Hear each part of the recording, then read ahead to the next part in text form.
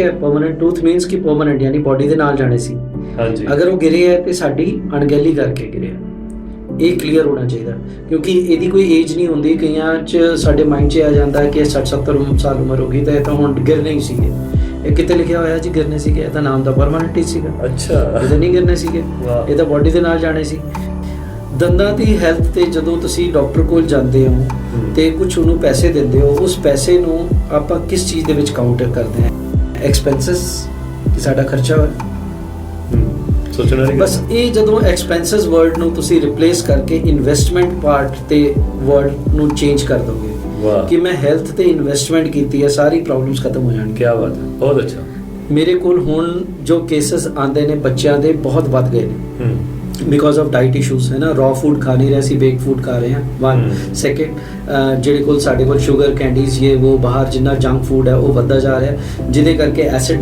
ਦੀ ਮਾਤਰਾ ਜ਼ਿਆਦਾ ਬਣਦੀ ਹੈ ਕੈਵਿਟੀਜ਼ ਜ਼ਿਆਦਾ ਬਣਦੀਆਂ ਨੇ ਉਸ ਦੇ ਕਰਕੇ ਬੱਚਿਆਂ ਨੂੰ ਪੇਨ ਵੀ ਹੁੰਦੀ ਹੈ ਸੋ ਇਹ ਕਹਿਣਾ ਕਦੀ ਵੀ ਇਹ ਵੀ ਮੈਂ ਸੁਣਿਆ ਸਮਾਜ ਦੇ ਵਿੱਚ ਕਿ ਵੀ ਦੰਦਾਂ ਦਾ ਟ੍ਰੀਟਮੈਂਟ ਬੜਾ ਮਹਿੰਗਾ ਹੁੰਦਾ ਮਹਿੰਗਾ ਤਾਂ ਹੁੰਦਾ ਹੈ ਜਦ ਅਸੀਂ ਜਦੋਂ ਜਾਂਦੇ ਹਾਂ ਡਾਕਟਰ ਕੋਲ ਤਾਂ ਉਸ ਵੇਲੇ ਪਹੁੰਚਦੇ ਹਾਂ ਕਿ ਵੀ ਹਾਂ ਠੀਕ ਹੈ ਯਾਰ ਹੁਣ ਇੱਕ ਰੂਟ ਕੈਨਾਲ ਤੇ ਕੈਪ ਕਰਨੀ 8-10 ਹਜ਼ਾਰ ਦਾ ਖਰਚਾ ਆ ਗਿਆ ਨਾਲੀਆਂ ਹੁੰਦੀਆਂ ਇਸੇ ਤਰੀਕੇ ਨਾਲ ਦੰਦਾਂ ਨੂੰ ਇੱਕ ਪ੍ਰੋਫੈਸ਼ਨਲ ਕਲੀਨਿੰਗ ਦੀ ਲੋੜ ਹੈ ਹਾਂ ਯੈਸ 6 months to 8 months ਮੈਂ ਪ੍ਰੈਸਕ੍ਰਾਈਬ ਕਰਾਂਗਾ ਇਹ ਪ੍ਰੈਕਟੀਕਲੀ ਪੋਸੀਬਲ ਹੈ ਕਈਆਂ ਦੇ ਵਿੱਚ ਮੇਰੇ ਕੋਲ ਤਕਰੀਬਨ 1000 ਪੇਸ਼ੈਂਟਸ ਐਸੇ ਕਲਾਇੰਟਸ ਨੇ ਜਿਹੜੇ ਕਿ ਕੇਵਲ ਕਲੀਨਿੰਗ ਕਰਾਉਣ ਆਉਂਦੇ ਆ ਸਾਲ ਦੇ ਵਿੱਚ ਭਾਵੇਂ ਇੱਕ ਵਾਰੀ ਆਉਣ ਕਈ ਲੋਕ 2 ਵਾਰੀ ਵੀ ਆਉਂਦੇ ਨੇ ਬਟ ਮਤਲਬ 1000 ਕੁ ਪੇਸ਼ੈਂਟ ਇੱਦਾਂ ਦਾ ਹੈ ਉਹਨਾਂ ਨੂੰ ਪਿਛਲੇ 10 ਸਾਲਾਂ ਤੋਂ ਹੋਰ ਕੋਈ ਕੰਮ ਦੀ ਲੋੜ ਹੀ ਨਹੀਂ ਪਈ ਆਪਾਂ ਕਹਿੰਦੇ ਆ ਨਾ ਡੈਂਟਲ ਇੰਸ਼ੋਰੈਂਸ ਇਹ ਸਭ ਤੋਂ ਵੱਡਾ ਡੈਂਟਲ ਇੰਸ਼ੋਰੈਂਸ ਹੈ ਹੀ ਆ ਤੁਸੀਂ ਪ੍ਰੋਪਰ ਕਲੀਨਿੰਗ ਕਰਾਉਂਦੇ ਰਹੋ ਕੋਈ ਤੁਹਾਨੂੰ ਬਿਮਾਰੀ ਨਹੀਂ ਹੋਏਗੀ ਤਾਂ ਇੰਸ਼ੋਰੈਂਸ ਹੈਗਾ ਸਪੈਸ਼ਲ ਹਾਂਜੀ ਮੈਂ ਵਿੱਚੋਂ ਤਾਂ ਟੋਕ ਰਿਹਾ ਮੈਨੂੰ ਨਹੀਂ ਸੀ ਪਤਾ ਅਸੀਂ ਤਾਂ ਜਿਵੇਂ ਛੋਟੇ ਬੱਚਿਆਂ ਲਈ ਜਾਂ ਆਪਾਂ ਨਹੀਂ ਦੇਖਦੇ ਇਸ ਤਾਂ ਇੱਕ ਵੱਡੀ ਸਾਰੀ ਟੂਥ ਪੇਸਟ ਲੈ ਆਉਂਦੇ ਹਾਂ ਤੇ ਉਹ 'ਚ ਸਾਰੇ ਛੋਟੇ ਬੱਚੇ ਵੀ ਲੱਗੇ ਹੁੰਦੇ ਉੱਥੇ ਵੱਡੇ ਵੀ ਹੁੰਦੇ ਨਹੀਂ ਬੱਚਿਆਂ ਦਾ ਟੂਥ ਪੇਸਟ ਅਲੱਗ ਹੁੰਦਾ ਉਹ ਫਲੋਰਾਈਡ ਦੀ ਮਾਤਰਾ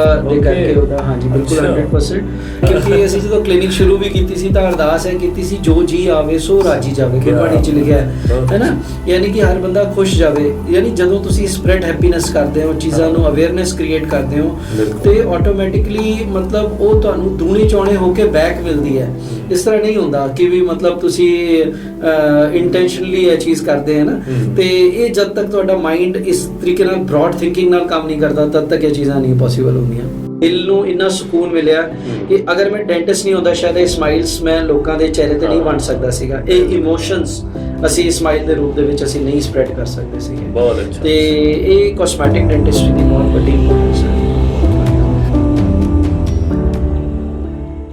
ਟੀਵੀ ਦੇਖ ਰਹੇ ਸਾਰੇ ਦਰਸ਼ਕਾਂ ਦਾ ਮੈਂ ਬਹੁਤ ਧੰਨਵਾਦ ਕਰਦਾ ਹਾਂ ਵੈਲਕਮ ਕਰਦਾ ਹਾਂ ਜਿਸ ਤਰ੍ਹਾਂ ਤੁਸੀਂ ਸਾਰੇ ਜਾਣਦੇ ਹੋ ਕਿ ਪਰਮ ਟੀਵੀ ਦਾ ਮੁੱਖ ਉਦੇਸ਼ ਵਿਅਕਤੀ ਦੇ ਸਰਵਪੱਖੀ ਵਿਕਾਸ ਵੱਲ ਧਿਆਨ ਦੇ ਕੇ ਆਪਣਾ ਜੋ ਹਿੱਸਾ ਹੈ ਉਹ ਪਾਉਣਾ ਹੈ ਅਸੀਂ ਪ੍ਰੋਗਰਾਮ ਸ਼ੁਰੂ ਕਰਨ ਜਾ ਰਹੇ ਹਾਂ ਜਿਸ ਵਿੱਚ ਅਸੀਂ ਵੱਖ-ਵੱਖ ਐਪੀਸੋਡਸ ਦੇ ਰਾਹੀਂ ਅਲੱਗ-ਅਲੱਗ ਫੀਲਡ ਦੇ ਜੋ ਮਾਹਿਰ ਹਨ ਡਾਕਟਰ ਸਾਹਿਬਾਨ ਉਹਨਾਂ ਨੂੰ ਅਸੀਂ ਆਪਣੇ ਇਸ ਪ੍ਰੋਗਰਾਮ ਵਿੱਚ ਬੁਲਾਵਾਂਗੇ ਤੇ ਉਹਨਾਂ ਕੋਲ ਉਹਨਾਂ ਦੇ ਫੀਲਡ ਦੇ ਜੋ ਕੁਐਸਚਨ ਹੋਣਗੇ ਜੋ ਕਿ ਤੁਹਾਡੀ ਸਿਹਤ ਨਾਲ ਸੰਬੰਧਿਤ ਹੋਣਗੇ ਉਹ ਅਸੀਂ ਉਹਨਾਂ ਕੋਲ ਪੁੱਛ ਕੇ ਤੁਹਾਡੀ ਜਾਣਕਾਰੀ ਵਿੱਚ ਵਾਧਾ ਕਰਾਂਗੇ ਤਾਂ ਜੋ ਤੁਸੀਂ ਆਪਣੀ ਸਿਹਤ ਦਾ ਇੱਕ ਵਧੀਆ ਖਿਆਲ ਰੱਖ ਸਕੋ ਤੇ ਕਈ ਵਾਰ ਸਾਡੇ ਅੰਦਰ ਇੱਕ ਮਿਸਕਨਸੈਪਸ਼ਨ ਹੁੰਦੀ ਹੈ ਕਿ ਅਸੀਂ ਛੋਟੇ ਹਾਂ ਸਾਨੂੰ ਇੰਨਾ ਜ਼ਰੂਰਤ ਨਹੀਂ ਹੈ ਸਿਹਤ ਦਾ ਖਿਆਲ ਰੱਖਣ ਦੀ ਇਹ ਤਾਂ ਜੀ ਬਜ਼ੁਰਗਾਂ ਦੇ ਕੰਮ ਹਨ ਸੋ ਉਹ ਜਿਹੜਾ ਆਸਪੈਕਟ ਹੈ ਸਿਹਤ ਦਾ ਬਜ਼ੁਰਗਾਂ ਲਈ ਜਿੰਨਾ ਜ਼ਰੂਰੀ ਹੈ ਉਸ ਤੋਂ ਮੇਰੇ ਖਿਆਲ ਕਿਤੇ ਜ਼ਿਆਦਾ ਬੱਚਿਆਂ ਲਈ ਵੀ ਜ਼ਰੂਰੀ ਹੈ ਸੋ ਅਸੀਂ ਅੱਜ ਜੋ ਸ਼ੁਰੂਆਤ ਕਰ ਰਹੇ ਹਾਂ ਆਪਣੇ ਪ੍ਰੋਗਰਾਮ ਦੀ ਅਸੀਂ ਆਪਣੇ ਸ਼ਹਿਰ ਦੇ ਇੱਕ ਬਹੁਤ ਹੀ ਉੱਘੇ ਡਾਕਟਰ ਜੋ ਕਿ ਆਪਣੀ ਫੀਲਡ ਵਿੱਚ ਬਹੁਤ ਮਾਹਿਰ ਹਨ ਡਾਕਟਰ ਆਤਮਜੀਤ ਸਿੰਘ ਜੀ ਜੋ ਕਿ ਇੱਕ ਬਹੁਤ ਉੱਘੇ ਡੈਂਟਿਸਟ ਹਨ ਉਹਨਾਂ ਨੂੰ ਅਸੀਂ ਆਪਣੇ ਸਟੂਡੀਓ ਵਿੱਚ ਬੁਲਾਇਆ ਹੈ ਡਾਕਟਰ ਆਤਮਜੀਤ ਸਿੰਘ ਜੀ ਤੁਹਾਡਾ ਬਹੁਤ ਧੰਨਵਾਦ ਤੁਸੀਂ ਇੱਥੇ ਆਏ ਸਾਡੇ ਇੱਕ ਸੱਦੇ ਤੇ ਮੈਂ ਕੀ ਜਾਣ ਪਛਾਣ ਇਹਨਾਂ ਦੀ ਦੇਣੀ ਹੈ ਮੈਂ ਡਾਕਟਰ ਸਾਹਿਬ ਨੂੰ ਹੀ ਪੁੱਛਾਂਗਾ ਕਿ ਡਾਕਟਰ ਸਾਹਿਬ ਕੁਝ ਆਪਣੇ ਬਾਰੇ ਦੱਸੋ ਕਿਸ ਤਰ੍ਹਾਂ ਤੁਸੀਂ ਸਟੱਡੀ ਕੀ ਕੀਤੀ ਹੈ ਤੁਹਾਡੀ ਕਿਸ ਫੀਲਡ ਵਿੱਚ ਜ਼ਿਆਦਾ ਮਹਾਰਤ ਹੈ ਕੁਝ ਆਪਣੀ ਫੀਲਡ ਬਾਰੇ ਦੱਸੋ ਫਿਰ ਉਸ ਤੋਂ ਬਾਅਦ ਅਸੀਂ ਜੋ ਜਨਰਲ ਕੁਐਸਚਨਸ ਹੁੰਦੇ ਨਾ ਅਸੀਂ ਜ਼ਿਆਦਾ ਇਸ ਨੂੰ ਡਾਕਟਰ ਲੈਵਲ ਦੇ ਕੁਐਸਚਨ ਤੱਕ ਨਹੀਂ ਰੱਖਾਂਗੇ ਅਸੀਂ ਇੱਕ ਆਮ ਪਬਲਿਕ ਦੇ ਲੈਵਲ ਦੇ ਕੁਐਸਚਨ ਤੱਕ ਰੱਖਾਂਗੇ ਤਾਂ ਕਿ ਇਸ ਦਾ ਸਾਰਿਆਂ ਨੂੰ ਫਾਇਦਾ ਹੋਵੇ ਪਰ ਜਿਨ੍ਹਾਂ ਨੂੰ ਅਸੀਂ ਸੁਣਨ ਜਾ ਰਹੇ ਹਾਂ ਮੈਂ ਚਾਹੁੰਦਾ ਕਿ ਉਹਨਾਂ ਬਾਰੇ ਬਰੀਫ ਇੰਟਰੋਡਕਸ਼ਨ ਜ਼ਰੂਰ ਤੁਹਾਨੂੰ ਸਾਰਿਆਂ ਨੂੰ ਪਤਾ ਹੋਵੇ ਡਾਕਟਰ ਆਤਮਜੀਤ ਸਿੰਘ ਜੀ ਸਤਿ ਸ਼੍ਰੀ ਅਕਾਲ ਸਾਰਿਆਂ ਨੂੰ, ਔਰ ਸਾਰਿਆਂ ਨੂੰ ਬਹੁਤ ਬਹੁਤ ਜੀ ਆਇਆਂ ਨੂੰ। ਔਰ ਪਰਮ ਟੀਵੀ ਦੇ ਦਰਸ਼ਕ ਜਿਨੇ ਵੀ ਦੇਖ ਰਹੇ ਨੇ ਐਪੀਸੋਡ, ਤੇ ਮੈਂ ਸਭ ਤੋਂ ਪਹਿਲਾਂ ਵੀਰ ਜੀ ਨੂੰ ਵੀ ਬਹੁਤ ਬਹੁਤ ਵਧਾਈਆਂ ਦਵਾਂਗਾ ਕਿ ਵੀ ਤੁਸੀਂ ਜਿਹੜਾ ਇਹ ਕਦਮ ਚੁੱਕਿਆ, ਇਹ ਬਹੁਤ ਹੀ ਸ਼ਲਾਘਾਯੋਗ ਕਦਮ ਹੈ, ਕਿਉਂਕਿ ਇਹ ਸਮਾਜ ਨੂੰ ਪੇ ਬੈਕ ਕਰਨਾ, ਗਿਵ ਬੈਕ ਕਰਨਾ, ਇਹ ਬਹੁਤ ਹੀ ਅੱਛੀ ਗੱਲ ਹੈ ਔਰ ਇੱਕ ਬਹੁਤ ਅੱਛਾ ਮਾਧਿਅਮ ਹੈ। ਕੋਵਿਡ ਤੋਂ ਬਾਅਦ ਤਾਂ ਖੈਰ ਖਾਸ ਕਰਕੇ ਇਸ ਮਾਧਿਅਮ ਨੂੰ ਬਹੁਤ ਯੂਟਿਲਾਈਜ਼ ਕੀਤਾ ਗਿਆ ਬਹੁਤ ਅੱਛੀ ਤਰੀਕੇ ਨਾਲ। ਔਰ ਕਹਿੰਦੇ ਹਰ ਚੀਜ਼ਾਂ ਦੇ ਦੋ ਪੱਖ ਹੁੰਦੇ ਨੇ, ਇੱਕ ਪੋਜ਼ਿਟਿਵ ਨੈਗੇਟਿਵ, ਤੇ ਅਸੀਂ ਉਸ ਪੋਜ਼ਿਟਿਵ ਪੱਖ ਨੂੰ ਦੇਖਣਾ ਹੈ ਕਿ ਅਸੀਂ YouTube ਦੇ ਮਾਧਿਅਮ ਤੋਂ, ਅਸੀਂ ਸੋਸ਼ਲ ਮੀਡੀਆ ਦੇ ਮਾਧਿਅਮ ਤੋਂ ਕਿੰਨੀ ਅਵੇਅਰਨੈਸ ਫੈਲਾ ਸਕਦੇ ਹਾਂ, ਸਮਾਜ ਨੂੰ ਕਿਵੇਂ ਪੇ ਬੈਕ ਕਰ ਸਕਦੇ ਹਾਂ। ਬਹੁਤ ਹੀ ਅੱਛਾ, ਔਰ ਇਸ ਦੇ ਲਈ ਮੈਂ ਐਪਰੀਸ਼ੀਏਟ ਕਰਦਾ। ਔਰ ਇਸ ਨੂੰ ਤੁਸੀਂ ਵੱਧ ਤੋਂ ਵੱਧ ਇਹਨੂੰ ਦੇਖੋ, ਸ਼ੇਅਰ ਕਰੋ, ਤਾਂ ਕਿ ਲੋਕਾਂ ਤੱਕ ਇਹ ਜਾ ਕੇ ਹੋਰ ਵੀ ਪਹੁੰਚੇ। ਔਰ ਜਿੱਥੋਂ ਤੱਕ ਗੱਲ ਹੈ ਵੀਰ ਜੀ ਕਹਿੰਦੇ ਕਿ ਵੀ ਮੈਂ ਆਪਣੇ ਬਾਰੇ ਥੋੜ੍ਹਾ ਬਹੁਤ ਦੱਸਾਂ, ਤੇ ਮੇਰਾ ਨਾਮ ਆਤਮਜੀਤ ਸਿੰਘ, ਬਾਈ ਪ੍ਰੋਫੈਸ਼ਨ ਮੈਂ ਡੈਂਟਿਸਟ ਹਾਂ, ਤੇ ਮੈਂ ਤਕਰੀਬਨ 19 ਸਾਲ ਹੋ ਗਏ ਮੈਨੂੰ BRS ਨਗਰ ਦੇ ਵਿੱਚ ਹੀ doctor Atamjit smile care centre ਦੇ ਨਾਮ ਤੋਂ ਪ੍ਰੈਕਟਿਸ ਕਰਦੇ ਹੋਏ। ਉਸ ਤੋਂ ਪਹਿਲਾਂ ਮੈਂ 3-4 ਸਾਲ ਜੌਬਸ ਵੀ ਕੀਤੀਆਂ ਅਸਿਸਟੈਂਟ ਪ੍ਰੋਫੈਸਰ ਲੈਵਲ ਤੇ ਯੂਨੀਵਰਸਿਟੀਜ਼ ਵਗੈਰਾ ਦੇ ਵਿੱਚ।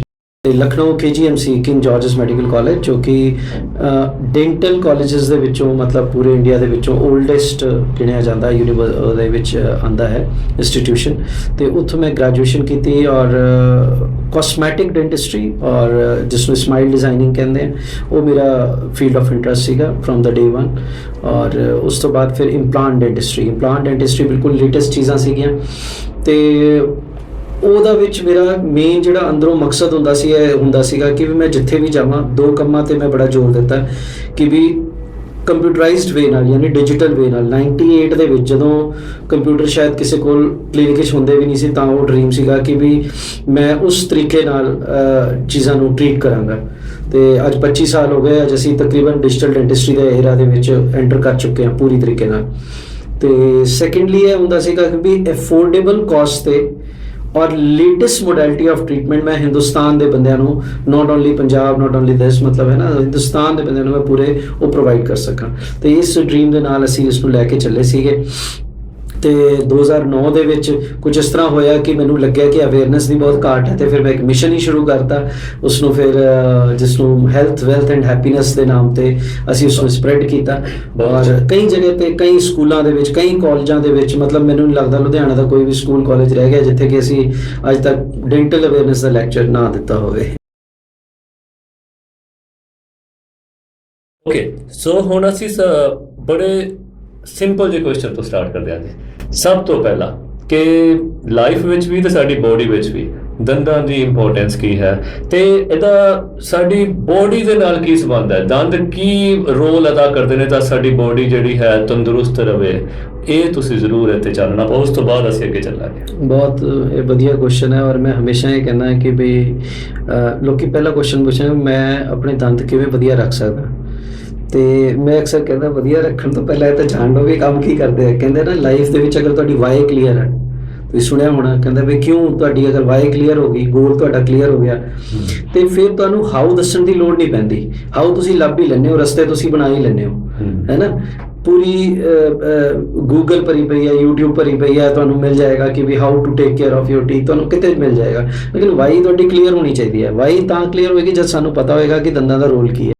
ਹੁਣ ਮੈਂ ਸਮਾਈਲ ਕਰ ਰਿਹਾ, ਠੀਕ ਹੈ, ਇਹ ਤਾਂ ਨੰਬਰ 1 ਰੋਲ ਹੋ ਗਿਆ ਜੀ। ਪਹਿਲਾ ਰੋਲ ਕੀ ਹੋ ਗਿਆ? ਅਪੀਅਰੈਂਸ, ਸਮਾਈਲ ਤੁਹਾਡੇ ਇੱਕ ਕਾਸਮੈਟਿਕ ਤੁਹਾਡੇ ਚਿਹਰੇ ਨੂੰ ਵੈਲਿਊ ਦੇ ਰਿਹਾ, ਹੈ ਨਾ। ਔਰ ਹੁਣ ਮੈਂ ਜਿਹੜਾ ਬੋਲ ਰਿਹਾ, ਮੈਂ ਹੁਣ ਸਤਿ ਸ਼੍ਰੀ ਅਕਾਲ ਵੀ ਅਗਰ ਬੋਲ ਰਿਹਾ ਤਾਂ ਸਤਿ ਸ਼੍ਰੀ ਅਕਾਲ ਤਾਂ ਬੋਲ ਪਾ ਰਿਹਾ ਜਦ ਮੇਰੇ ਦੰਦ ਪ੍ਰੋਪਰ ਨੇ। ਇੱਕ ਬੱਚੇ ਨੂੰ ਦੇਖੋ ਉਹ ਸਤਿ ਸ਼੍ਰੀ ਅਕਾਲ ਕਿਵੇਂ ਬੋਲਦਾ ਜਿਹਦੇ ਦੰਦ ਨਹੀਂ ਹੁੰਦੇ, ਜਾਂ ਇੱਕ ਬੁਢਾਪਾ ਏਜ ਜਦੋਂ ਆ ਜਾਂਦੀ ਹੈ, ਓਲਡ ਏਜ ਦੇ ਵਿੱਚ ਜਦੋਂ ਉਹਦੇ ਦੰਦ ਨਿਕਲ ਜਾਂਦੇ ਆ, ਉਹ ਕਿੱਦਾਂ ਬੋਲਣਗੇ ਸਤਿ ਸ਼੍ਰੀ ਅਕਾਲ, ਸਤਿ ਸ਼੍ਰੀ ਅਕਾਲ। ਠੀਕ ਹੈ, ਥੋੜਾ ਜਿਹਾ ਫਨੀ ਮੈਂ ਇਸ ਕਰਕੇ ਬਣਾ ਰਿਹਾ, ਥੋੜਾ ਜਿਹਾ ਤੁਹਾਨੂੰ ਬੱਚਿਆਂ ਨੂੰ ਵਧੀਆ ਲੱਗੂਗਾ। ਮਤਲਬ ਉਹ ਤੁਹਾਡੀ ਆਵਾਜ਼ ਨਹੀਂ ਨਿਕਲੂਗੀ ਸਾਫ਼। ਕਾਰਨ ਕੀ ਹੈ ਕਿ ਪ੍ਰੋਨਾਂਸੀਏਸ਼ਨ ਦੇ ਵਿੱਚ ਇੱਕ ਸਾਇੰਟੀਫਿਕ ਵੇ ਹੈ, ਤੁਹਾਡੀ ਟੰਗ ਇੱਕ ਚੀਜ਼ ਨੂੰ ਟੱਚ ਕਰੇਗੀ ਤਾਂ ਉਹ ਆਵਾਜ਼ ਨਿਕਲੇਗਾ।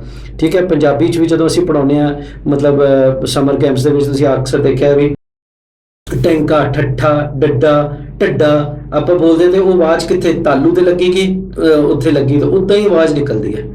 ਕਿਸੇ ਨੂੰ ਲੈਂਗੁਏਜ ਵੀ ਸਿਖਾਈ ਜਾਂਦੀ ਹੈ ਤਾਂ ਇੱਦਾਂ ਸਿਖਾਈ, ਇਹਦਾ ਮਤਲਬ ਪ੍ਰੋਨਾਂਸੀਏਸ਼ਨ ਵਿੱਚ ਤਾਂ ਬਹੁਤ ਵੱਡਾ ਰੋਲ ਆ। ਠੀਕ ਹੈ, ਹੁਣ ਅਗਰ ਤਾਂ ਤੁਸੀਂ ਆਪਣੀ ਆਵਾਜ਼ ਸਾਫ਼ ਰੱਖਣੀ ਹੈ, ਵਧੀਆ ਰੱਖਣੀ ਹੈ, ਤਾਂ ਫਿਰ ਇਹਦਾ ਦੰਦਾਂ ਦਾ ਖਿਆਲ ਰੱਖਣਾ ਪਏਗਾ, ਹੈ ਨਾ। ਵਾਈ ਕਲੀਅਰ ਹੋ ਗਈ ਨਾ। ਨੰਬਰ 3 ਥਿੰਗ ਦੇਖੋ, ਇਹਦਾ ਈਟਿੰਗ, ਚੂਇੰਗ, ਕਟਿੰਗ ਦੇ ਵਿੱਚ ਬਹੁਤ ਇਹਦਾ ਵੱਡਾ ਰੋਲ ਹੈ ਨਾ। ਇਹ ਦੰਦ ਬਣੇ ਇਸੇ ਕਰਕੇ ਹੈ ਕਿ ਵੀ ਆਪਾਂ ਖਾਣਾ ਜਿਹੜਾ ਜਦੋਂ ਅੰਦਰ ਪਾਉਂਦੇ ਹਾਂ ਤੇ ਮੂਹਰਲੇ ਦੰਦ ਇਹਨਾਂ ਨੂੰ ਇਨਸਾਈਜ਼ਰਸ ਕਹਿੰਦੇ ਆ। ਇਨਸਾਈਜ਼ਰਸ ਮਤਲਬ ਕਿਸੇ ਜੋ ਸਾਈਜ਼ ਕਰਨਾ ਹੈ ਨਾ। ਤੇ ਉਸ ਤੋਂ ਬਾਅਦ ਕੈਨਾਈਨ ਹੁੰਦੇ ਨੇ। ਕੈਨਾਈਨਸ ਮੀਨਸ ਕਿ ਜਿਹੜੇ ਤੁਸੀਂ ਡੌਗਸ ਦੇ ਦੇਖੇ ਹੋਣਗੇ, ਜਿਹੜੇ ਕਾਰਨੀਵੋਰਸ ਲੋਕ ਹੁੰਦੇ ਆ, ਆਪਣੇ ਐਨੀਮਲਸ ਹੁੰਦੇ ਆ, ਉਹਨਾਂ ਦੇ ਤਿੱਖੇ ਹੁੰਦੇ ਆ, ਯਾਨੀ ਕਿਸੇ ਚੀਜ਼ ਨੂੰ ਬਿਲਕੁਲ ਪੀਅਰਸ ਕਰ ਦਿੰਦੇ ਆ, ਹੈ ਨਾ। ਤੇ ਉਸ ਤੋਂ ਬਾਅਦ ਫਿਰ ਮੋਲਰਸ ਮਤਲਬ ਮੋਲ ਕਰਨਾ, ਕਿਸੇ ਚੀਜ਼ ਨੂੰ ਚਿਊ ਕਰਦੇ ਆ, ਜਾਂ ਜਿਵੇਂ ਗ੍ਰਾਈਂਡਿੰਗ ਕਰਨਾ, ਜਿਵੇਂ ਮਿਕਸਰ ਜੂਸਰ ਗ੍ਰਾਈਂਡਰ ਹੁੰਦਾ ਉਹ ਵੀ ਮੋਲ ਕਰਦਾ ਹੈ ਚੀਜ਼ ਨੂੰ, ਤੇ ਉਹ ਮੋਲਰਸ ਹੁੰਦੇ ਆ। ਸੋ ਇਹਦਾ ਅਲੱਗ-ਅਲੱਗ ਰੋਲ ਹੈ। ਹੁਣ ਦੇਖੋ ਰੱਬ ਨੇ ਕਿੰਨਾ ਸਿਸਟਮੈਟਿਕ ਇਹ ਸਾਰਾ ਕੰਮ ਬਣਾਇਆ। ਤੁਸੀਂ ਇਸ ਚੀਜ਼ ਤੇ ਗੌਰ ਕਰੋ ਕਿ ਵੀ ਮੂਰਲਾ ਦੰਦ ਵਿਚਕਾਰਲਾ ਪੋਸਟੀਰੀਅਰ ਟੀਥ ਦਾ ਕਿੰਨਾ ਕੰਬੀਨੇਸ਼ਨ ਹੈ, ਠੀਕ ਹੈ। ਉਸ ਕੰਬੀਨੇਸ਼ਨ ਦੇ ਤਹਿਤ ਉਹ ਕੰਮ ਆਪਣਾ ਕਰਦੇ ਹੈ। ਸੋ ਇਹ ਮੁੱਢਲੇ 3 ਕੰਮ, ਅਗਰ ਮੈਂ ਪ੍ਰਾਇਮਰੀ ਵਰਕ ਮੈਂ ਲੈ ਕੇ ਚੱਲਾਂ ਤੇ ਇਹ ਮੁੱਢਲੇ 3 ਕੰਮ ਹੈ। ਵਾਹ। ਹੁਣ ਸੈਕੰਡਰੀ ਕੰਮ ਤੇ ਆਉਂਦੇ ਆ, ਜਿਹੜਾ ਕਿ ਮਾਊਥ ਬੋਡੀ ਰਿਲੇਸ਼ਨਸ਼ਿਪ ਦੀ ਤੁਸੀਂ ਗੱਲ ਕੀਤੀ ਕਿ ਕਿਸੇ ਦੇ ਵੀ ਅਗਰ ਦੰਦ ਨਹੀਂ ਹੋਣਗੇ, ਖਰਾਬ ਹੋਣਗੇ, ਕੈਵਿਟੀ ਲੱਗ ਗਈ ਜਾਂ ਮਿਸਿੰਗ ਟੂਥ ਨੇ, ਉਹਦੀ ਹਮੇਸ਼ਾ, ਮੇਰਾ ਪਰਸਨਲ ਐਕਸਪੀਰੀਅੰਸ ਹੈ, 19 ਸਾਲ ਮੈਨੂੰ ਅੱਜ ਹੋ ਜਾਣਗੇ ਪ੍ਰੈਕਟਿਸ ਕਰਦੇ ਨੂੰ, ਉਹਦੇ ਪੇਟ ਦੀ ਪ੍ਰੋਬਲਮ ਹੁੰਦੀ ਹੈ। ਕਿਸੇ ਨੂੰ ਕਨਸਟੀਪੇਸ਼ਨ ਹੁੰਦਾ ਹੈ, ਕਿਸੇ ਨੂੰ ਗੈਸ ਬਣ ਰਹੀ ਹੁੰਦੀ, ਕਿਸੇ ਕੁਛ ਹੁੰਦਾ, ਮੈਂ ਉਹਦੇ ਦੰਦ ਦੇਖਦਾ ਖਰਾਬ ਨਿਕਲਦਾ ਪੱਕਾ, ਠੀਕ ਹੈ। ਤਾਂ ਇੱਕ ਤਾਂ ਮਾਊਥ ਬੋਡੀ, ਯਾਨੀ ਡਾਈਜੈਸ਼ਨ ਸ਼ੁਰੂ ਹੀ ਮਾਊਥ ਤੋਂ ਹੋ ਰਿਹਾ, ਰੱਬ ਨੇ ਬਣਾਇਆ। ਤੁਸੀਂ ਡਾਈਜੈਸ਼ਨ ਦੀ 6ਵੀਂ ਦੀ ਕਿਤਾਬ ਉਠਾ ਕੇ ਦੇਖ ਲਓ, ਉਹਦੇ 'ਚ ਲਿਖਿਆ ਹੋਇਆ digestion start from the mouth. ਕਿਤੇ ਨਹੀਂ ਲਿਖਿਆ ਕਿ ਵੀ ਅੰਦਰੋਂ ਸਟਾਰਟ ਹੁੰਦਾ। ਜਦੋਂ ਨਹੀਂ ਲਿਖਿਆ ਤੇ ਆਪਣਾ ਸਲਾਈਵਾ ਉਸਦੇ ਨਾਲ ਮਿਕਸ ਹੋ ਰਿਹਾ, ਅਗਰ ਤੁਸੀਂ ਚਿਊ ਨਹੀਂ ਕਰ ਰਹੇ ਤਾਂ ਸਲਾਈਵਾ ਨਹੀਂ ਮਿਕਸ ਹੋਏਗਾ, ਠੀਕ ਹੈ। ਉਸ ਤੋਂ ਬਾਅਦ ਅਗਰ ਤੁਹਾਡੇ ਹਾਰਟ ਦੇ ਨਾਲ ਬੜਾ ਤਗੜਾ ਰਿਲੇਸ਼ਨ ਹੈ ਇਹਦਾ। ਅਗਰ ਕੋਈ ਤੁਹਾਨੂੰ ਮਸੂੜਿਆਂ ਦੀ ਦਿੱਕਤ ਹੈ, ਉਹਦੀ ਕੁਝ ਇਨਫੈਕਸ਼ਨ ਹੈ, ਤੇ ਕੁਝ ਇਸ ਤਰੀਕੇ ਦੇ ਬੈਕਟੀਰੀਆਜ਼ ਹੁੰਦੇ ਨੇ ਜਿਹੜੇ ਕਿ ਸਿੱਧਾ ਹੀ ਤੁਹਾਡੇ ਹਾਰਟ ਤੇ ਅਟੈਕ ਕਰਦੇ ਨੇ, ਉਸ ਨੂੰ ਮਤਲਬ ਇੱਕ ਅਸੀਂ ਬੋਲਦੇ ਹਾਂ ਸਬ ਐਕਿਊਟ ਬੈਕਟੀਰੀਅਲ ਐਂਡੋਕਾਰਡਾਈਟਿਸ। ਤੋ ਇਸ ਤਰੀਕੇ ਦੀਆਂ ਪ੍ਰੋਬਲਮਸ, ਤੋ ਇਹ ਬਹੁਤ ਅਮਰੀਕਨ ਜਿਹੜਾ ਡੈਂਟਲ ਐਸੋਸੀਏਸ਼ਨ ਦਾ ਇੱਕ ਸਰਵੇ ਸੀਗਾ, ਉਹਨੇ ਇੱਕ ਰਿਪੋਰਟ ਕੱਢੀ ਸੀਗੀ ਕਿ ਅਗਰ ਤੁਹਾਡੇ ਦੰਦਾਂ ਦੀ ਪ੍ਰੋਬਲਮ ਹੈ ਤਾਂ ਤੁਹਾਨੂੰ ਹਾਰਟ ਅਟੈਕ ਹੋਣ ਦੀ ਸੰਭਾਵਨਾ ਜ਼ਿਆਦਾ ਹੈ, ਠੀਕ ਹੈ। ਸੋ ਇਸ ਤਰੀਕੇ ਦੀਆਂ ਚੀਜ਼ਾਂ ਨਿਕਲ ਕੇ ਆਈਆਂ। ਲੰਗਸ ਪ੍ਰੋਬਲਮ ਕੋਵਿਡ ਦੇ ਵਿੱਚ ਤਾਂ ਬਹੁਤ ਕਾਮਨ ਹੋ ਗਿਆ। ਕੋਵਿਡ ਦੇ ਵਿੱਚ ਤਾਂ ਬੜਾ ਐਵੀਡੈਂਟ ਹੋ ਗਿਆ ਕਿ ਵੀ ਤੁਹਾਨੂੰ ਅਗਰ ਕੁਝ ਹੈ ਤੇ ਇਮੀਡੀਏਟਲੀ ਉਹ ਕਹਿੰਦੇ ਸੀ ਰਿੰਸਸ ਕਰੋ, ਬੀਟਾਡੀਨ ਦੇ ਰਿੰਸਸ ਕਰੋ, ਮੂੰਹ ਕਲੀਨ ਰੱਖੋ, ਹੈਲਦੀ ਰੱਖੋ, ਠੀਕ ਹੈ। ਸੋ ਇਹ ਜਿਹੜੀਆਂ ਚੀਜ਼ਾਂ ਨੇ ਬਹੁਤ ਹੀ ਐਵੀਡੈਂਟ ਨੇ। ਮਾਊਥ ਬੋਡੀ ਰਿਲੇਸ਼ਨਸ਼ਿਪ ਬਹੁਤ ਸਟਰੋਂਗ ਹੈ, ਬਟ ਅਸੀਂ ਕਈ ਵਾਰੀ ਥੋੜਾ ਜਿਹਾ ਉਹਨੂੰ ਹਲਕੇ 'ਚ ਲੈ ਲੈਂਦੇ ਹਾਂ। ਰੱਬ ਨੇ ਦਿੱਤੇ ਬੱਤੀ ਹੈ, ਕਿਉਂਕਿ ਨੱਕ ਇੱਕ ਦਿੱਤੀ ਹੈ, ਤੇ ਆਪਾਂ ਕਹਿ ਦਿੰਦੇ ਚੱਲ ਕੋਈ ਨਾ, ਬੱਤੀ ਹੈਗੇ 2-4 ਨਿਕਲ ਜਾਣਗੇ, ਚੱਲ ਜੂਗਾ। ਸੋ ਇਹ ਚੀਜ਼ਾਂ ਦਾ ਖਿਆਲ ਰੱਖਣਾ ਬਹੁਤ ਹੀ ਜ਼ਰੂਰੀ ਹੈ। ਮੇਰੇ ਖਿਆਲ ਨਾਲ ਇੰਪੋਰਟੈਂਸ ਆਫ ਟੀਥ ਜ਼ਿਆਦਾ ਜਾਣਨਾ ਜ਼ਰੂਰੀ ਹੈ। ਹਾਊ ਟੂ ਟੇਕ ਕੇਅਰ ਉਹ ਤਾਂ ਪਤਾ ਲੱਗ ਹੀ ਜਾਂਦਾ ਹੈ। ਮੈਂ ਤਾਂ ਬੜੇ ਇਮਾਨਦਾਰੀ ਨਾਲ ਕਹਿੰਦਾ ਕਿ ਜਿੰਨੀਆਂ ਵੀ ਇਹਨਾਂ ਨੇ ਗੱਲਾਂ ਕੀਤੀਆਂ, ਮੈਨੂੰ ਤਾਂ ਬਹੁਤ ਕੁਝ ਸਿੱਖਣ ਨੂੰ ਮਿਲਿਆ। ਅੱਛਾ, ਮੈਨੂੰ ਇਹ ਥੋੜਾ ਬਹੁਤ ਅੰਦਾਜ਼ਾ ਤਾਂ ਸੀ ਕੁਝ ਗੱਲਾਂ ਦਾ, ਪਰ ਜਿਹੜੀ ਇਹਨਾਂ ਨੇ ਗੱਲ ਕਹੀ ਕਿ ਜਿਵੇਂ ਛੋਟਾ ਬੱਚਾ ਜਿਹੜਾ ਹੈਗਾ ਕਈ ਆਵਾਜ਼ਾਂ ਨਹੀਂ ਕੱਢ ਸਕਦਾ, ਉਹਦਾ ਮੇਨ ਕਾਰਨ ਦੰਦ ਹੀ ਹਨ। ਸੋ ਮੈਂ ਅੱਜ ਬੜੇ ਇਹਨੂੰ ਡੀਪਲੀ ਜਿਹੜਾ ਸਟੱਡੀ ਕਰ ਰਿਹਾ ਸੀ, ਨਾਲ ਕਿੰਨੀਆਂ ਐਗਜ਼ਾਮਪਲਸ ਆ ਗਈਆਂ ਸੀ ਕਿ ਜਿਨ੍ਹਾਂ ਦੇ ਦੰਦ ਨਹੀਂ ਹੁੰਦੇ ਉਹਨਾਂ ਨੂੰ ਬੋਲਣ 'ਚ ਕਿੰਨੀ ਸਮੱਸਿਆ ਆਉਂਦੀ ਹੈ। ਸੋ ਇਹ ਬਹੁਤ ਅੱਛਾ ਜਿਹੜਾ ਪਹਿਲੂ ਹੈ। ਮੈਂ ਤਾਂ ਆਪਣੇ ਲੈਵਲ 'ਤੇ ਜਿਹੜਾ ਸੋਚਦਾ, ਤੁਸੀਂ ਆਪਣੇ ਲੈਵਲ 'ਤੇ ਸੋਚ ਸਕਦੇ ਹੋ, ਜਿੰਨੀਆਂ ਵੀ ਇਹ ਗੱਲਾਂ ਕਰਨਗੇ ਤੁਹਾਨੂੰ ਮਲਟੀਪਲ ਜਿਹੜੇ ਹੈ ਰੈਫਰੈਂਸਿਸ ਤੇ ਬੜੀਆਂ ਸਾਰੀਆਂ ਚੀਜ਼ਾਂ ਤੁਹਾਡੇ ਦਿਮਾਗ ਵਿੱਚ ਹੋਰ ਖੁੱਲਣਗੀਆਂ ਕਿ ਹਾਂ ਅੱਛਾ ਇਹ ਗੱਲ ਇਸ ਤਰ੍ਹਾਂ ਸੀ, ਅੱਛਾ ਇਹ ਗੱਲ ਇਸ ਤਰ੍ਹਾਂ ਸੀ। ਸੋ ਮੈਨੂੰ ਬੜੀ ਖੁਸ਼ੀ ਹੋ ਰਹੀ ਹੈ ਕਿ ਅਸੀਂ ਸਿਹਤ ਸੰਭਾਲ ਲਈ, ਜਿੱਦਾਂ ਸਾਇੰਸ ਵੀ ਇਹ ਕਹਿ ਰਹੇ ਨੇ ਵੀ, ਜਿੱਦਾਂ ਸਾਇੰਸ ਦੇ 6ਵੀਂ ਕਲਾਸ ਦੇ ਲੈਸਨ 'ਚ ਹੀ ਹੈਗਾ ਕਿ ਸਭ ਤੋਂ ਪਹਿਲਾਂ ਦੰਦਾਂ ਦਾ ਹੀ ਹੈ ਨਾ, ਬੋਡੀ ਵਿੱਚ ਜਦੋਂ ਕੋਈ ਚੀਜ਼ ਨੇ ਆਉਣਾ ਤੇ ਉਹਨੇ ਹੀ ਉਸ ਬੋਡੀ ਨੂੰ ਠੀਕ ਕਰਨਾ ਜਾਂ ਖਰਾਬ ਕਰਨਾ, ਤੇ ਉਹ ਦੰਦਾਂ ਤੋਂ ਸ਼ੁਰੂ ਹੋਣਾ। ਸੋ ਮੈਨੂੰ ਬੜਾ ਅੱਛਾ ਲੱਗਿਆ ਕਿ ਅੱਜ ਅਸੀਂ ਬਾਏ ਡਿਫਾਲਟ ਹੀ ਦੰਦਾਂ ਤੋਂ ਜਿਹੜਾ ਹੈ ਸ਼ੁਰੂ ਕੀਤਾ। ਠੀਕ, ਜਿਸ ਤਰ੍ਹਾਂ ਕਹਿੰਦੇ ਆ ਕਿ ਆਲਾ ਦੁਆਲਾ ਜੋ ਹੈ ਸਾਫ਼ ਰੱਖੋ, ਵਧੀਆ ਰੱਖੋ, ਕਿ ਸਿਹਤ ਸੰਭਾਲ ਜਿਹੜੀ ਹੈ ਬਹੁਤ ਜ਼ਰੂਰੀ ਹੈ ਤੇ ਆਲੇ ਦੁਆਲੇ ਦਾ ਵਿੱਚ ਬਹੁਤ ਵੱਡਾ ਰੋਲ ਹੈ। ਹੁਣ ਆਪਾਂ ਦੰਦਾਂ ਦੀ ਗੱਲ ਸ਼ੁਰੂ ਕਰ ਰਹੇ ਹਾਂ, ਪਰ ਦੰਦ ਜਿਹੜੇ ਹੈ ਉਹਦਾ ਜਿਹੜਾ ਆਲਾ ਦੁਆਲਾ ਮਾਊਥ ਅੰਦਰ, ਉਹਦੇ ਜਿਹੜੀ ਸੰਭਾਲ ਹੈ ਜਾਂ ਉਹਦੀ ਜਿਹੜੀ ਹਾਈਜੀਨ ਹੈ, ਜਿਹਨੂੰ ਓਰਲ ਹਾਈਜੀਨ ਕਹਿੰਦੇ ਆ, ਉਹਦੇ ਲਈ ਤੁਸੀਂ ਕੀ ਸੁਜੈਸਟ ਕਰੋਗੇ ਕਿ ਉਹ ਕਿਸ ਤਰ੍ਹਾਂ ਅਸੀਂ ਵਧੀਆ ਤਰੀਕੇ ਨਾਲ ਉਹਨੂੰ ਮੇਨਟੇਨ ਕਰ ਸਕਦੇ? ਅਗੇਨ ਬਹੁਤ ਅੱਛਾ ਗੱਲ ਹੈ ਵੀ, ਅੱਛਾ ਕੁਐਸਚਨ ਵੀ ਹੈਗਾ ਕਿ ਓਰਲ ਹਾਈਜੀਨ ਇੱਕ ਬ੍ਰੌਡ ਟਰਮ ਹੈ।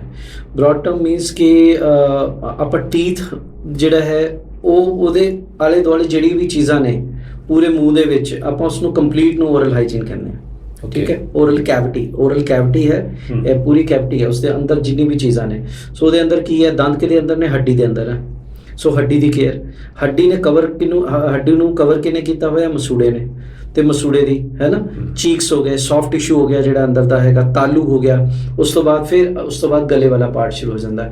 ਫਿਰ ਹੁਣ ਆ ਜਿਹੜੀਆਂ ਚੀਜ਼ਾਂ ਦੀ ਸਾਂਭ ਸੰਭਾਲ ਹੈ, ਡੈਫੀਨੇਟਲੀ ਇਹਦੇ ਵਿੱਚ ਗਮਸ ਤੇ ਬੋਨ, ਇਹ ਦੋ ਪਾਰਟ ਮਤਲਬ ਮੇਜਰ ਨੇ, ਹੈ ਨਾ। ਤੇ ਬੋਨ ਦੇ ਲਈ ਤੁਹਾਨੂੰ ਕੀ ਚਾਹੀਦਾ ਹੈ ਕਿ ਤੁਹਾਡੀ ਬੋਨ ਅੱਛੀ ਰਵੇ, ਹੈਲਦੀ ਰਵੇ, so you need a calcium diet. तो जिन्नी अच्छी कैल्शियम डाइट असी लवांगे और ਜਦੋਂ ਬੱਚਾ ਗਰੋ ਕਰਦਾ ਉਸ ਵੇਲੇ ਅਗਰ ਸਾਡੀ ਅਸੀਂ ਕੈਲਸ਼ੀਅਮ ਡਾਈਟ ਦਾ ਧਿਆਨ ਰੱਖਦੇ ਹਾਂ ਤੇ ਹੱਡੀ ਬਹੁਤ ਅੱਛੀ ਬਣੇਗੀ। ਔਰ ਨਾਟ ਓਨਲੀ ਆਫ ਜੌ, ਮਤਲਬ ਇਹ ਕੰਪਲੀਟ ਬੋਡੀ ਲਈ ਹੈ, ਇਹ ਇੱਕ ਜਨਰਲ ਚੀਜ਼ ਹੈ। ਔਰ ਸੌਫਟ ਟਿਸ਼ੂ ਔਰ ਗਮਸ ਦੇ ਲਈ ਵਿਟਾਮਿਨ ਸੀ ਦਾ ਬਹੁਤ ਵੱਡਾ ਰੋਲ ਹੈ, ਠੀਕ ਹੈ। ਹੁਣ ਛੋਟੀ ਜਿਹੀ ਮੈਂ ਗੱਲ ਦੱਸ ਦਿੰਦਾ ਇੱਥੇ ਕਿ ਵੀ ਕਿਉਂਕਿ ਡਾਈਟ ਦਾ ਪਾਰਟ ਹੈ, ਹੁਣ ਡਾਈਟ ਦਾ ਪਾਰਟ ਵੀ ਇੱਥੇ ਆ ਗਿਆ, ਅਦਰਵਾਈਜ਼ ਅਲੱਗ ਤੋਂ ਵੀ ਲੈ ਸਕਦੇ ਹਾਂ ਅਸੀਂ ਡਾਈਟ ਨੂੰ ਓਵਰਆਲ। ਬਟ ਵਿਟਾਮਿਨ ਸੀ ਕੀ ਹੈ, ਜਿਹਨੂੰ ਕੋਈ ਵੀ ਚੀਜ਼ਾਂ ਤੁਹਾਨੂੰ ਖਾਣ ਨਾਲ ਅਗਰ ਤੁਹਾਡੇ ਮੂੰਹ ਚੋਂ ਸੀ ਨਿਕਲੇ ਤੇ ਉਹਦੇ ਵਿੱਚ ਵਿਟਾਮਿਨ ਸੀ ਹੈ, ਠੀਕ ਹੈ ਨਾ।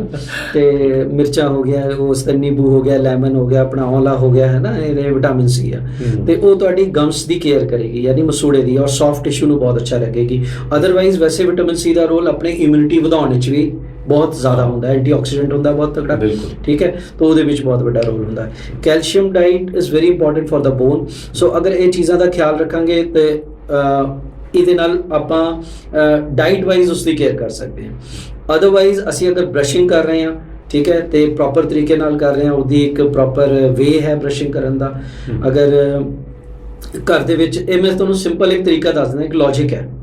ਤੁਸੀਂ ਘਰੇ ਝਾੜੂ ਲਗਾਉਂਦੇ ਹੋ ਤੇ ਆਪਾਂ ਕਮਰੇ 'ਚ ਅਗਰ ਝਾੜੂ ਲਗਾਵਾਂਗੇ ਫਰਮ ਇਨਵਰਡਸ ਟੂ ਆਊਟਵਰਡਸ ਲਗਾਵਾਂਗੇ ਕਿ ਆਪਾਂ ਜ਼ਿਗਜ਼ੈਗ ਲਗਾਵਾਂਗੇ। ਬਸ ਇਹ ਧਿਆਨ ਰੱਖਣਾ, ਅਗਰ ਇਨਵਰਡਸ ਟੂ ਆਊਟਵਰਡਸ ਯਾਨੀ ਅੰਦਰ ਤੋਂ ਬਾਹਰ ਵੱਲ ਆਪਾਂ ਕੂੜਾ ਬਾਹਰ ਨੂੰ ਸੁੱਟਣਾ ਹੈ ਨਾ, ਤੇ ਇਸੇ ਤਰੀਕੇ ਨਾਲ ਥੱਲੇ ਵਾਲੇ ਦੰਦ ਇਸ ਥੱਲੋਂ ਤੋਂ ਉੱਪਰ ਨੂੰ, ਉੱਪਰ ਵਾਲੇ ਦੰਦ ਤੋਂ ਉੱਪਰ ਤੋਂ ਥੱਲੇ ਨੂੰ, ਤਾਂ ਕਿ ਉਹ ਕੈਵਿਟੀ 'ਚ ਆ ਜਾਏ, ਫਿਰ ਅਸੀਂ ਰਿੰਸ ਕਰਕੇ ਸਿੱਟ ਦਿੰਦੇ ਹਾਂ। ਹੁਣ ਜ਼ਿਆਦਾਤਰ ਆਪਾਂ ਕੀ ਕਰਦੇ ਹਾਂ ਬਰਸ਼ਿੰਗ ਦੇ ਵਿੱਚ, ਜ਼ਿਗਜ਼ੈਗ, ਹੈ ਨਾ, ਤੇ ਜ਼ਿਗਜ਼ੈਗ ਹੋਏਗਾ ਤਾਂ ਕੀ ਹੋਏਗਾ, ਉੱਥੇ ਹੀ ਰਹਿ ਜਾਏਗਾ। ਇਹੀ ਸਭ ਪ੍ਰੋਬਲਮਸ ਦੀ ਜੜ ਹੁੰਦੀਆਂ, ਛੋਟੀ ਛੋਟੀ ਗੱਲਾਂ ਨੇ, ਇਹਦਾ ਹੀ ਧਿਆਨ ਰੱਖਣਾ ਹੁੰਦਾ ਹੈ ਸਾਨੂੰ। ਮਤਲਬ ਇਹ ਲੌਜੀਕਲ ਚੀਜ਼ਾਂ ਨੇ। ਬੋਨ ਦਾ ਆਪਾਂ ਕਿਵੇਂ ਖਿਆਲ ਰੱਖਾਂਗੇ, ਆਪਾਂ ਗਮ ਮਸਾਜ ਕਹਿੰਦੇ ਨਾ, ਗਮ ਮਸਾਜ ਜਿਸ ਤਰ੍ਹਾਂ ਪਹਿਲੇ ਟਾਈਮ ਤੇ ਦਾਤਨ ਵਗੈਰਾ ਚੱਲਦੀ ਸੀਗੀ ਤੇ ਆਪਾਂ ਕਰਦੇ ਸੀ, ਉਹਦੇ ਨਾਲ ਮਸਾਜ ਆਪਣੇ ਆਪ ਹੋ ਜਾਂਦੀ ਸੀ। ਅੱਜ ਕੱਲ੍ਹ ਕੁਝ ਬ੍ਰਸ਼ਸ ਆਉਂਦੇ ਨੇ ਬਹੁਤ ਅੱਛੇ, ਉਹਦੇ ਪਿੱਛੇ ਨਾਈਲਨ ਗ੍ਰਿਪ ਲੱਗੀ ਹੁੰਦੀ ਹੈ, ਉਹਦੇ ਨਾਲ ਤੁਸੀਂ ਜਦੋਂ ਕਰਦੇ ਹੋ ਤਾਂ ਗਮ ਮਸਾਜ ਉਹਦੇ ਨਾਲ ਹੁੰਦੀ ਹੈ। ਜੀਬੀ ਹੈਗੀ ਤੁਹਾਡੀ ਟੰਗ ਨੂੰ ਸਾਫ਼ ਕਰਨ ਲਈ, ਹੈ ਨਾ, ਟੰਗ ਕਲੀਨਰ ਵੀ ਜਿਹਨੂੰ ਇੰਗਲਿਸ਼ ਵਿੱਚ ਕਹਿੰਦੇ ਆ, ਉਹ ਤੁਹਾਡੀ ਕੋਸ਼ਿਸ਼ ਕਰੋ ਤੁਹਾਡੀ ਪਲਾਸਟਿਕ ਜਾਂ ਵੁਡਨ ਦੀ ਹੋਵੇ। ਮਤਲਬ ਉਹਦੀ ਜਿਹੜਾ ਤਿੱਖੀ ਜੀ ਆਪਾਂ ਯੂਜ਼ ਕਰਦੇ ਸੀਗੇ ਉਹ ਬਿਲਕੁਲ ਹੀ ਮਤਲਬ ਬੈਨ ਹੋ ਚੁੱਕੀ ਹੈ, ਉਹ ਨਹੀਂ ਯੂਜ਼ ਕਰਨੀ ਆਪਾਂ, ਠੀਕ ਹੈ। ਕੋਸ਼ਿਸ਼ ਕਰੋ ਵੀ ਮਤਲਬ ਉਹ ਵੁਡਨ ਵਾਲਾ ਜਾਂ ਉੱਦਾਂ ਹੋਵੇ ਤਾਂ ਬੈਟਰ ਹੈ ਉਸ ਨੂੰ। ਤੇ ਜੀਬੀ ਵੀ ਅੱਜ ਕੱਲ੍ਹ ਮਤਲਬ ਬ੍ਰਸ਼ਸ ਦੇ ਨਾਲ ਇੰਟੀਗ੍ਰੇਟਿਡ ਫਾਰਮ ਦੇ ਵਿੱਚ ਇਹ ਚੀਜ਼ਾਂ ਆ ਗਈਆਂ ਨੇ। ਤੇ ਉਸ ਚੀਜ਼ ਨੂੰ ਅਸੀਂ ਅਗਰ ਯੂਜ਼ ਕਰਾਂਗੇ, ਡਾਈਟ ਨੂੰ ਅੱਛਾ ਰੱਖਾਂਗੇ, ਤੇ ਜਿਹੜਾ ਉਹਦਾ ਆਲਾ ਦੁਆਲਾ ਹੈ ਓਰਲ ਹਾਈਜੀਨ ਨੂੰ ਬਹੁਤ ਅੱਛੀ ਤਰੀਕੇ ਮੇਨਟੇਨ ਕਰ ਸਕਦੇ ਹਾਂ। Last but not the least, ਕੁਝ ਚੀਜ਼ਾਂ ਐਸੀਆਂ ਹੁੰਦੀਆਂ ਜਿਸ ਨੂੰ ਅਸੀਂ ਕਲੀਨ ਨਹੀਂ ਕਰ ਸਕਦੇ with our best effort also. So ਉਹਦੇ ਲਈ ਹੁੰਦਾ ਹੈ ਕਿ ਹਰ 6 ਮਹੀਨੇ ਦੇ ਵਿੱਚ ਤੁਸੀਂ ਡੈਂਟਿਸਟ ਕੋਲ ਜਾਂਦੇ ਹੋ ਤੇ ਉਹ ਤੁਹਾਡੇ ਪ੍ਰੋਫੈਸ਼ਨਲ ਕਲੀਨਿੰਗ ਕਰਦਾ, ਉਹ ਉਸ ਜਗ੍ਹਾ ਤੋਂ ਵੀ ਕਲੀਨ ਕਰਦਾ ਜਿੱਥੇ ਤੁਹਾਡਾ ਹੱਥ, ਤੁਹਾਡਾ ਬ੍ਰਸ਼ ਤੇ ਉਹ ਨਹੀਂ ਪਹੁੰਚ ਪਾਉਂਦੇ, ਤੇ ਉੱਥੋਂ ਹੁੰਦਾ। ਹਾਂ, ਇੱਕ ਮੈਂ ਹੋਰ ਤੁਹਾਨੂੰ ਅਪਲਾਇੰਸ ਬਿਲਕੁਲ ਲੇਟੈਸਟ ਹੈ, ਹਾਂਜੀ, ਉਸ ਨੂੰ ਅਸੀਂ ਵਾਟਰ ਫਲੋਸਰ ਕਹਿੰਦੇ ਹਾਂ, ਠੀਕ ਹੈ। ਜਿਵੇਂ ਆਪਾਂ ਪਾਣੀ ਦੇ ਪ੍ਰੈਸ਼ਰ ਨਾਲ ਗੱਡੀ ਨਹੀਂ ਸਾਫ਼ ਕਰਦੇ ਸਵੇਰੇ, ਉੱਦਾਂ ਹੀ ਤੁਸੀਂ ਸਮਝ ਲਓ ਇੱਕ ਵਾਟਰ ਫਲੋਸਰ, ਇੱਕ ਐਕਵਾ ਫਲੋਸਰ ਆਉਂਦਾ ਹੈ, ਗੂਗਲ ਤੇ ਪਾ ਕੇ ਤੁਸੀਂ ਦੇਖ ਲਓਗੇ, ਤੇ ਉਹਦੇ ਬਟਨ ਤੁਸੀਂ ਨੱਪੋਗੇ ਤਾਂ ਇੱਕ ਨੋਜ਼ਲ ਲੱਗੀ ਹੁੰਦੀ ਹੈ, ਔਰ ਉਹਦੇ ਨਾਲ ਉਹ ਪੂਰੇ ਕੋਨੇ ਦੇ ਵਿੱਚ ਜਾ ਕੇ ਇੱਕ ਪਾਰਟ ਨੂੰ ਕਲੀਨ ਕਰ ਦਿੰਦਾ, ਠੀਕ ਹੈ। ਤੇ ਇਹ ਵੀ ਇੱਕ ਓਰਲ ਹਾਈਜੀਨ ਦਾ ਬਹੁਤ ਵੱਡਾ ਟੂਲ ਤੇ ਮੈਜਰ ਹੈ ਜਿਸ ਨੂੰ ਕਿ ਤੁਸੀਂ ਯੂਜ਼ ਕਰ ਸਕਦੇ ਹੋ। ਜਿਵੇਂ ਤੁਸੀਂ ਕਿਹਾ ਕਿ ਕੁਝ ਜਗ੍ਹਾ ਤੇ ਅਸੀਂ ਕਲੀਨਿੰਗ ਆਪ ਨਹੀਂ ਕਰ ਸਕਦੇ, ਸਾਡਾ ਜਿਹੜਾ ਬ੍ਰਸ਼ ਨਹੀਂ ਪਹੁੰਚਦਾ, ਤੇ ਮੈਨੂੰ ਇਹ ਦੱਸੋ ਕਿ ਦੰਦਾਂ ਦੀ ਸਫਾਈ ਲਈ ਡਾਕਟਰ ਨੂੰ ਅਸੀਂ ਕਿੰਨੀ ਦੇਰ ਬਾਅਦ, ਕਿੰਨਾ ਟਾਈਮ ਇੰਟਰਵਲ ਰੱਖਣਾ ਚਾਹੀਦਾ ਕਿ ਡਾਕਟਰ ਨੂੰ ਕੋਲ ਅਸੀਂ ਜਾਈਏ ਕਿ ਸਾਡੇ ਜਿਹੜੇ ਦੰਦਾਂ ਦੀ ਸਫਾਈ ਹੈ ਉਹ ਕਰੇ? ਕੀ ਇਹ ਜ਼ਰੂਰੀ ਐਲੀਮੈਂਟ ਹੈ ਕਿ ਨਹੀਂ? ਬਿਲਕੁਲ ਬਹੁਤ ਜ਼ਰੂਰੀ ਐਲੀਮੈਂਟ ਹੈ, ਬਹੁਤ ਜ਼ਰੂਰੀ ਇਸ ਕਰਕੇ ਹੈ। ਮੈਂ ਇੱਕ ਐਗਜ਼ਾਮਪਲ ਨਾਲ ਦੱਸਦਾ ਕਿੰਨਾ ਕੁ ਜ਼ਰੂਰੀ ਹੈ। ਸਾਡੇ ਕੋਲ ਕੁਝ ਹੋਏਗਾ ਵਹੀਕਲ, 2 ਵੀਲਰ 4 ਵੀਲਰ, ਤੇ ਕਿੰਨੀ ਕੁ ਰੈਗੂਲਰ ਅਸੀਂ ਉਹਦੀ ਸਰਵਿਸ ਕਰਾਉਂਦੇ ਹਾਂ, ਕੁਐਸਚਨ ਮਾਰਕ, ਹੈ ਨਾ।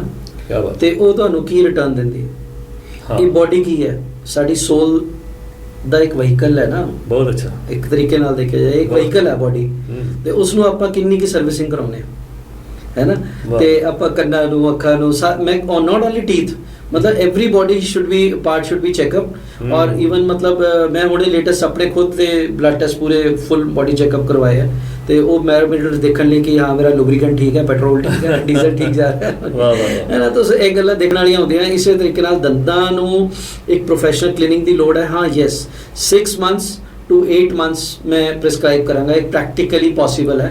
ਕਈਆਂ ਦੇ ਵਿੱਚ ਮੇਰੇ ਕੋਲ ਤਕਰੀਬਨ 1000 ਪੇਸ਼ੈਂਟਸ ਐਸੇ ਕਲਾਇੰਟਸ ਨੇ ਜਿਹੜੇ ਕਿ ਕੇਵਲ ਕਲੀਨਿੰਗ ਕਰਾਉਣ ਆਉਂਦੇ ਆ ਸਾਲ ਦੇ ਵਿੱਚ ਭਾਵੇਂ ਇੱਕ ਵਾਰੀ ਆਣ। ਕਈ ਲੋਕ 2 ਵਾਰੀ ਵੀ ਆਉਂਦੇ ਨੇ, ਬਟ ਮਤਲਬ 1000 ਕੁ ਪੇਸ਼ੈਂਟ ਇੱਦਾਂ ਦਾ ਹੈ ਉਹਨਾਂ ਨੂੰ ਪਿਛਲੇ 10 ਸਾਲਾਂ ਤੋਂ ਹੋਰ ਕੋਈ ਕੰਮ ਦੀ ਲੋੜ ਹੀ ਨਹੀਂ ਪਈ। ਆਪਾਂ ਕਹਿੰਦੇ ਆ ਨਾ ਡੈਂਟਲ ਇੰਸ਼ੋਰੈਂਸ, ਇਹ ਸਭ ਤੋਂ ਵੱਡਾ ਡੈਂਟਲ ਇੰਸ਼ੋਰੈਂਸ ਹੈ ਹੀ ਆ। ਤੁਸੀਂ ਪ੍ਰੋਪਰ ਕਲੀਨਿੰਗ ਕਰਾਉਂਦੇ ਰਹੋ, ਕੋਈ ਤੁਹਾਨੂੰ ਬਿਮਾਰੀ ਨਹੀਂ ਹੋਏਗੀ ਤਾਂ ਇੰਸ਼ੋਰੈਂਸ ਹੈਗਾ। ਪ੍ਰੀਮੀਅਮ ਬਸ ਤੁਸੀਂ ਸਕੇਲਿੰਗ ਦਾ ਭਰਨਾ, ਉਹ ਵੀ ਬਹੁਤ ਨੋਮੀਨਲ ਕਾਸਟ ਹੈ, ਯਾਨੀ ਇਟ ਸਟਾਰਟਸ ਫਰਮ 1000 ਰੁਪੀਜ਼ ਤੋਂ ਉਹ ਸਟਾਰਟ ਹੋ ਜਾਂਦਾ ਹੈ ਸਕੇਲਿੰਗਸ ਵਗੈਰਾ। So it's nothing. ਇੱਕ ਆਪਾਂ ਪਿਜ਼ਾ ਖਾਣ ਜਾਂਦੇ ਹਾਂ, ਡਿਨਰ ਕਰਨ ਜਾਂਦੇ ਹੋ, ਇੰਨਾ ਖਰਚ ਕਰਦੇ ਹੋ। So that is mindset just. Prevention is better than cure. ਰੋਕਥਾਮ ਜ਼ਿਆਦਾ ਵਧੀਆ ਇਲਾਜ ਹੈ, ਹਨਾ। ਇਸ ਤਰ੍ਹਾਂ ਟੀਥ ਹੁੰਦੇ ਜਿੱਦਾਂ ਮਿਲਕੀ ਟੀਥ ਹੋ ਗਏ, ਹਨਾ, ਤੇ ਅੱਗੋਂ ਬਾਅਦ ਚੋਂ ਪਰਮਾਨੈਂਟ ਟੀਥ ਆਉਂਦੇ ਨੇ। ਸੋ ਇਹਨਾਂ ਬਾਰੇ ਜ਼ਰੂਰ ਥੋੜਾ ਜਿਹਾ ਦੱਸੋ, ਇਹਨਾਂ ਦੀ ਇੰਪੋਰਟੈਂਸ ਕੀ ਹੈ, ਖਾਸ ਕਰਕੇ ਮਿਲਕੀ ਟੀਥ ਦੀ ਇੰਪੋਰਟੈਂਸ ਕੀ, ਜਿਹਨੂੰ ਆਪਾਂ ਕਹਿੰਦੇ ਟੈਂਪਰੇਰੀ ਟੀਥ ਹੈ ਤਾਂ ਚਲੋ ਕਈ ਬੱਚੇ ਨਹੀਂ ਕੇਅਰ ਕਰਦੇ, ਠੀਕ ਹੈ। ਉਹ ਮੈਂ ਜਿਵੇਂ ਮੇਰੇ ਕੋਲ ਫਸਟ ਕਲਾਸ ਸੈਕਿੰਡ ਕਲਾਸ 'ਚ ਮੈਂ ਜਾਂਦਾ ਤੇ ਬਹੁਤ ਸਾਰੇ ਬੱਚਿਆਂ ਦੇ ਦੰਦ ਬਹੁਤ ਖਰਾਬ ਹੋਏ ਹੁੰਦੇ ਨੇ। ਪੇਰੈਂਟਸ ਨੇ ਵੀ ਮੇਰੇ ਖਿਆਲ ਸ਼ਾਇਦ ਕਿਹਾ ਦਿਮਾਗ 'ਚ ਹੁੰਦਾ ਕਿ ਇਹ ਤਾਂ ਟੁੱਟ ਹੀ ਜਾਣੇ, ਨਵੇਂ ਆਉਣਗੇ ਤੇ ਉਦੋਂ ਸੋਚਾਂਗੇ। ਕੁਛ ਇਹੋ ਜਿਹੀ ਵੀ ਜਿਹੜਾ ਨਾ ਮਾਈਂਡ ਦਾ ਬਣਿਆ ਹੁੰਦਾ ਲੋਕਾਂ ਦੇ, ਉਹ ਜ਼ਰੂਰ ਤੁਸੀਂ ਪਹਿਲਾਂ ਕਲੀਅਰ ਕਰੋ। ਤੁਹਾਡੇ ਇੱਕੋ ਕੁਐਸਚਨ ਵਿੱਚ ਬਹੁਤ ਸਾਰੇ ਕੁਐਸਚਨ ਚੁੱਕੇ ਹੋਏ ਨੇ। ਸੋ ਪਹਿਲਾਂ ਤਾਂ ਮੈਂ ਕੇਵਲ ਮਿਲਕ ਟੀਥ ਵਾਲੇ ਪਾਰਟ ਨੂੰ ਲੈ ਰਿਹਾ ਹਾਂ, ਹੈ ਨਾ, ਮੈਂ ਹਾਲੇ ਪਰਮਾਨੈਂਟ ਟੀਥ ਵਾਲੇ ਪਾਰਟ ਨੂੰ ਨਹੀਂ ਲੈ ਰਿਹਾ। ਠੀਕ ਹੈ। ਮਿਲਕ ਟੀਥ ਸਭ ਤੋਂ ਪਹਿਲਾਂ ਸਮਝਦੇ ਆ ਕਿ ਇਹ ਆਂਦੇ ਕਦੋਂ ਹੈ ਔਰ ਮਿਲਕ ਟੀਥ ਕਿਉਂ ਕਹਿੰਦੇ ਇਹਨਾਂ ਨੂੰ। ਦੁੱਧ ਦੇ ਦੰਦ ਨੇ। ਬੱਚੇ ਜਦੋਂ 6 ਮਹੀਨੇ ਦੀ ਏਜ ਹੋ ਜਾਂਦੀ ਹੈ ਉਸ ਤੋਂ ਪਹਿਲਾਂ ਇੱਕ ਦੰਦ ਆਉਂਦਾ ਹੈ ਤਕਰੀਬਨ, ਔਰ 2 ਸਾਲ 2.5 ਸਾਲ ਤੱਕ, ਕਈਆਂ ਨੂੰ 3 ਸਾਲ ਤੱਕ ਵੀ ਦੰਦ ਪੂਰੇ ਆਉਣ ਨੂੰ, ਔਰ ਇਹ ਤਕਰੀਬਨ 20 ਹੁੰਦੇ ਆ ਨੰਬਰ ਦੇ ਵਿੱਚ, ਠੀਕ ਹੈ। ਤੇ ਅਗਰ ਆਪਾਂ ਪੂਰੇ ਮੂੰਹ ਨੂੰ ਇਸ ਤਰ੍ਹਾਂ ਡਿਵਾਈਡ ਕਰਾਂਗੇ ਤੇ 10 ਇੱਧਰ 10 ਇੱਧਰ ਉੱਪਰ ਥੱਲੇ ਕਰਾਂਗੇ 5 5 5 5 4 ਕੁਆਡਰੈਂਟਸ ਦੇ ਵਿੱਚ ਅਸੀਂ ਡਿਵਾਈਡ ਕਰ ਲੈਂਦੇ ਹਾਂ। ਓਕੇ, ਠੀਕ ਹੈ। ਤੇ ਅਗਰ ਉਹ ਇਸ ਤਰੀਕੇ ਨਾਲ ਦੇਖੀਏ ਤਾਂ ਜਿਹੜਾ ਮਿਲਕ ਟੀਥ ਹੈ 6 ਮਹੀਨੇ ਦੀ ਉਮਰ 'ਚ ਆਇਆ, ਯਾਨੀ ਕਿ ਜਦੋਂ ਬੱਚਾ ਦੁੱਧ ਦੀ ਡਾਈਟ ਤੇ ਆ, ਠੀਕ ਹੈ, ਕੰਪਲੀਟ ਮਦਰਸ ਮਿਲਕ ਤੇ ਹੈਗਾ, ਡਿਪੈਂਡੈਂਟ ਆ, ਤੇ ਉਸ ਵੇਲੇ ਅਗਰ ਉਸ ਨੂੰ ਦੰਦ ਆ ਰਿਹਾ ਤਾਂ ਕਰਕੇ ਉਸ ਨੂੰ ਮਿਲਕ ਟੀਥ ਕਹਿੰਦੇ ਆ। ਚਾਈਲਡ ਟੀਥ ਕਹਿ ਸਕਦੇ ਆ, ਬੱਚਿਆਂ 'ਚ ਆ ਰਿਹਾ, ਬੇਬੀ ਟੀਥ ਕਹਿ ਦਿੰਦੇ ਆ, ਹੈ ਨਾ, ਡੈਸ਼ੀਡੂਅਸ ਟੀਥ ਕਹਿ ਦਿੰਦੇ ਆ। ਡੈਸ਼ੀਡੂਅਸ ਦਾ ਕੀ ਮਤਲਬ ਹੁੰਦਾ? ਡੈਸ਼ੀਡੂਅਸ ਤੁਸੀਂ ਸੁਣਿਆ ਹੋਣਾ, ਤੁਸੀਂ ਆਪਣੀ ਪੜ੍ਹਾਈ 'ਚ ਦੇਖਿਆ ਹੋਣਾ, ਡੈਸ਼ੀਡੂਅਸ ਲੀਵਸ ਹੁੰਦੀਆਂ ਨੇ, ਯਾਨੀ ਕਿ ਜਿਹੜੀਆਂ ਝੜ ਜਾਂਦੀਆਂ, ਗਿਰ ਜਾਂਦੀਆਂ, ਇੱਦਾਂ ਹੀ ਡੈਸ਼ੀਡੂਅਸ ਵਰਡ ਉਸ ਨੂੰ ਕਹਿੰਦੇ ਆ। ਤਾਂ ਡੈਸ਼ੀਡੂਅਸ ਟੀਥ ਮੀਨਸ ਜਿਹੜਾ ਗਿਰ ਜਾਂਦਾ, ਝੜ ਜਾਂਦਾ, ਠੀਕ ਹੈ। ਉਹ ਕਦੋਂ ਤੱਕ ਹੁੰਦਾ? ਹੁਣ 6 ਮਹੀਨੇ ਤੋਂ 2.5-3 ਸਾਲ ਤੱਕ ਉਹ ਆਏ, ਉਸ ਤੋਂ ਬਾਅਦ ਉਹ 6 ਸਾਲ ਤੱਕ ਪੱਕੇ ਰਹਿੰਦੇ ਆ, ਠੀਕ ਹੈ। 6 ਤੋਂ ਲੈ ਕੇ 13 ਸਾਲ ਤੱਕ ਦੁੱਧ ਦੇ ਦੰਦ ਹੌਲੀ ਹੌਲੀ ਡਿੱਗਦੇ ਆ ਤੇ ਪਰਮਾਨੈਂਟ ਹੌਲੀ ਹੌਲੀ ਆਉਂਦੇ ਆ, ਰਿਪਲੇਸਮੈਂਟ ਹੁੰਦੀ ਹੈ। ਜੌ ਦਾ ਸਾਈਜ਼ ਵੱਡਾ ਹੁੰਦਾ ਜਾਂਦਾ, ਬੱਚਾ ਗਰੋ ਕਰਦਾ ਜਾਂਦਾ, ਤੇ 5 ਦੀ ਜਗ੍ਹਾ 8 ਹੋ ਜਾਂਦੇ ਆ, 8 ਚੌਕੇ 32 ਤੇ 20 ਦੇ ਲੈ ਕੇ 32 ਹੋ ਜਾਂਦੇ ਆ। 32 ਤਾਂ ਹੀ ਹੋਣਗੇ ਜਦ ਜਵਾੜਾ ਵੱਡਾ ਹੋਊਗਾ। 19 ਕੁ ਸਪੇਸ ਦੇ ਵਿੱਚ ਤਾਂ ਉਹ ਚੀਜ਼ ਨਹੀਂ ਆ ਸਕਦੀ, ਇਹ ਤਾਂ ਸ਼ੋਰ ਹੈ। ਤੇ ਉਹ ਤਾਂ ਹੀ ਕੰਪਲਿਕੇਸ਼ਨਸ ਹੁੰਦੀਆਂ ਨੇ, ਉਸ ਟਾਈਮ ਤੇ ਲੋਕੀ ਚੈੱਕਅਪ ਨਹੀਂ ਕਰਾਉਂਦੇ ਤੇ ਫਿਰ ਉਹਦੇ ਕੰਪਲਿਕੇਸ਼ਨਸ ਵੱਧ ਜਾਂਦੀਆਂ। ਖੈਰ ਐਨੀਵੇਜ਼, ਤੇ ਮਿਲਕ ਟੀਥ ਦੀ ਇੰਪੋਰਟੈਂਸ ਕੀ ਹੈ? ਮਿਲਕ ਟੀਥ ਸਭ ਤੋਂ ਪਹਿਲਾਂ ਤਾਂ ਸਪੇਸ ਦੇ ਰਿਹਾ ਨਾ ਰੈਗੂਲਰ ਜਿਹੜੇ ਪਰਮਾਨੈਂਟ ਟੂਥ ਹੈ ਉਸ ਨੂੰ ਆਉਣ ਲਈ। ਯਾਨੀ ਅਗਰ ਉਹਦੇ ਵਿੱਚ ਕੋਈ ਪ੍ਰੋਬਲਮ ਆਈ ਹੈ, ਉਹਦੇ ਵਿੱਚ ਕੈਵਿਟੀ ਆਈ ਹੈ, ਤਾਂ ਤੁਸੀਂ ਇਹ ਵੀ ਦੇਖੋ ਕਿ ਕੱਲ ਨੂੰ ਉਹਦੀ ਕੈਵਿਟੀ ਜਿਹੜੀ ਹੈ ਕਿ ਉਹ ਬੋਨ ਦੇ ਵਿੱਚੋਂ ਟਰੈਵਲ ਕਰਕੇ ਤੁਹਾਡੇ ਪਰਮਾਨੈਂਟ ਟੂਥ ਨੂੰ ਵੀ ਨੁਕਸਾਨ ਕਰ ਸਕਦੀ ਹੈ, ਕਿਉਂਕਿ ਉਹ ਇਨਫੈਕਸ਼ਨ ਜਿਹੜਾ ਸਪਰੈਡ ਕਰੇਗਾ, ਠੀਕ ਹੈ। ਅਗਰ ਉਹ ਟਾਈਮਲੀ ਨਹੀਂ ਗਿਰਿਆ ਤਾਂ ਵੀ ਪ੍ਰੋਬਲਮ ਕਰੇਗਾ, ਕਿਉਂਕਿ ਪਰਮਾਨੈਂਟ ਟੀਥ ਇੱਧਰ ਉੱਧਰ ਨਿਕਲ ਜਾਏਗਾ। ਅਗਰ ਟਾਈਮ ਤੋਂ ਪਹਿਲਾਂ ਗਿਰ ਗਿਆ ਤਾਂ ਵੀ ਪ੍ਰੋਬਲਮ ਕਰੇਗਾ। ਮਤਲਬ ਇਹ ਉਸ ਦੀ ਇੰਪੋਰਟੈਂਸ ਹੈ। ਰੱਬ ਨੇ ਜੋ ਵੀ ਚੀਜ਼ ਬਣਾਈ ਹੈ, ਰੱਬ ਦਾ ਇੱਕ ਜੋ ਸਿਸਟਮ ਹੈ ਨਾ, ਉਹ ਇੰਨਾ ਫੁੱਲ ਪ੍ਰੂਫ ਹੈ ਕਿ ਦੇਖੋ ਉਸਨੇ ਪਹਿਲੇ ਬੱਚਿਆਂ ਵਾਲੇ ਦੰਦ ਦਿੱਤੇ, ਸੌਫਟ ਜੇ ਦੰਦ ਦਿੱਤੇ, ਤੁਹਾਡੀ ਸੌਫਟ ਜੀ ਡਾਈਟ ਸੀਗੀ, ਤੁਹਾਡੇ ਮੂੰਹ ਨੂੰ ਐਕੋਮੋਡੇਟ ਕਰਦੇ ਹੋਏ ਦਿੱਤੇ, ਠੀਕ ਹੈ। ਬਹੁਤ ਡੀਪਲੀ ਮੈਂ ਅਗਰ ਜਾਂਦਾ ਨਾ, ਜਦੋਂ ਵੀ ਸਾਇੰਸ ਪੜ੍ਹਦਾ ਤੇ ਉਨਾ ਹੀ ਰੱਬ ਤੇ ਫੇਥ ਵੱਧਦਾ ਜਾਂਦਾ। ਮਤਲਬ ਉਹ ਉਨੀ ਗੋਡ ਦੀ, ਮਤਲਬ ਉਹ ਅਲਮਾਈਟੀ ਦੀ ਉਹ ਚੀਜ਼ ਦੇਖੇ, ਯਾਰ ਕਮਾਲ ਹੈ, ਕਾਦਰ ਤੇਰੀ ਕੁਦਰਤ, ਤੂੰ ਬਣਾਈ ਕਿਵੇਂ ਯਾਰ, ਕੀ ਕਿੱਦਾਂ, ਕਿੰਨੀਆਂ ਬਰੀਕੀਆਂ ਨਾਲ ਤੁਸੀਂ ਕੰਮ ਕੀਤਾ ਹੋਇਆ। ਮੈਂ ਇਸ ਗੱਲ ਤੇ ਇੱਕ ਵਾਰੀ ਮਤਲਬ ਆਪਣੇ ਬੈਠੇ ਬੈਠੇ ਹੀ ਮੇਰੇ ਮਾਈਂਡ 'ਚ ਆਇਆ ਸੀਗਾ ਵੀ ਇਹਦਾ ਕ੍ਰਮ ਉਲਟਾ ਕਿਉਂ ਨਹੀਂ ਹੈ, ਕਿਉਂ ਨਹੀਂ ਹੈਗਾ, ਵੀ ਪਹਿਲੇ ਇਹ ਕਿਉਂ ਨਹੀਂ ਨਿਕਲਿਆ, ਬਾਅਦ 'ਚ ਇਹ ਕਿਉਂ ਨਿਕਲਿਆ। ਉਹਨੇ ਸ਼ੇਪ ਉੱਦਾਂ ਦੀ ਬਣਾਉਣੀ ਸੀਗੀ, ਇਸ ਕਰਕੇ ਉਹਦਾ ਇਹ ਸਿਸਟਮ ਜਿਹਾ ਬਣਦਾ। ਤੇ ਮਿਲਕ ਟੂਥ, ਹਾਂ ਬਿਲਕੁਲ ਇਹ ਠੀਕ ਕਹਿ ਰਹੇ ਨੇ ਤੁਸੀਂ ਵੀਰ ਜੀ, ਜਿਹੜੀ ਗੱਲ ਤੁਸੀਂ ਪੁਆਇੰਟ ਆਊਟ ਕੀਤੀ ਹੈ ਕਿ ਲੋਕਾਂ ਦਾ ਅੱਧਾ ਮੰਨਣਾ ਹੀ ਹੁੰਦਾ, ਬਜ਼ੁਰਗ ਵੀ ਉਹਨਾਂ ਨੂੰ ਇਹ ਸਿਖਾ ਦਿੰਦੇ ਆ, ਕਿਹੜਾ ਕੋਈ ਯਾਰ ਇਹਦਾ ਇਹ ਤਾਂ ਧੋਤਾ ਜਾਂਦਾ, ਖਰਾਬ ਹੋ ਜਾਊਗਾ, ਡਿੱਗ ਜੂ, ਕੋਈ ਗੱਲ ਨਹੀਂ, ਪਰਮਾਨੈਂਟ ਆਏਗਾ, ਉਹ ਵਧੀਆ ਆਉਣਾ ਚਾਹੀਦਾ। ਲੇਕਿਨ ਅਗਰ ਉਹ ਖਰਾਬ ਹੋ ਗਿਆ ਔਰ ਉਹਦੇ ਕਰਕੇ ਕੋਈ ਡੈਮੇਜਸ ਹੋ ਗਏ ਔਰ ਉਹਦਾ ਇਨਫੈਕਸ਼ਨ ਸਪਰੈਡ ਹੋ ਗਿਆ, ਡੈਫੀਨੇਟਲੀ ਪਰਮਾਨੈਂਟ ਟੂਥ ਨੂੰ ਬਹੁਤ ਸਾਰੀ ਪ੍ਰੋਬਲਮਸ ਆਉਣ ਦੇ ਚਾਂਸਸ ਰਹਿੰਦੇ ਨੇ। ਸੈਕਿੰਡ, ਤੁਸੀਂ ਇਹ ਦੇਖੋ ਕਿ ਅਗਰ ਮਿਲਕ ਟੂਥ ਖਰਾਬ ਹੈ, ਮੇਰੇ ਕੋਲ ਹੁਣ ਜੋ ਕੇਸਿਸ ਆਉਂਦੇ ਨੇ ਬੱਚਿਆਂ ਦੇ ਬਹੁਤ ਵੱਧ ਗਏ ਨੇ, ਬਿਕੋਜ਼ ਆਫ ਡਾਈਟ ਇਸ਼ੂਜ਼ ਹੈ ਨਾ, ਰॉ ਫੂਡ ਖਾ ਨਹੀਂ ਰਹੇ ਸੀ, ਬੇਕ ਫੂਡ ਖਾ ਰਹੇ ਹਾਂ। ਵਨ ਸੈਕਿੰਡ, ਜਿਹੜੇ ਕੋਲ ਸਾਡੇ ਕੋਲ ਸ਼ੂਗਰ ਕੈਂਡੀਜ਼ ਇਹ ਉਹ ਬਾਹਰ ਜਿੰਨਾ ਜੰਕ ਫੂਡ ਹੈ ਉਹ ਵੱਧਦਾ ਜਾ ਰਿਹਾ, ਜਿਹਦੇ ਕਰਕੇ ਐਸਿਡ ਦੀ ਮਾਤਰਾ ਜ਼ਿਆਦਾ ਬਣਦੀ ਹੈ, ਕੈਵਿਟੀਜ਼ ਜ਼ਿਆਦਾ ਬਣਦੀਆਂ ਨੇ, ਉਸ ਦੇ ਕਰਕੇ ਬੱਚਿਆਂ ਨੂੰ ਪੇਨ ਵੀ ਹੁੰਦੀ ਹੈ। ਔਰ ਮੈਂ ਇੱਕ ਵਾਰੀ ਸਕੂਲ ਹੈਲਥ ਪ੍ਰੋਗਰਾਮ ਦੇ ਵਿੱਚ ਐਂਟਰ ਕੀਤਾ ਸੀ ਤੇ ਉੱਥੇ ਮੈਨੂੰ ਸਕੂਲਾਂ ਤੋਂ ਪਤਾ ਲੱਗਿਆ ਸੀਗਾ ਕਿ ਦੇयर इज ਜੋ ਐਬਸੈਂਟ ਦਾ ਰੇਸ਼ੀਓ ਹੈ ਉਹ ਟੂਥ ਐਗ ਕਰਕੇ ਬਹੁਤ ਜ਼ਿਆਦਾ ਹੈ। ਓਕੇ, ਦੰਦਾਂ ਦੇ ਵਿੱਚ ਦਰਦ ਹੈ ਵੀ ਉਹ ਡੈਂਟਿਸਟ ਕੋਲ ਗਏ ਨੇ, ਉਹ ਖਾ ਨਹੀਂ ਪਾ ਰਿਹਾ, ਉਹਦੇ ਸਵੈਲਿੰਗ ਆ ਗਈ, ਉਹਦੇ ਕਰਕੇ ਉਹਨਾਂ ਨੂੰ ਛੁੱਟੀਆਂ ਲੈਣੀ ਪੈ ਰਹੀ ਹੈ, ਜਾ ਨਹੀਂ ਪਾ ਰਹੇ। ਤਾਂ ਬੜਾ ਸਰਪ੍ਰਾਈਜ਼ਿੰਗ ਸੀਗਾ। ਤੇ I was the part of national school health programme, ਉਸ ਦੇ ਤਹਿਤ ਮਤਲਬ ਇਹ ਸਾਨੂੰ ਸਰਵੇ ਕਰਨ ਦਾ ਮੌਕਾ ਮਿਲਿਆ ਸੀਗਾ। ਤੋ ਇਹ ਬੜੇ ਸਰਪ੍ਰਾਈਜ਼ਿੰਗ ਫੈਕਟ ਨੇ, ਮੈਨੂੰ ਦਾ ਬਹੁਤ ਧਿਆਨ ਰੱਖਣਾ ਚਾਹੀਦਾ ਤਾਂ ਕਿ ਅੱਗੇ ਦੀ ਲਾਈਫ ਵੀ ਉਸ ਤਰੀਕੇ ਨਾਲ ਬੈਟਰ ਹੋ ਸਕੇ। ਬਿਲਕੁਲ। ਸੋ ਪਿਆਰੇ ਬੱਚਿਓ, ਇਹ ਕੁਐਸਚਨ ਮੈਂ ਤੁਹਾਡੇ ਵਾਸਤੇ ਹੀ ਪੁੱਛਿਆ ਸੀ ਤਾਂ ਕਿ ਤੁਹਾਨੂੰ ਜਿਹੜਾ ਚੰਗੀ ਤਰ੍ਹਾਂ ਸਮਝ ਆ ਜਾਏ। ਤੇ ਇਹ ਪ੍ਰੋਗਰਾਮ ਜਿਹੜਾ ਤੁਸੀਂ ਦੇਖਣਾ ਤੇ ਆਪਣੇ ਸਾਰੇ ਜਿੰਨੇ ਵੀ ਤੁਹਾਡੇ ਫਰੈਂਡ ਸਰਕਲ ਆ ਉਹਨਾਂ ਨੂੰ ਵੀ ਦੱਸਣਾ ਹੈ ਕਿ ਅਸੀਂ ਜਿਹੜਾ ਹੈ ਇੱਥੇ ਸੁਣਿਆ ਸੀ ਤੇ ਸਾਰਿਆਂ ਨੇ ਆਪਣੇ ਦੰਦਾਂ ਦਾ ਸ਼ੁਰੂ ਤੋਂ ਹੀ ਬਹੁਤ ਖਿਆਲ ਰੱਖਣਾ। ਓਕੇ, ਕਿ ਛੋਟੇ ਬੱਚਿਆਂ ਨੂੰ ਮਿਲਕ ਟੀਥ ਨੂੰ ਲੈ ਕੇ ਵੀ ਕੁਝ ਬਿਮਾਰੀਆਂ, ਕੁਝ ਰੋਗ ਲੱਗਦੇ ਨੇ ਜਿਹੜੇ ਕਿ ਮੈਂ ਕਹਿੰਦੇ ਕਿ ਆਸਾਦ ਹੋ ਜਾਂਦੇ ਨੇ। ਤੁਹਾਡੀ ਨਾ ਫਿਰ ਗੱਲ ਨੂੰ ਮਤਲਬ ਮੇਰੇ ਨਾ ਮੂੰਹ 'ਚ ਰੱਖੀ ਸੀਗੀ ਕਿ ਵੀ ਇਹ ਗੱਲ ਮੈਂ ਭੁੱਲ ਗਿਆ, ਉਹ ਬਾਈ ਚਾਂਸ ਤੁਸੀਂ ਉਹੀ ਕੁਐਸਚਨ ਮੈਨੂੰ ਪੁੱਛ ਲਿਆ। ਐਕਚੁਅਲੀ ਇੱਕ ਜਦੋਂ ਅਸੀਂ ਦੁੱਧ ਦੀ ਬੋਟਲ ਦੇ ਨਾਲ ਬੱਚੇ ਨੂੰ ਫੀਡ ਕਰਾਉਂਦੇ ਆ, ਹਾਂਜੀ ਠੀਕ ਹੈ, ਤੇ ਮਿਲਕ ਟੀਥ ਦੇ ਵਿੱਚ ਇੱਕ ਰੈਂਪੈਂਟ ਕੈਰੀਜ਼, ਰੈਂਪੈਂਟ ਮੀਨਸ ਕਿ ਮਤਲਬ ਇੱਕਦਮ 5-6 ਦੰਦਾਂ 'ਚ ਇਕੱਠੇ ਤੁਸੀਂ ਦੇਖਿਆ ਹੋਣਾ, ਬਰਾਊਨ ਹੋ ਗਏ, ਕਾਲੇ ਹੋ ਗਏ, ਤੇ ਉਸ ਤਰੀਕੇ ਦੀ ਪ੍ਰੋਬਲਮ ਡਿਵੈਲਪ ਹੋ ਜਾਂਦੀ ਹੈ ਜਿਹੜੀ ਐਸਥੈਟਿਕਲੀ ਵੀ ਬੱਚੇ ਨੂੰ ਵੀ ਡਾਊਨ ਕਰਦੀ ਹੈ ਔਰ ਉਸਦੀ ਇਨਫੈਕਸ਼ਨ ਵੀ ਕਾਜ਼ ਕਰਦੀ ਹੈ, ਉਸਦੀ ਸਿਸਟਮਿਕ ਹੈਲਥ ਨੂੰ ਵੀ ਕੰਪਰੋਮਾਈਜ਼ ਕਰਦੀ ਹੈ। ਤਾਂ ਇਸ ਤਰੀਕੇ ਦੀਆਂ ਦਿੱਕਤਾਂ ਉਹਦੇ ਨਾਲ ਬੱਚੇ ਨਾਲ ਆ ਜਾਂਦੀਆਂ ਤੇ ਪੇਰੈਂਟਸ ਨੂੰ ਉੱਥੇ ਬੜਾ ਧਿਆਨ ਰੱਖਣਾ ਹੈ ਕਿ ਜਿਹੜਾ ਵੀ ਉਹ ਦੁੱਧ ਦੀ ਬੋਟਲ ਯੂਜ਼ ਕਰ ਰਹੇ ਆ ਉਹਨੂੰ ਕਲੀਨ ਪ੍ਰੋਪਰਲੀ ਕਰਨ, ਸ਼ੂਗਰ ਦੀ ਮਾਤਰਾ ਘੱਟ ਹੋਵੇ ਤੇ ਉਹ ਇਨਫੈਕਟ ਉਹਦੇ ਮੂੰਹ 'ਚ ਲੱਗੀ ਨਾ ਰਹਿ ਜਾਣ, ਰਾਤ ਨੂੰ ਲਗਾ ਕੇ ਨਰਸਿੰਗ ਬੋਟਲ ਕੈਰੀਜ਼ ਵੀ ਕਹਿੰਦੇ ਆ ਉਹਨੂੰ, ਹੈ ਨਾ, ਨਰਸਿੰਗ ਬੋਟਲ ਕੈਰੀਜ਼, ਤੇ ਉਹ ਵੀ ਇੱਕ ਟਰਮ ਬਣਿਆ ਹੋਇਆ। ਇਹ ਬੜੀ ਕਾਮਨ ਪ੍ਰੋਬਲਮ ਹੈ ਮਿਲਕ ਟੀਥ ਦੀ। ਸੋ ਇਹ ਪੇਰੈਂਟਸ ਅਗਰ ਥੋੜਾ ਜਿਹਾ ਵੀ ਇਸ ਚੀਜ਼ ਦਾ ਧਿਆਨ ਰੱਖਣ ਤੇ ਇਸ ਚੀਜ਼ ਨੂੰ ਇਹਨੂੰ ਇਗਨੋਰ ਕਰ ਸਕਦੇ ਆ। ਓਕੇ, ਸੋ ਅਗਲਾ ਕੁਐਸਚਨ ਸੇਮ ਹੈ ਪਰ ਵਿਸ਼ਾ ਅਲੱਗ ਹੈ। ਕੁਐਸਚਨ ਇਹ ਮੈਂ ਤੁਹਾਡੇ ਕੋਲ ਪੁੱਛਿਆ ਸੀ ਮਿਲਕ ਟੀਥ ਲਈ, ਹੁਣ ਜਿਹੜੇ ਅੱਗੇ ਪਰਮਾਨੈਂਟ ਟੀਥ ਆਉਂਦੇ ਨੇ ਕਿ ਉਹਨਾਂ ਦੀ ਇੰਪੋਰਟੈਂਸ ਕੀ ਹੈ? ਮੇਰੇ ਖਿਆਲ ਕਾਫੀ ਤੁਸੀਂ ਆਲਰੇਡੀ ਪਿਛਲੇ ਆਪਣੇ ਜਵਾਬ ਵਿੱਚ ਕਲੀਅਰ ਕਰ ਚੁੱਕੇ ਹੋ। ਤੇ ਦੂਸਰਾ ਦੇ ਨਾਲ ਹੈ ਕਿ ਉਹਨਾਂ ਨੂੰ ਲੱਗਣ ਵਾਲੇ ਰੋਗ, ਠੀਕ ਹੈ, ਉਹਨਾਂ ਦੀ ਰੋਕਥਾਮ ਕੀ ਹੈ? ਤੇ ਜਿਹੜੀਆਂ ਅੱਜ ਕੱਲ੍ਹ ਤਾਂ ਬਹੁਤ ਮਾਡਰਨ ਜਿਹੜੀਆਂ ਟੈਕਨੀਕਸ ਆ ਗਈਆਂ, ਜਿਹੜੀਆਂ ਤੌਰ ਤਰੀਕੇ ਆ ਗਏ ਜਿਨ੍ਹਾਂ ਨਾਲ ਅਸੀਂ ਇਹਦਾ ਇਲਾਜ ਕਰ ਸਕਦੇ ਹਾਂ। ਸੋ ਉਹਨਾਂ ਬਾਰੇ ਵੀ ਤੁਸੀਂ ਜਿਹੜੇ ਹੈਗੇ ਸਾਰਿਆਂ ਨੂੰ ਜ਼ਰੂਰ ਜਾਣਕਾਰੀ ਦਿਓ ਕਿ ਆਪਾਂ ਕਿਸ ਤਰ੍ਹਾਂ ਜਿਹੜਾ ਹੈਗਾ ਪਰਫੈਕਟ ਜਿਹੜਾ ਉਹਦਾ ਹੱਲ ਜਿਹੜਾ ਲੱਭ ਸਕਦੇ ਹਾਂ। ਅਗੇਨ ਇਹ ਬਹੁਤ ਹੀ ਵਧੀਆ ਕੁਐਸਚਨ ਹੈ ਕਿ ਪਰਮਾਨੈਂਟ ਟੂਥ ਦੇ ਜਿਹੜੀ ਡਿਜ਼ੀਜ਼ਸ ਨੇ, ਸਭ ਤੋਂ ਪਹਿਲਾਂ ਤੇ ਉਹ ਜਾਣਾਂਗੇ ਤੇ ਬ੍ਰੌਡਲੀ ਮੈਂ ਉਹਨੂੰ ਦੋ ਪਾਰਟ ਵਿੱਚ ਡਿਵਾਈਡ ਕਰਦਾ। ਇੱਕ ਗਮਸ ਡਿਜ਼ੀਜ਼ ਤੇ ਇੱਕ ਜਿਹੜੀ ਟੂਥ ਦੇ ਵਿਚਕਾਰ ਡਿਜ਼ੀਜ਼।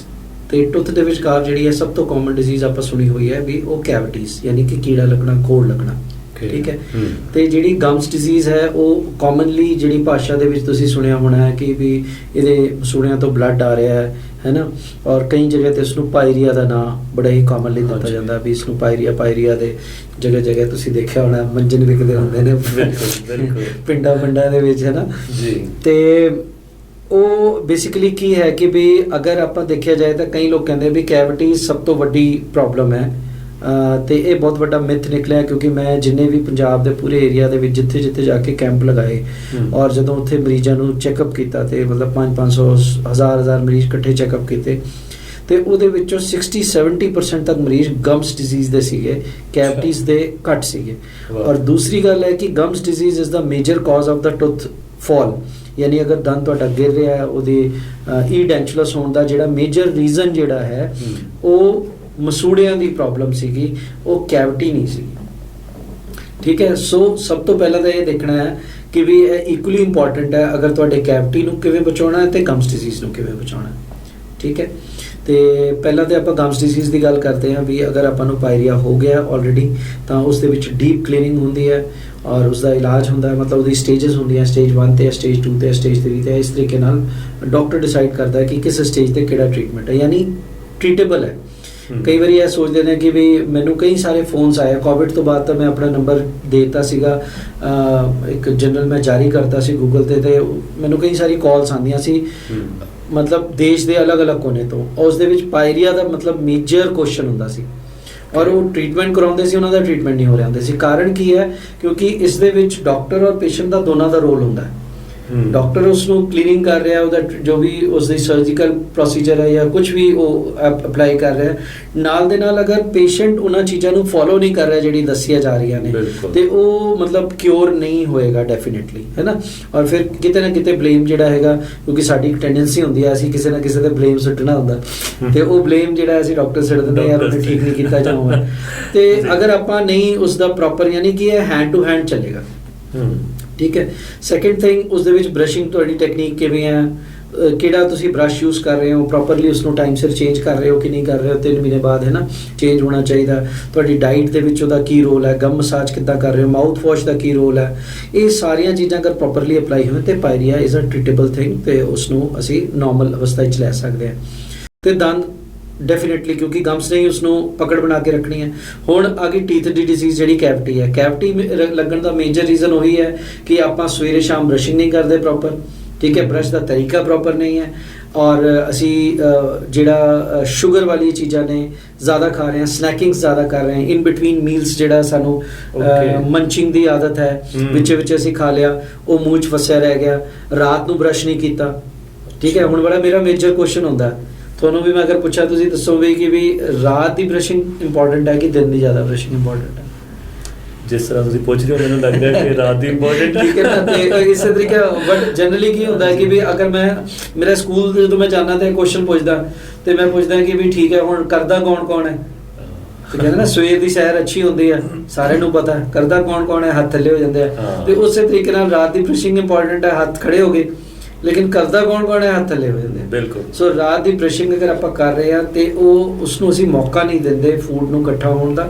ਜਦੋਂ ਮੌਕਾ ਨਹੀਂ ਦਿੰਦੇ ਤਾਂ ਉਹ ਐਸਿਡ ਦੇ ਵਿੱਚ ਕਨਵਰਟ ਹੋ ਕੇ ਕੈਵਿਟੀਜ਼ ਨੂੰ ਨਹੀਂ ਬਣਾਉਂਦਾ, ਤੇ ਇਹਦਾ ਇੱਕ ਰੋਕਥਾਮ ਦਾ ਵੀ ਇੱਕ ਮੇਜਰਮੈਂਟ ਹੈ। Now coming to the treatment part ਮੈਂ ਤੁਹਾਨੂੰ ਗਮਸ ਡਿਜ਼ੀਜ਼ ਦਾ ਮੋਸਟਲੀ ਦੱਸ ਚੁੱਕਿਆ। ਹਾਂ, ਕਈ ਵਾਰੀ ਗਮਸ ਡਿਜ਼ੀਜ਼ ਸਟੇਜ ਤੇ ਪਹੁੰਚ ਜਾਂਦੀਆਂ ਨੇ ਕਿ ਸਾਨੂੰ ਸਰਜੀਕਲੀ ਉਸ ਨੂੰ ਟ੍ਰੀਟ ਕਰਨਾ ਪੈਂਦਾ ਹੈ। ਮਸੂੜੇ ਨੂੰ ਫਲੈਪ ਓਪਨ ਕਰਕੇ ਅੰਦਰੋਂ ਸਾਰਾ ਗੰਦ ਕੱਢ ਕੇ ਉਸ ਨੂੰ ਮਸੂੜੇ ਨੂੰ ਸਟਿਚ ਕਰ ਦਿੰਦੇ ਹਾਂ, ਔਰ ਇਹ ਅੱਜ ਕੱਲ੍ਹ ਲੇਟੈਸਟ ਟ੍ਰੀਟਮੈਂਟ ਮੋਡੈਲਿਟੀ ਅਸੀਂ ਇਸ ਨੂੰ ਲੇਜ਼ਰ ਦੇ ਨਾਲ ਕਰਦੇ ਹਾਂ। ਲੇਜ਼ਰਸ ਆ ਗਈਆਂ ਨੇ ਡੈਂਟਿਸਟਰੀ ਦੇ ਵਿੱਚ, ਔਰ ਅੱਜ ਤੋਂ 3 ਸਾਲ ਪਹਿਲੇ ਵਾਲੇ ਵੀ ਮੈਂ ਇੰਟਰਵਿਊ 'ਚ ਵੀ ਸ਼ਾਇਦ ਇਹ ਗੱਲ ਕੀਤੀ ਸੀਗੀ ਲੇਜ਼ਰਸ ਦੀ, ਬਟ ਉਹ ਦਿਨ ਬ ਦਿਨ ਉਹ ਕਾਮਨ ਹੁੰਦੀ ਜਾ ਰਹੀਆਂ ਨੇ। ਪੇਸ਼ੈਂਟਸ ਨੂੰ ਵੀ ਅਵੇਅਰਨੈਸ ਆ ਰਹੀ ਹੈ, ਉਹਨਾਂ ਨੂੰ ਵੀ ਪਤਾ ਲੱਗ ਰਿਹਾ ਹੈ, ਕਿਉਂਕਿ ਜਿੰਨਾ ਅਸੀਂ ਕਾਸਟਲੀ ਇਕਵਿਪਮੈਂਟ ਯੂਜ਼ ਕਰਾਂਗੇ ਡੈਫੀਨੇਟਲੀ ਉਸ ਦੀ ਕਾਸਟ ਵੀ ਵੱਧਦੀ ਹੈ, ਠੀਕ ਹੈ। ਹੁਣ ਕਾਸਟ ਵਾਲੇ ਗੱਲ ਤੇ ਨਾ ਮੈਂ ਥੋੜਾ ਜਿਹਾ ਵਿਸ਼ੇ ਤੋਂ ਭਟਕ ਰਿਹਾ, ਬਟ ਮੈਂ ਤੁਹਾਨੂੰ ਕਾਸਟ ਵਾਲੀ ਗੱਲ ਤੇ ਜ਼ਰੂਰ ਔਰ ਉਹ ਬਹੁਤ ਹੀ ਇੰਪੋਰਟੈਂਟ ਗੱਲ ਹੈ ਸਾਰਿਆਂ ਲਈ।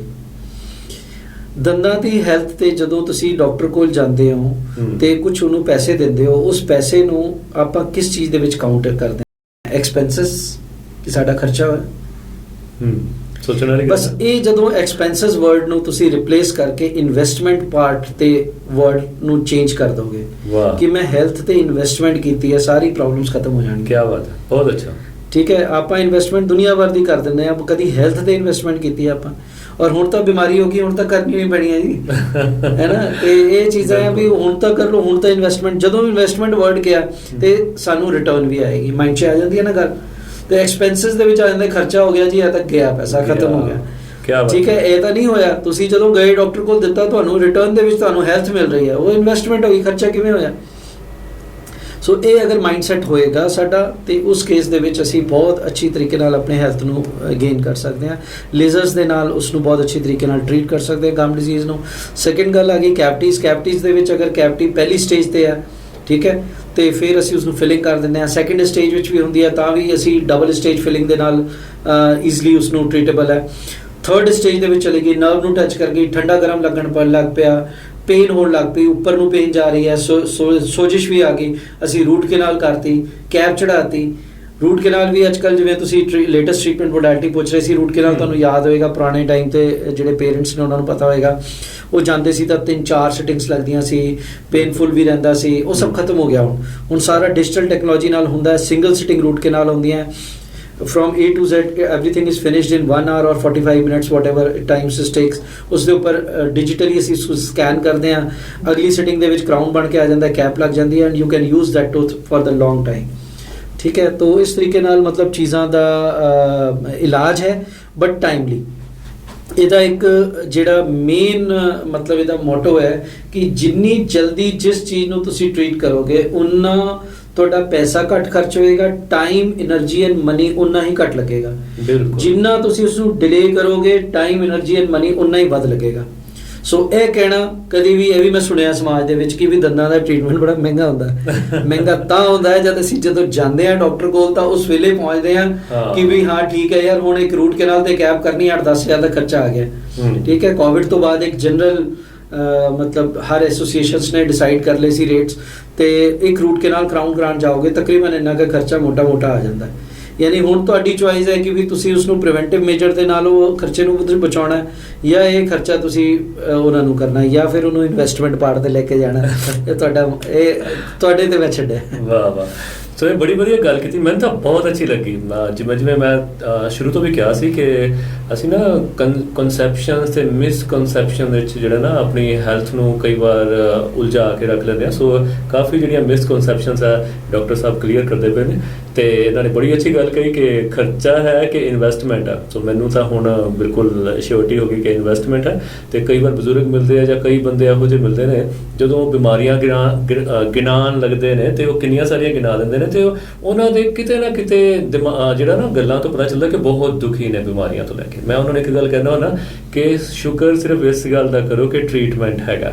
ਜਿਵੇਂ ਡਾਕਟਰ ਸਾਹਿਬ ਨਾਲ ਬਿਮਾਰੀਆਂ ਦੇ ਨਾਲ ਟ੍ਰੀਟਮੈਂਟ ਵੀ ਦੱਸ ਰਹੇ ਨੇ। ਅੱਛਾ, ਟ੍ਰੀਟਮੈਂਟ ਤੋਂ ਪਹਿਲਾਂ ਪ੍ਰੀਕਾਸ਼ਨਸ ਵੀ ਦੱਸ ਰਹੇ ਨੇ, ਠੀਕ? ਨਹੀਂ ਤਾਂ ਡਾਕਟਰਸ ਨੂੰ ਹੁੰਦਾ ਕਿ ਵੱਧ ਤੋਂ ਵੱਧ, ਹਾਂਜੀ ਵੈਸੇ ਮਜ਼ਾਕ ਕਰ ਰਿਹਾ, ਪਰ ਡਾਕਟਰਸ ਦਾ ਜਿਹੜਾ ਇੱਕ ਪੇਸ਼ਾ ਹੈ ਉਹ ਬਹੁਤ ਵਧੀਆ ਕਿ ਪਰ ਫਿਰ ਵੀ ਮੈਂ ਜਦੋਂ ਇਹਨਾਂ ਦੇ ਕਲੀਨਿਕ ਗਿਆ ਤੇ ਉੱਥੇ ਇੰਨੇ ਸਾਰੇ ਪੋਸਟਰ ਲੱਗੇ ਹੋਏ ਨੇ ਪ੍ਰੀਕਾਸ਼ਨਰੀ ਕਿ ਤੁਸੀਂ ਆਹ ਜਿਹੜੀਆਂ ਰੋਕਥਾਮ ਕਰਕੇ ਡਾਕਟਰ ਦੇ ਇਸ ਇਲਾਜ ਤੋਂ ਬਚ ਸਕਦੇ ਹੋ। ਇੰਨਾ ਕੁਝ ਉੱਥੇ ਲਿਖਿਆ ਹੋਇਆ ਕਿ ਜਿਹਨੂੰ ਅਸੀਂ ਅਪਣਾਈਏ। ਜਿਵੇਂ ਇਹਨਾਂ ਨੇ ਕਿਹਾ ਕਿ ਅਪਣਾਉਂਦਾ ਕੌਣ ਹੈ, ਤੇ ਉਹੀ ਸਾਰਾ ਕੁਐਸਚਨ ਉੱਥੇ ਆ ਕੇ ਜਿਹੜਾ ਹੈਗਾ ਲਾਈ ਕਰੇਗਾ। ਸੋ ਬਹੁਤ ਅੱਛਾ ਜਿਹੜਾ ਸਾਡੀ ਜਿਹੜੀ ਡਿਸਕਸ਼ਨ ਚੱਲਦੀ ਹੈ, ਮੈਨੂੰ ਬਹੁਤ ਵਧੀਆ ਲੱਗ ਰਿਹਾ। ਜੀ ਮੈਂ ਤੁਹਾਨੂੰ ਇਸ ਗੱਲ ਤੇ ਕਹਾਂਗਾ, ਬਹੁਤ ਅੱਛੀ ਤੁਸੀਂ ਗੱਲ ਕੀ, ਮਤਲਬ ਹੈ ਥੋੜੀ ਜਿਹੀ ਫਨੀ ਜੀ ਮਜ਼ਾਕ ਵਾਲੀ ਗੱਲ ਹੈ ਜੀ, ਕਿਉਂਕਿ ਜਦੋਂ ਮੈਂ ਅਵੇਅਰਨੈਸ ਦਾ ਮਿਸ਼ਨ ਸ਼ੁਰੂ ਕੀਤਾ ਨਾ ਤੇ ਮੈਨੂੰ ਕਈਆਂ ਨੇ ਇਹ ਗੱਲ ਕਹੀ, ਕਹਿੰਦੇ ਯਾਰ ਤੁਸੀਂ ਤਾਂ ਆਪ ਆਪਣੇ ਪੈਰ ਤੇ ਕੁਲੜੀ ਮਾਰ ਰਹੇ ਹੋ।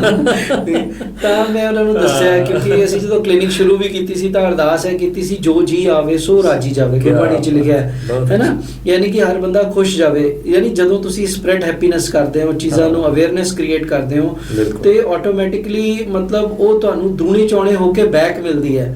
ਇਸ ਤਰ੍ਹਾਂ ਨਹੀਂ ਹੁੰਦਾ ਕਿ ਵੀ ਮਤਲਬ ਤੁਸੀਂ ਇੰਟੈਂਸ਼ਨਲੀ ਇਹ ਚੀਜ਼ ਕਰਦੇ ਹੈ ਨਾ, ਤੇ ਇਹ ਜਦ ਤੱਕ ਤੁਹਾਡਾ ਮਾਈਂਡ ਇਸ ਤਰੀਕੇ ਨਾਲ ਬ੍ਰੌਡ ਥਿੰਕਿੰਗ ਨਾਲ ਕੰਮ नहीं करता तब तक ये चीज़ें नहीं पॉसिबल होंगी। क्या बात है। एक शेर हैगा कि रोने की हसरतें हुई जब आंसू नहीं रहे, पर तो कई बार उल्टा भी होंदा कि हसन दी हसरत होंदी है पर स्माइल तो बंदा आ ਜਾਂਦਾ। ਉਹਦੇ ਕਾਰਨ ਬੜੇ ਹੁੰਦੇ ਨੇ। ਕਈ ਵਾਰ ਤਾਂ ਦੰਦਾਂ ਦੀ ਮਿਸ ਅਲਾਈਨਮੈਂਟ ਹੁੰਦੀ ਹੈ, ਟੇਢੇ ਮੇਢੇ ਦੰਦ ਹੁੰਦੇ ਨੇ, ਕਈਆਂ ਦੇ ਦੰਦ ਬਾਹਰ ਵੀ ਹੁੰਦੇ ਜਾਂ ਵੱਡੇ ਹੁੰਦੇ ਨੇ।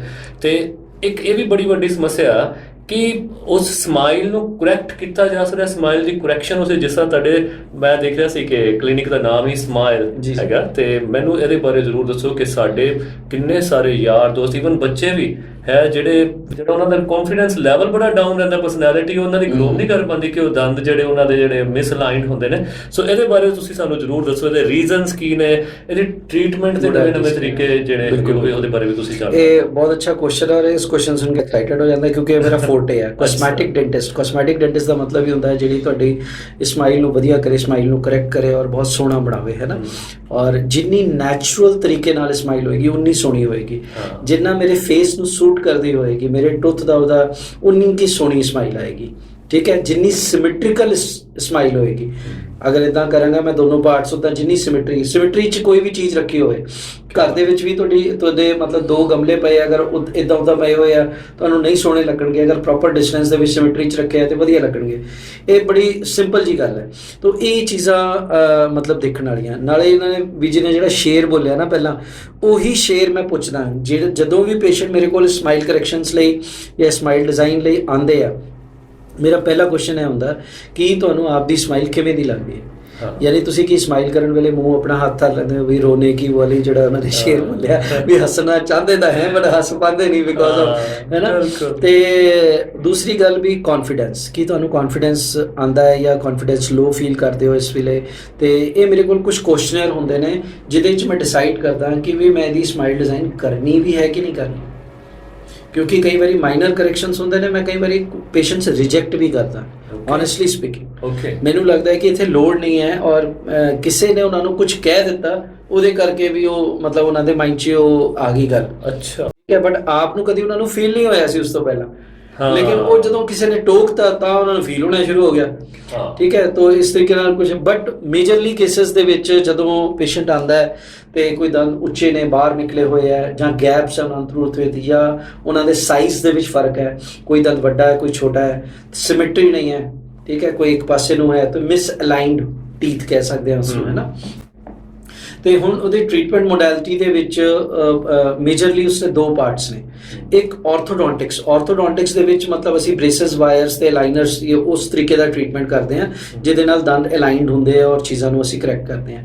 ਦੂਸਰਾ ਪੂਰਾ ਕਾਸਮੈਟਿਕ ਡੈਂਟਿਸਟਰੀ ਦਾ ਪੂਰਾ ਇੱਕ ਪਾਰਟ ਹੈ। ਕਾਸਮੈਟਿਕ ਡੈਂਟਿਸਟਰੀ ਦੇ ਵਿੱਚ ਕੀ ਕਰਦੇ ਹਾਂ ਅਸੀਂ ਕਿ ਵੀਨੀਅਰਸ, ਠੀਕ ਹੈ, ਡਾਇਸਟਮਾ ਕਲੋਜ਼ਰ ਮਤਲਬ ਜਿਹੜਾ ਗੈਪ ਹੋਇਆ ਉਸਨੂੰ ਕਲੋਜ਼ ਕਿਵੇਂ ਕਰਨਾ, ਉਹਦੇ ਵਿੱਚ ਕੰਪੋਜ਼ਿਟ ਮਟੀਰੀਅਲਸ ਆਉਂਦੇ ਨੇ, ਔਰ ਮੈਂ ਕੁਝ ਕੋਸ਼ਿਸ਼ ਕਰਾਂਗਾ ਤੁਹਾਨੂੰ ਕੁਝ ਫੋਟੋਗ੍ਰਾਫਸ ਨਾਲ ਤੁਹਾਡੇ ਨਾਲ ਸ਼ੇਅਰ ਕਰਾਂਗਾ, ਔਰ ਉਹ ਤੁਹਾਡੇ ਨਾਲ ਵੀਡੀਓਜ਼ ਦੇ ਵਿੱਚ ਸ਼ਾਇਦ ਉਹ ਕਿਸੇ ਤਰੀਕੇ ਨਾਲ ਆ ਪਾਉਣ ਤੇ ਤੁਹਾਨੂੰ ਸਮਾਈਲ ਕਰੈਕਸ਼ਨ, ਕਿਉਂਕਿ ਉਹ ਮੇਰਾ ਫੋਟੋ ਹੈ, ਯਾਨੀ ਕਿ ਅਗਰ ਇੱਕ ਪੇਸ਼ੈਂਟ ਹੈ ਜੋ ਬਿਲਕੁਲ ਵੀ ਸੈਟਿਸਫਾਈਡ ਨਹੀਂ ਹੈ, ਉਸਨੂੰ ਅਸੀਂ ਹੁਣ ਅੱਜ ਦੀ ਟਾਈਮ ਦੇ ਵਿੱਚ ਇੱਕ ਡਿਜੀਟਲੀ ਸਮਾਈਲ ਡਿਜ਼ਾਈਨ ਕਰਕੇ ਪਹਿਲਾਂ ਹੀ ਦਿਖਾ ਸਕਦੇ ਹਾਂ ਕਿ ਆ ਭਾਜੀ ਤੁਹਾਡੀ ਇਦਾਂ ਦੀ ਸਮਾਈਲ ਕਨਵਰਟ ਹੋ ਕੇ ਐਵੇਂ ਹੋਏਗੀ। ਅੱਛਾ, ਵਾਹ ਜੀ ਵਾਹ। ਐਂਡ ਦੈਨ ਉਹਦੇ ਵਿੱਚ ਅਸੀਂ ਕੀ ਕਰਦੇ ਹਾਂ, size, shape, colour, everything we can change. ਯਾਨੀ ਅਗਰ ਇਦਾਂ ਸਮਾਈਲ ਹੋ ਰਹੀ ਹੈ ਔਰ ਅਸੀਂ ਮੁਰਲੇ 6 ਦੰਦਾਂ ਦੀ ਅਗਰ ਮੈਂ ਗੱਲ ਕਰਾਂ, ਇਹਦਾ ਮੈਂ ਸਾਈਜ਼ ਚੇਂਜ ਕਰਨਾ ਚਾਹਾਂ ਵੱਡਾ ਛੋਟਾ, ਉਹ ਮੈਂ ਵੀਨੀਅਰਸ ਦੇ ਨਾਲ ਕਰ ਸਕਦਾ। ਅਗਰ ਮੈਂ ਉਹਦਾ ਸ਼ੇਪ ਚੇਂਜ ਕਰਨਾ ਚਾਹਾਂ, ਤਿੱਖੇ ਲੱਗਦੇ ਹੈ, ਦੋ ਬ੍ਰੌਡ ਨੇ ਇੱਕ ਪਤਲਾ ਹੈ, ਉਸਨੂੰ ਸਾਰਿਆਂ ਨੂੰ ਬਰਾਬਰ ਕਰ ਸਕਦਾ, ਠੀਕ ਹੈ, ਵਿਦਾਊਟ ਜ਼ਿਆਦਾ ਉਹਦੇ ਨਾਲ ਛੇੜਾਛਾੜੀ ਕੀਤੇ। ਓਕੇ, ਇਹ ਸਭ ਤੋਂ ਵੱਡੀ ਗੱਲ ਹੈ। ਔਰ ਅੱਜ ਦੀ ਡੇਟ ਦੇ ਵਿੱਚ ਮੇਰੇ ਕੋਲ ਨੋ ਪ੍ਰੈਪ ਵੀਨੀਅਰਸ ਵੀ ਹੁੰਦੇ। ਨੋ ਪ੍ਰੈਪ ਵੀਨੀਅਰ ਦਾ ਮਤਲਬ ਹੁੰਦਾ ਜਿਹਨੂੰ ਬਹੁਤ ਜ਼ਿਆਦਾ ਦੰਦ ਨੂੰ ਛੇੜਨਾ ਨਹੀਂ ਹੁੰਦਾ, ਬਸ ਹਲਕਾ ਜਿਹਾ ਉਸਨੂੰ ਸ਼ੇਵ ਆਫ ਕੀਤਾ ਤੇ ਉਹਦਾ ਸਾਈਜ਼ ਲਿਆ ਤੇ ਉਹ ਇਮੀਡੀਏਟਲੀ ਵੀਨੀਅਰਸ ਲਗਾਏ ਤੇ ਬਿਲਕੁਲ ਕਰੈਕਟ ਹੋ ਜਾਂਦਾ ਹੈ। ਇੱਕ ਅੱਧ ਕੇਸ ਮੈਂ ਜ਼ਰੂਰ ਤੁਹਾਡੇ ਨਾਲ ਸ਼ੇਅਰ ਕਰਾਂਗਾ, ਉਹਦਾ ਲਿੰਕ ਵਿੱਚ ਵਗੈਰਾ ਮੈਂ ਤੁਹਾਨੂੰ ਉਹਦੇ ਵਿੱਚ ਤੁਹਾਡੇ ਆ ਜਾਏਗਾ, ਤਾਂ ਕਿ ਤੁਸੀਂ ਉਸਨੂੰ ਦੇਖ ਪਾਓ ਕਿ ਕਿੰਨਾ ਕੁ ਜ਼ਿਆਦਾ ਉਹਦੇ ਨਾਲ ਫਰਕ ਪੈਂਦਾ ਹੈ। ਟੂਥ ਜਵੈਲਰੀਜ਼ ਬੜੀ ਕਾਮਨ ਹੋ ਗਈਆਂ ਅੱਜ ਕੱਲ੍ਹ, ਜਿਵੇਂ ਵਿਆਹ ਦੇ ਸੀਜ਼ਨ ਹੁੰਦੇ ਆ, ਉਸ ਤੋਂ ਬਾਅਦ ਫਿਰ ਲੋਕੀ ਬਲੀਚਿੰਗ ਕਰਾਉਂਦੇ ਆ, ਦੰਦ ਚਿੱਟੇ ਕਰਾਉਣਾ, ਬਲੀਚ ਕਰਨਾ, ਹੈ ਨਾ, ਦੰਦ ਨੂੰ ਵਾਈਟ ਕਰਾਉਣਾ, ਉਹ ਵੀ ਇੱਕ ਕਾਸਮੈਟਿਕ ਟ੍ਰੀਟਮੈਂਟ ਹੈ ਇੱਕ ਤਰੀਕੇ ਨਾਲ, ਠੀਕ ਹੈ। ਤੇ ਜਵੈਲਰੀ ਲਗਾਤੀ, ਇੱਥੇ ਇੱਕ ਜਵੈਲ ਲੱਗ ਜਾਂਦਾ ਹੈ, ਸਮਾਈਲ ਕਰਦੇ ਤੇ ਇੱਕ ਉਹ ਸ਼ਾਈਨ ਕਰਦਾ, ਤੇ ਬੜਾ ਕਾਮਨ ਹੋ ਗਿਆ। ਮਤਲਬ ਪਹਿਲੇ ਇਹ ਸ਼ੁਰੂ ਹੋਇਆ ਸੀ ਸੈਲੀਬ੍ਰਿਟੀਜ਼ ਤੋਂ, ਪਹਿਲੇ ਸੈਲੀਬ੍ਰਿਟੀਜ਼ ਹੀ ਲਗਾਉਂਦੇ ਸੀ ਕੇਵਲ, ਔਰ ਸੀਰੀਅਲਸ ਵਗੈਰਾ ਦੇ ਵਿੱਚ ਕਾਫੀ ਮਤਲਬ ਐਕਟਰੈਸਸ ਦੇ ਵਿੱਚ ਉਹ ਲੱਗਿਆ ਹੋਇਆ, ਲੋਕੀ ਦੇਖਦੇ ਸੀਗੇ, ਪੁੱਛਦੇ ਸੀ ਸਾਨੂੰ, ਤੇ ਉਸ ਵੇਲੇ ਕਾਸਟਲੀ ਬਹੁਤ ਸੀ। ਹੁਣ ਕਾਮਨ ਮੈਨ ਦੀ ਰੀਚ ਵਿੱਚ ਆ ਚੁੱਕਿਆ ਤੇ ਹਰ ਬੰਦਾ ਲਗਾਉਂਦਾ ਹੈ, ਤੇ ਜਦੋਂ ਵੀ ਵਿਆਹ ਸ਼ਾਦੀ ਦਾ ਸੀਜ਼ਨ ਹੁੰਦਾ ਹੈ they can put it on jewellery and smile ਨੂੰ ਮਤਲਬ ਸ਼ਾਈਨਿੰਗ ਸਮਾਈਲ ਬਣਾ ਸਕਦੇ ਹਨ। ਤੇ ਇਸ ਤਰੀਕੇ ਨਾਲ ਚੀਜ਼ਾਂ ਹੁੰਦੀਆਂ ਨੇ। ਸੋ ਇਹ ਕਾਸਮੈਟਿਕ ਟ੍ਰੀਟਮੈਂਟ ਦੇ ਪਾਰਟ ਨੇ, ਔਰ ਹਰ ਇੱਕ ਚੀਜ਼ ਕਰੈਕਟ ਹੋ ਸਕਦੀ ਹੈ। ਮੈਂ ਇੱਕ ਪਰਸਨਲ ਐਕਸਪੀਰੀਅੰਸ ਤੁਹਾਨੂੰ ਦੱਸਦਾ। ਅੱਜ ਤੋਂ ਆਈ ਗੈਸ ਮੇਰੇ ਖਿਆਲ ਨਾਲ ਇਸ ਗੱਲ ਨੂੰ 8-9 ਦੀ ਗੱਲ ਹੈ, ਯਾਨੀ 15 ਕੁ ਸਾਲ ਹੋ ਗਏ ਹੋਣੇ। ਇੱਕ ਕੁੜੀ ਸੀਗੀ ਤੇ ਉਹਦਾ ਵਿਆਹ ਦਾ ਇਸ਼ੂ ਹੋ ਗਿਆ ਤੇ ਉਹਨਾਂ ਦਾ ਟ੍ਰੀਟਮੈਂਟ ਪੋਸੀਬਲ ਨਹੀਂ ਸੀਗਾ। ਬ੍ਰੇਸਸ ਲੱਗ ਨਹੀਂ ਸਕਦੇ ਸੀਗੇ ਬਿਕੋਜ਼ ਬ੍ਰੇਸਸ ਨੂੰ 1.5 ਸਾਲ ਦਾ ਟ੍ਰੀਟਮੈਂਟ ਹੁੰਦਾ, ਔਰ ਉਹਨਾਂ ਦਾ ਬਹੁਤ ਇਮੀਡੀਏਟਲੀ ਕਰਨਾ ਸੀਗਾ। ਤੇ ਮੂਰਲੇ ਦੰਦ ਬਾਹਰ ਨੂੰ ਸੀਗੇ ਔਰ ਕਾਫੀ ਜ਼ਿਆਦਾ ਫੇਸ਼ੀਅਲ ਪ੍ਰੋਫਾਈਲ ਨੂੰ ਖਰਾਬ ਕਰ ਰਹੇ ਸੀਗੇ। Otherwise she was a perfect looking girl otherwise.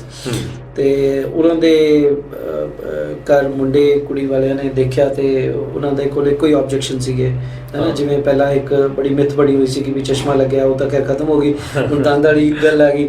ਤੇ ਉਹਨਾਂ ਨੇ ਕਿਹਾ ਕਿ ਵੀ ਇਸ ਤਰ੍ਹਾਂ ਪੜ੍ਹੀ ਲਿਖੀ ਕੁੜੀ ਸੀ, ਸਾਰਾ ਕੁਝ ਓਕੇ ਸੀਗਾ। ਤੇ ਫਿਰ ਉਹਨਾਂ ਦੇ ਫਾਦਰ ਮਦਰ ਆਏ, ਉਹਨਾਂ ਨੇ ਪੁੱਛਿਆ ਕਿ ਵੀ ਆਹ ਡਾਕਟਰ ਸਾਹਿਬ ਮੇਰੀ ਪ੍ਰੋਬਲਮ ਹੈ ਵੀ ਕੀ ਹੋ ਸਕਦਾ। ਤੇ ਮੈਂ ਉਹਨਾਂ ਨੂੰ ਪਹਿਲਾਂ ਉਹਨਾਂ ਦੇ ਨਾਪ ਲਏ, ਮੇਚੇ ਲਏ। ਉਸ ਵੇਲੇ ਮੈਨੂਅਲ ਟੈਕਨੀਕ ਚੱਲਦੀ ਸੀ, ਹੁਣ ਅੱਜ ਕੱਲ੍ਹ ਅਸੀਂ ਡਿਜੀਟਲੀ ਕਰਦੇ ਹਾਂ ਸਾਰਾ। ਤੇ ਮੇਚੇ ਲੈ ਕੇ ਮੈਂ ਮਾਡਲਸ ਕੱਢੇ, ਔਰ ਮਾਡਲਸ ਕੱਟ ਕੇ ਮੈਂ ਉਹਨਾਂ ਦੀ ਸਮਾਈਲ ਡਿਜ਼ਾਈਨ ਕਰਕੇ ਪਹਿਲਾਂ ਹੀ ਦਿਖਾਤੀ ਉਹਨਾਂ ਨੂੰ। ਓਕੇ, ਬਾਹਰ ਇਹ 15 ਸਾਲ ਪਹਿਲਾਂ ਦੀ ਗੱਲ ਦੱਸ ਰਿਹਾ ਮੈਂ। ਅੱਛਾ। ਤੇ ਬਾਹਰ ਮੈਂ ਦਿਖਾਤੀ ਕਿ ਉਹ ਇਦਾਂ ਦੀ ਸਮਾਈਲ ਸੀਗੀ, ਇਦਾਂ ਦੇਖ ਸਕਦੇ ਆ, ਉਦਾਂ ਸਮਾਈਲ ਇਦਾਂ ਕਰਕੇ। ਤੇ ਜਦੋਂ ਉਹ ਪੈਟਰਨ ਦੇ ਵਿੱਚ ਆ ਗਈ ਤੇ ਉਹ ਕਹਿੰਦੇ ਕਿ ਵੀ ਹੁਣ ਉਹ ਤਾਂ ਵਿਜ਼ੂਅਲਾਈਜ਼ ਕਰ ਨਹੀਂ ਪਾ ਰਹੇ ਸੀ, ਬਟ ਮੈਂ ਵਿਜ਼ੂਅਲਾਈਜ਼ ਕਰ ਪਾ ਰਿਹਾ ਸੀ ਕਿ ਉਹਦੇ ਫੇਸ ਤੇ ਕਿਵੇਂ ਦੀ ਲੱਗੇਗੀ। ਉਹਨਾਂ ਨੇ ਮੇਰੇ ਕੋਲ ਅਸ਼ੋਰੈਂਸ ਲਈ ਕਿ ਵੀ ਤੁਸੀਂ ਅਸ਼ੋਰਡ ਹੋ। ਉਹਨਾਂ ਦਾ ਫੇਥ ਲੈਵਲ ਮੇਰੇ ਨਾਲ ਬਹੁਤ ਅੱਛਾ ਬਣ ਗਿਆ ਸੀਗਾ ਤੇ ਕਹਿੰਦੇ ਕਿ ਯੂ ਗੋ ਐਡ, ਮਤਲਬ ਸਾਨੂੰ ਪਤਾ ਨਹੀਂ ਅੰਦਰੋਂ ਆਵਾਜ਼ ਆ ਰਹੀ ਹੈ ਕਿ ਠੀਕ ਹੋਏਗਾ। And I did that treatment, ਔਰ ਉਹਦਾ ਬਹੁਤ ਹੀ ਜ਼ਬਰਦਸਤ ਰਿਜ਼ਲਟ ਆਇਆ। ਕੁੜੀ ਦਾ ਪੂਰਾ ਫੇਸ਼ੀਅਲ ਪ੍ਰੋਫਾਈਲ ਚੇਂਜ ਹੋ ਗਿਆ ਔਰ ਉਸ ਤੇ ਇੱਕ ਹਫ਼ਤੇ ਤੋਂ ਬਾਅਦ ਉਹਨਾਂ ਨੇ ਮੈਨੂੰ ਮਿਠਾਈ ਦਾ ਡੱਬਾ ਲਿਆਇਆ, ਕਹਿੰਦੇ ਰੋਕਾ ਹੋ ਗਿਆ। ਤੇ ਉਸ ਤੋਂ ਬਾਅਦ 3 ਮਹੀਨੇ ਬਾਅਦ ਵਿਆਹ ਹੈ। ਉਹਨਾਂ ਨੇ ਮੈਨੂੰ ਵਿਆਹ ਤੇ ਵੀ ਇਨਵਾਈਟ ਕੀਤਾ ਔਰ ਸਪੈਸ਼ਲੀ ਕਿਹਾ ਕਿ ਵੀ ਅਗਰ ਤੁਸੀਂ ਨਹੀਂ ਆਓਗੇ ਤਾਂ ਮਤਲਬ ਅਸੀਂ ਜ਼ਰੂਰ ਆਉਣਾ ਵੀ, ਮਤਲਬ ਵਿਦ ਫੈਮਿਲੀ। ਤੇ ਮੈਂ ਉੱਥੇ ਗਿਆ ਵੀ ਔਰ ਉੱਥੇ ਬਹੁਤ ਹੀ ਅੱਛਾ ਲੱਗਿਆ, ਮਤਲਬ ਕਿ ਦਿਲ ਨੂੰ ਇੰਨਾ ਸਕੂਨ ਮਿਲਿਆ ਕਿ ਅਗਰ ਮੈਂ ਡੈਂਟਿਸਟ ਨਹੀਂ ਹੁੰਦਾ ਸ਼ਾਇਦ ਇਹ ਸਮਾਈਲਸ ਮੈਂ ਲੋਕਾਂ ਦੇ ਚਿਹਰੇ ਤੇ ਨਹੀਂ ਵੰਡ ਸਕਦਾ ਸੀਗਾ। ਇਹ ਇਮੋਸ਼ਨਸ ਅਸੀਂ ਸਮਾਈਲ ਦੇ ਰੂਪ ਦੇ ਵਿੱਚ ਅਸੀਂ ਨਹੀਂ ਸਪਰੈਡ ਕਰ ਸਕਦੇ ਸੀਗੇ। ਬਹੁਤ ਅੱਛਾ। ਤੇ ਇਹ ਕਾਸਮੈਟਿਕ ਡੈਂਟਿਸਟਰੀ ਦੀ ਬਹੁਤ ਵੱਡੀ ਇੰਪੋਰਟੈਂਸ ਹੈ। ਬਹੁਤ ਵਧੀਆ। ਡਾਕਟਰ ਸਾਹਿਬ, ਜਿਸ ਤਰ੍ਹਾਂ ਤੁਸੀਂ ਇੱਕ ਲਫ਼ਜ਼ ਬਾਰ-ਬਾਰ ਇਸਤੇਮਾਲ ਕਰ ਰਹੇ ਹੋ, ਡਿਜੀਟਲ ਡੈਂਟਿਸਟਰੀ, ਤੇ ਡਿਜੀਟਲ ਡੈਂਟਿਸਟਰੀ ਹੋ ਗਿਆ ਕਿ ਆਧੁਨਿਕ ਤੌਰ ਤਰੀਕੇ ਨਾਲ ਦੰਦਾਂ ਦੀ ਚਿਕਿਤਸਾ, ਦੰਦਾਂ ਦਾ ਇਲਾਜ, ਇਹਦਾ ਬਜ਼ ਕੀ ਹੈ, ਇਹਦਾ ਮੂਲ ਮੰਤਰ ਕੀ ਹੈ, ਕਿ ਕਿਸ ਬੇਸ ਤੇ ਇਸ ਨੂੰ ਅਸੀਂ ਜਿਹੜਾ ਹੈਗਾ ਦੇਖ ਸਕਦੇ ਹਾਂ, ਤੇ ਇਹਦਾ ਅੱਗੋਂ ਫਿਊਚਰ ਕੀ ਹੈਗਾ, ਕਿਹੜੇ ਲੈਵਲ ਤੇ ਦੇਖਦੇ? ਮੈਂ ਹੁਣੇ ਪਿੱਛੇ 2 ਮਹੀਨੇ ਪਹਿਲਾਂ 10/11 ਨੂੰ ਇੱਥੇ ਇੰਟਰਨੈਸ਼ਨਲ ਡਿਜੀਟਲ ਡੈਂਟਿਸਟਰੀ ਕਾਨਫਰੰਸ ਸੀਗੀ ਮੁੰਬਈ ਦੇ ਵਿੱਚ ਔਰ ਮੈਂ ਉੱਥੇ ਪਾਰਟਿਸਿਪੇਟ ਕੀਤਾ ਸੀਗਾ ਔਰ ਉੱਥੇ ਮੈਨੂੰ ਪਤਾ ਲੱਗਿਆ 2025 ਤੱਕ ਆਉਣ ਵਾਲੇ ਟਾਈਮ ਤੱਕ ਤੁਸੀਂ ਦੇਖੋਗੇ ਸਾਰੀ ਦੀ ਸਾਰੀ ਡੈਂਟਿਸਟਰੀ ਜਿਹੜੀ ਹੈ ਚੇਂਜ ਹੋ ਕੇ ਡਿਜੀਟਲ। ਇਹ ਮੈਂ ਉਹਨਾਂ ਡੈਂਟਿਸਟ ਦੀ ਗੱਲ ਕਰ ਰਿਹਾ ਜਿਹੜੇ ਪ੍ਰੋਗਰੈਸਿਵ ਨੇ, ਜਿਹੜੇ ਐਗਰੈਸਿਵ ਨੇ ਔਰ ਜਿਹੜੇ ਗਾਂਹ ਵਧੂ ਨੇ। ਠੀਕ ਹੈ, ਇਹ ਨਹੀਂ ਕਿ ਵੀ ਮਤਲਬ ਹਾਂ ਠੀਕ ਹੈ ਕਈ ਲੋਕ ਮਤਲਬ ਪੁਰਾਣੀ ਟੈਕਨੀਕਸ ਨੂੰ ਵੀ ਲਾਈਕ ਕਰਦੇ ਔਰ ਮੈਂ ਪੁਰਾਣੀ ਟੈਕਨੀਕਸ ਖਤਮ ਨਹੀਂ ਹੋਣਗੀਆਂ, ਬੇਸਿਕ ਸਾਇੰਸ ਸੇਮ ਰਹੇਗੀ। ਲੇਕਿਨ ਜਿਹੜੇ ਕੰਮ ਕਰਨ ਦੇ ਤਰੀਕੇ ਨੇ, ਅਸੀਂ ਮੇਚਾ ਲੈਂਦੇ ਸੀ, ਮੈਂ 1 ਸਾਲ ਹੋ ਗਿਆ, ਪਹਿਲਾਂ ਅਸੀਂ 18 ਸਾਲ ਮੂੰਹ ਦਾ ਮੇਚਾ ਲੈਂਦੇ ਰਹੇ ਮਸਾਲੇ ਦੇ ਨਾਲ, ਹੈ ਨਾ। ਤੇ ਉਹ ਪਿਛਲੇ 1 ਸਾਲ ਤੋਂ ਅਸੀਂ ਦੇਖਿਆ ਵੀ ਨਹੀਂ, ਉਹ ਮਟੀਰੀਅਲ ਹੀ ਸਾਡੇ ਕਲੀਨਿਕ ਤੋਂ ਆਊਟ ਹੋ ਗਿਆ। ਅੱਛਾ। ਤੇ ਉਹ ਅਸੀਂ ਸਕੈਨਰ ਆਂਦਾ ਹੈ, ਉਹ ਸਕੈਨ ਕਰਦੇ ਆ, ਪੂਰਾ ਸਾਡੇ ਕੋਲ ਸਾਰਾ ਬਣ ਕੇ ਕੰਪਿਊਟਰ ਤੇ ਆ ਜਾਂਦਾ ਹੈ, ਉਸ ਤੇ ਹੀ ਡਿਜ਼ਾਈਨ ਕਰਦੇ ਆ, ਉਹਦੇ ਤੇ CAD CAM ਟੈਕਨੋਲੋਜੀ ਦੇ ਨਾਲ ਪ੍ਰਿੰਟ ਹੋ ਕੇ ਬਾਹਰ ਨਿਕਲ ਆਂਦਾ ਹੈ ਔਰ ਇਟਸ ਅਮੇਜ਼ਿੰਗ ਵਰਲਡ। ਯਾਨੀ ਕਿ ਉਹਦੀ ਜਿਹੜੀ ਪ੍ਰੈਡਿਕਟੇਬਿਲਿਟੀ ਹੈ ਉਹ ਬੜੀ ਹਾਈ ਹੈ, ਉਸ ਦਾ ਜਿਹੜਾ ਅਸੀਂ ਕਹਿ ਸਕਦੇ ਹਾਂ ਐਕੂਰੇਸੀ ਬਹੁਤ ਹਾਈ ਹੈ, ਟਾਈਮ ਪੀਰੀਅਡ ਬਹੁਤ ਘੱਟ ਹੈ। ਠੀਕ ਹੈ, ਔਰ ਜਿਹੜੇ ਰਿਜ਼ਲਟ ਨੇ ਉਹ ਇੰਨੇ ਮਾਰਵਲਸ ਨੇ ਕਿ ਦੇਖ ਕੇ ਲੱਗਦਾ ਹੈ ਕਿ ਯਾਰ ਮਜ਼ਾ ਆ ਗਿਆ। ਵੀ ਇਸ ਤਰ੍ਹਾਂ ਲੱਗਦਾ ਹੈ ਕਿ ਪਿਛਲੇ ਜਿੰਨੇ ਵੀ 18 ਸਾਲ ਵਿੱਚ ਮੈਂ ਕੇਸ ਕੀਤੇ ਉਹ ਸਾਰੇ ਕਨਵਰਟ ਕਰਕੇ ਹੁਣ ਡਿਜੀਟਲ ਵਿੱਚ ਲੈ ਜਾਵਾਂ। ਠੀਕ ਹੈ, ਲੇਕਿਨ ਹਾਲੇ ਵੀ ਇੰਡੀਆ ਦੇ ਵਿੱਚ ਅਗਰ ਮੈਂ ਗੱਲ ਕਰਾਂ ਤੇ ਸਟਿਲ ਸਾਡੇ ਕੋਲ ਇਨਫਰਾਸਟ੍ਰਕਚਰ ਵਿੱਚ ਥੋੜੀ ਜਿਹੀ ਘਾਟ ਹੈ, ਯਾਨੀ ਕਿ ਹਲੇ ਉਹ ਕਾਸਟਿੰਗ ਵਾਲੀ ਸਾਈਡ ਤੇ ਥੋੜੀ ਅਪਰ ਐਂਡ ਤੇ ਹੈ। ਤੇ ਇਸ ਕਰਕੇ ਇਹਨੂੰ 2-3 ਸਾਲ ਹੋਰ ਲੱਗਣਗੇ ਪੂਰਾ ਫੁੱਲ ਫਲੈਜ ਡਿਜੀਟਲ ਡੈਂਟਿਸਟਰੀ ਨੂੰ ਆਉਣ ਦੇ ਵਿੱਚ, ਫੁੱਲ ਫਲੈਜ। ਯਾਨੀ ਹਰ ਇੱਕ ਚੀਜ਼, ਈਵਨ AI ਕਾਇਓਸਕ ਆ ਗਏ ਆ ਜਿਹੜੇ ਕਿ ਤੁਹਾਡੇ ਲੱਗੇ ਹੋਣਗੇ, ਤੁਸੀਂ ਸਾਹਮਣੇ ਖੜੇ ਹੋਗੇ ਤੇ ਸੌਫਟਵੇਅਰਸ ਦਾ ਸਿਸਟਮ ਹੈਗਾ। ਅੱਛਾ। ਤੇ ਤੁਸੀਂ ਆਪਣਾ ਪਾਓਗੇ ਤੇ ਤੁਸੀਂ ਬਾਹਰ ਖੜੇ ਹੋ, ਡੈਂਟਿਸਟ ਨੂੰ ਅੰਦਰ ਪਹਿਲਾਂ ਹੀ ਪਤਾ ਲੱਗ ਜਾਏਗਾ ਕਿ ਤੁਹਾਡੇ ਮੂੰਹ 'ਚ ਕੀ ਗਿਆ। ਅੱਛਾ ਜੀ। ਯਾਨੀ ਕਿ ਅਗਰ ਤੁਹਾਡੀ ਵੇਟਿੰਗ ਲਾਈਨ ਵੀ ਲੱਗੀ ਹੋਈ ਹੈ ਤੇ ਵੇਟਿੰਗ ਲਾਈਨ ਦੇ ਵਿੱਚ ਤੁਹਾਨੂੰ ਵੇਟਿੰਗ 'ਚ ਨਹੀਂ ਖੜੇ ਹੋਣਾ, ਤੁਹਾਨੂੰ ਉਹ AI ਦੱਸ ਦੇਗਾ। ਆਰਟੀਫਿਸ਼ੀਅਲ ਇੰਟੈਲੀਜੈਂਸ ਦਾ ਰੋਲ ਆ ਗਿਆ। ਔਰ ਤੁਸੀਂ ਮਜ਼ੇ ਦੀ ਗੱਲ ਦੇਖੋ ਕਿ ਮੈਂ 98 ਦੇ ਵਿੱਚ ਸੁਪਨਾ ਲੈਂਦਾ ਸੀਗਾ ਕਿ ਮੇਰੇ ਕਲੀਨਿਕ ਦੇ ਵਿੱਚ ਕੰਪਿਊਟਰ ਲੱਗਿਆ ਹੋਏਗਾ। ਵਾਹ। ਅੱਜ ਦੀ ਡੇਟ ਦੇ ਵਿੱਚ ਮੇਰੇ ਹਰ ਚੈਂਬਰ ਦੇ ਵਿੱਚ ਹਰ ਚੇਅਰ ਦੇ ਨਾਲ ਇੱਕ ਕੰਪਿਊਟਰ ਅਟੈਚ ਹੈ। ਯਾਨੀ ਉਹ ਡਿਜੀਟਲ ਡੈਂਟਿਸਟਰੀ ਦਾ ਇੰਨਾ ਬਸ ਹੈ। ਠੀਕ ਹੈ, ਤੇ ਉਹ ਬਹੁਤ ਹੀ ਮਾਰਵਲਸ ਚੀਜ਼ ਹੈ ਜਿਹਦੇ ਨਾਲ ਅਸੀਂ ਬੰਦੇ ਦੀ ਲਾਈਫ ਨੂੰ ਹੀ ਪੂਰਾ ਮਤਲਬ ਹੀ ਕੈਨ ਵਿਜ਼ੂਅਲਾਈਜ਼ ਦਾ ਥਿੰਗ ਕਿ ਵੀ ਬਿਫੋਰ ਹੈਪਨਿੰਗ ਇਟ ਐਕਚੁਅਲੀ। ਬਿਲਕੁਲ, ਇਹ ਸਭ ਤੋਂ ਵੱਡੀ ਗੱਲ ਹੈ ਵੀ ਪ੍ਰੀ ਪਲਾਨਡ ਇੰਨਾ ਜ਼ਿਆਦਾ ਹੈ ਅਸੀਂ ਕਿ ਵੀ ਹੁਣ ਸਾਨੂੰ ਕੋਈ ਸ਼ੱਕ ਨਹੀਂ ਹੁੰਦਾ ਕਿ ਵੀ ਇੱਥੇ ਕੋਈ ਡਾਊਟ ਨਹੀਂ ਰਹਿੰਦਾ ਕਿ ਵੀ ਇੱਥੇ ਆਹ ਕਮੀ ਹੋ ਸਕਦੀ ਹੈ ਜਾਂ ਇੱਦਾਂ ਕੁਝ ਹੋ ਸਕਦਾ। ਵੀ ਹੈਵ ਫੁੱਲੀ ਲਾਈਕ ਕਿ ਸਾਨੂੰ ਪੂਰਾ ਕੌਨਫੀਡੈਂਸ ਹੁੰਦਾ ਕਿ ਵੀ ਇਹ ਰਿਜ਼ਲਟ ਸਾਨੂੰ ਅਸੀਂ ਆਏਗਾ। ਹਾਂ, ਬਹੁਤ ਅੱਛੀ ਗੱਲ ਹੈ। ਸਾਡੀ ਸਿਹਤ ਨੂੰ ਲੈ ਕੇ ਸਾਇੰਸ, ਸਾਡੀ ਸਿਹਤ ਨੂੰ ਲੈ ਕੇ ਡਾਕਟਰਸ ਕਿੰਨਾ ਜ਼ਿਆਦਾ ਇਸ ਚੀਜ਼ ਨੂੰ ਸੋਚਦੇ ਹਨ ਤੇ ਕਿੰਨਾ ਜ਼ਿਆਦਾ ਕਟਿੰਗ ਐਜ ਜੋ ਟੈਕਨੋਲੋਜੀ ਵਰਤ ਕੇ ਜਿਹੜਾ ਵੀ ਜੀ ਇਹਦੇ ਵਿੱਚ ਮੈਂ ਇੱਕ ਗੱਲ ਜੋੜਨਾ ਚਾਹਾਂਗਾ। ਲੁਧਿਆਣੇ ਦੇ ਵਿੱਚ ਮਤਲਬ ਸਾਨੂੰ ਬੜਾ ਮਾਣ ਮਹਿਸੂਸ ਹੁੰਦਾ ਹੈ, ਕਹਿੰਦੇ ਕਿ ਵੀ ਮਤਲਬ ਬੰਦੇ ਨੂੰ ਨਾ ਖਾਲਸੇ ਨੂੰ ਨਾ ਹਮੇਸ਼ਾ ਫਰੰਟ ਰਨਰ ਰਹਿਣਾ ਚਾਹੀਦਾ। ਤੇ ਮੈਂ ਵੀ 1 ਸਾਲ ਪਹਿਲਾਂ ਜਦੋਂ ਇਹਨੂੰ ਲਾਂਚ ਕੀਤਾ ਸੀ ਲੁਧਿਆਣੇ ਦੇ ਵਿੱਚ ਤੇ ਮੈਨੂੰ ਨਹੀਂ ਪਤਾ ਸੀ 1 ਸਾਲ ਦੇ ਅੰਦਰ ਲੁਧਿਆਣੇ ਸ਼ਹਿਰ ਦੇ ਵਿੱਚ ਹੀ 10-15-20 ਡੈਂਟਿਸਟ ਦੇ ਕੋਲ ਉਹ ਸਕੈਨਰ ਆ ਗਏ ਔਰ ਇਹ ਡੈਂਟਿਸਟਰੀ ਸ਼ੁਰੂ ਹੋ ਗਈ। ਜਦੋਂ ਅਸੀਂ ਲਾਂਚ ਕੀਤਾ ਸੀ ਤਾਂ ਵੀ ਵਰ ਦਾ ਫਰਸਟ ਵਨ ਔਰ ਬਹੁਤ ਹੀ ਅਮੇਜ਼ਿੰਗ ਐਕਸਪੀਰੀਅੰਸ ਸੀ। ਮੈਨੂੰ ਬਿਲਕੁਲ ਸੁਪਨੇ 'ਚ ਵੀ ਨਹੀਂ ਆਈਡੀਆ ਸੀਗਾ ਕਿ ਵੀ ਇੰਨਾ ਤੇਜ਼ੀ ਨਾਲ ਇਹ ਵਧੇਗਾ। ਠੀਕ ਹੈ, ਤੇ ਉਸ ਵੇਲੇ ਸਾਰਿਆਂ ਦੇ ਮਨ 'ਚ ਕੁਐਸਚਨ ਸੀਗਾ ਕਿ ਵੀ ਇਹ ਚੱਲੇਗਾ ਨਹੀਂ ਚੱਲੇਗਾ, ਬਟ ਅੱਜ 1 ਸਾਲ ਦੇ ਬਾਅਦ ਖੜੇ ਹਾਂ, 2 ਸਾਲ ਬਾਅਦ ਆਪਾਂ ਦੇਖਾਂਗੇ ਕਿ ਲੋਕੀ ਆਪ ਆ ਕੇ ਕਹਿਣਗੇ ਵੀ ਜਿਹਦੇ ਕੋਲ ਨਹੀਂ ਇਹ ਡਿਜੀਟਲ ਫੈਸਿਲਿਟੀ ਹੋਏਗੀ ਕਿ ਵੀ ਮੈਨੂੰ ਤਾਂ ਉਹ ਫੈਸਿਲਿਟੀ ਚਾਹੀਦੀ ਹੈ। ਬਿਲਕੁਲ ਠੀਕ ਹੈ। ਓਕੇ ਡਾਕਟਰ ਸਾਹਿਬ, ਬਹੁਤ ਅੱਛਾ ਲੱਗਿਆ ਕਿ ਤੁਸੀਂ ਮਾਡਰਨ ਟੈਕਨੀਕ ਬਾਰੇ ਇੰਨੀ ਸਾਨੂੰ ਜਾਣਕਾਰੀ ਦੇ ਰਹੇ ਹੋ। ਮੈਨੂੰ ਲੱਗਦਾ ਇਹ ਮਾਡਰਨ ਟੈਕਨੀਕ ਦਾ ਸਭ ਤੋਂ ਜ਼ਿਆਦਾ ਫਾਇਦਾ ਸਾਡੇ ਜੋ ਸਮਾਜ ਦਾ ਕਮਜ਼ੋਰ ਵਰਗ ਹੈ, ਜਿਹਨੂੰ ਕਹਿੰਦੇ ਆ ਕਿ ਓਵਰ ਏਜਡ ਬੰਦੇ, ਜਿਨ੍ਹਾਂ ਨੂੰ ਕਿ ਆਮ ਕਰਕੇ ਨਾ ਇਹ ਮੰਨਿਆ ਜਾਂਦਾ ਸੀ ਕਿ ਜਿਹੜਾ ਦੰਦਾਂ ਦਾ ਇਲਾਜ ਹੈ ਬੜਾ ਕਠਿਨ ਹੈ। ਪੁਰਾਣੇ ਟਾਈਮ 'ਤੇ ਵੀ ਦੇਖਦੇ ਸੀ, ਜੇ ਫਿਲਮਾਂ ਵਿੱਚ ਅਸੀਂ ਦੇਖਦੇ ਸੀ ਕਿ ਕਿਸ ਤਰ੍ਹਾਂ ਉਹ ਬੜੇ ਇੱਕ ਰੌ ਜਿਹੇ ਢੰਗ ਦੇ ਨਾਲ ਦੰਦ ਨੂੰ ਕੱਢਣਾ ਵਗੈਰਾ ਵਗੈਰਾ, ਉਸ ਤਰ੍ਹਾਂ ਦੀ ਟੈਕਨੀਕਸ। ਸੋ ਇਹ ਬੜਾ ਕਰੂਅਲ ਜਿਹਾ ਮੰਨਿਆ ਜਾਂਦਾ ਸੀ। ਕਿ ਇਸ ਮਾਡਰਨ ਟੈਕਨੀਕ ਦਾ ਜਿਹੜਾ ਆਪਾਂ ਕਹਿ ਸਕਦੇ ਕਿ ਡਿਜੀਟਲ ਡੈਂਟਿਸਟਰੀ ਦਾ ਬਜ਼ੁਰਗਾਂ ਨੂੰ ਵੀ ਫਾਇਦਾ ਹੈ, ਜੇ ਉਹਨਾਂ ਦੇ ਜਿਵੇਂ ਦੰਦ ਝੜ ਜਾਂਦੇ ਨੇ, ਜਿਹੜੇ ਉਹਨਾਂ ਨੇ ਨਵੇਂ ਲਵਾਉਣੇ ਹੋਣ, ਕਿ ਉਹਨਾਂ ਦੇ ਲਈ ਵੀ ਇਹ ਸਾਰਾ ਕੁਝ ਲਾਹੇਵੰਦ ਸਾਬਿਤ ਹੁੰਦਾ?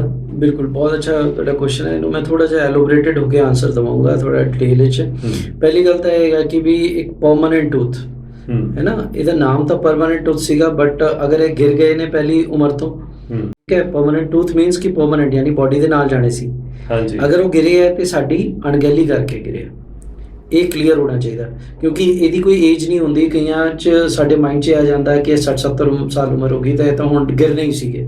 ਇਹ ਕਿਤੇ ਲਿਖਿਆ ਹੋਇਆ ਜੀ ਗਿਰਨੇ ਸੀਗੇ? ਇਹ ਤਾਂ ਨਾਮ ਤਾਂ ਪਰਮਾਨੈਂਟ ਹੀ ਸੀਗਾ। ਅੱਛਾ, ਇਹ ਤਾਂ ਨਹੀਂ ਗਿਰਨੇ ਸੀਗੇ, ਇਹ ਤਾਂ ਬੋਡੀ ਦੇ ਨਾਲ ਜਾਣੇ ਸੀ।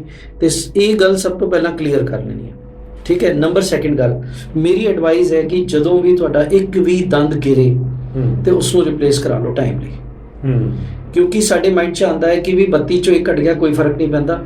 ਉਹ ਪਹਿਲਾਂ ਮੈਂ ਮਜ਼ਾਕ 'ਚ ਗੱਲ ਕੀਤੀ ਸੀ, ਹੁਣ ਤੁਹਾਨੂੰ ਸੀਰੀਅਸਲੀ ਗੱਲ ਦੱਸ ਰਿਹਾ। ਹੁੰਦਾ ਕੀ ਹੈ, ਜਦੋਂ ਇੱਕ ਦੰਦ ਗਿਰਦਾ ਹੈ ਤੇ ਦੂਸਰੇ ਦੰਦ ਉਸ ਦੀ ਸਪੇਸ ਲੈਂਦੇ ਆ, ਚੇਂਜਸ ਆਉਂਦੇ ਆ ਬੋਡੀ ਦੇ ਵਿੱਚ, ਪੂਰੀ ਅਲਾਈਨਮੈਂਟ ਦੇ ਵਿੱਚ, ਔਰ ਉਹਦੇ ਕਰਕੇ ਪ੍ਰੈਸ਼ਰ ਡਿਵਾਈਡ ਹੁੰਦਾ, ਉਹਦੇ ਕਰਕੇ ਦੂਸਰਾ ਦੰਦ ਗਿਰਦਾ, ਫਿਰ ਲਾਈਨ ਲੱਗ ਜਾਂਦੀ ਹੈ।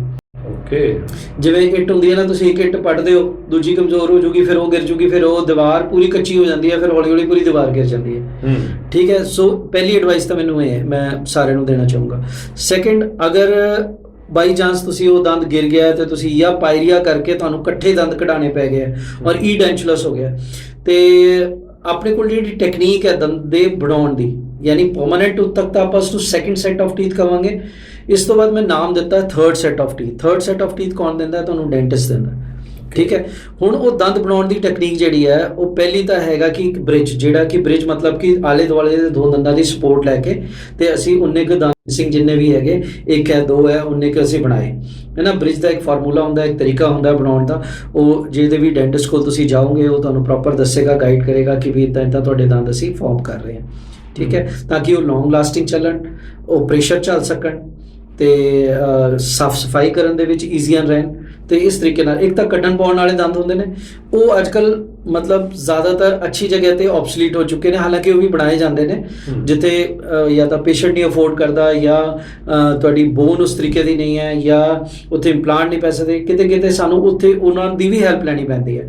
ਬਟ ਮੇਜਰਲੀ ਅੱਜ ਕੱਲ੍ਹ ਜਿਹੜਾ ਫਿਕਸ ਟੀਥ ਹੈ, ਉਹ ਜਾਂ ਤਾਂ ਬ੍ਰਿਜ ਦੀ ਫਾਰਮ ਦੇ ਵਿੱਚ ਬਣੇਗਾ, ਜਾਂ ਜਿਹੜੀ ਦੂਸਰੀ ਟੈਕਨੀਕ ਹੈ ਉਸਨੂੰ ਅਸੀਂ ਇੰਪਲਾਂਟ ਕਹਿੰਦੇ ਹਾਂ।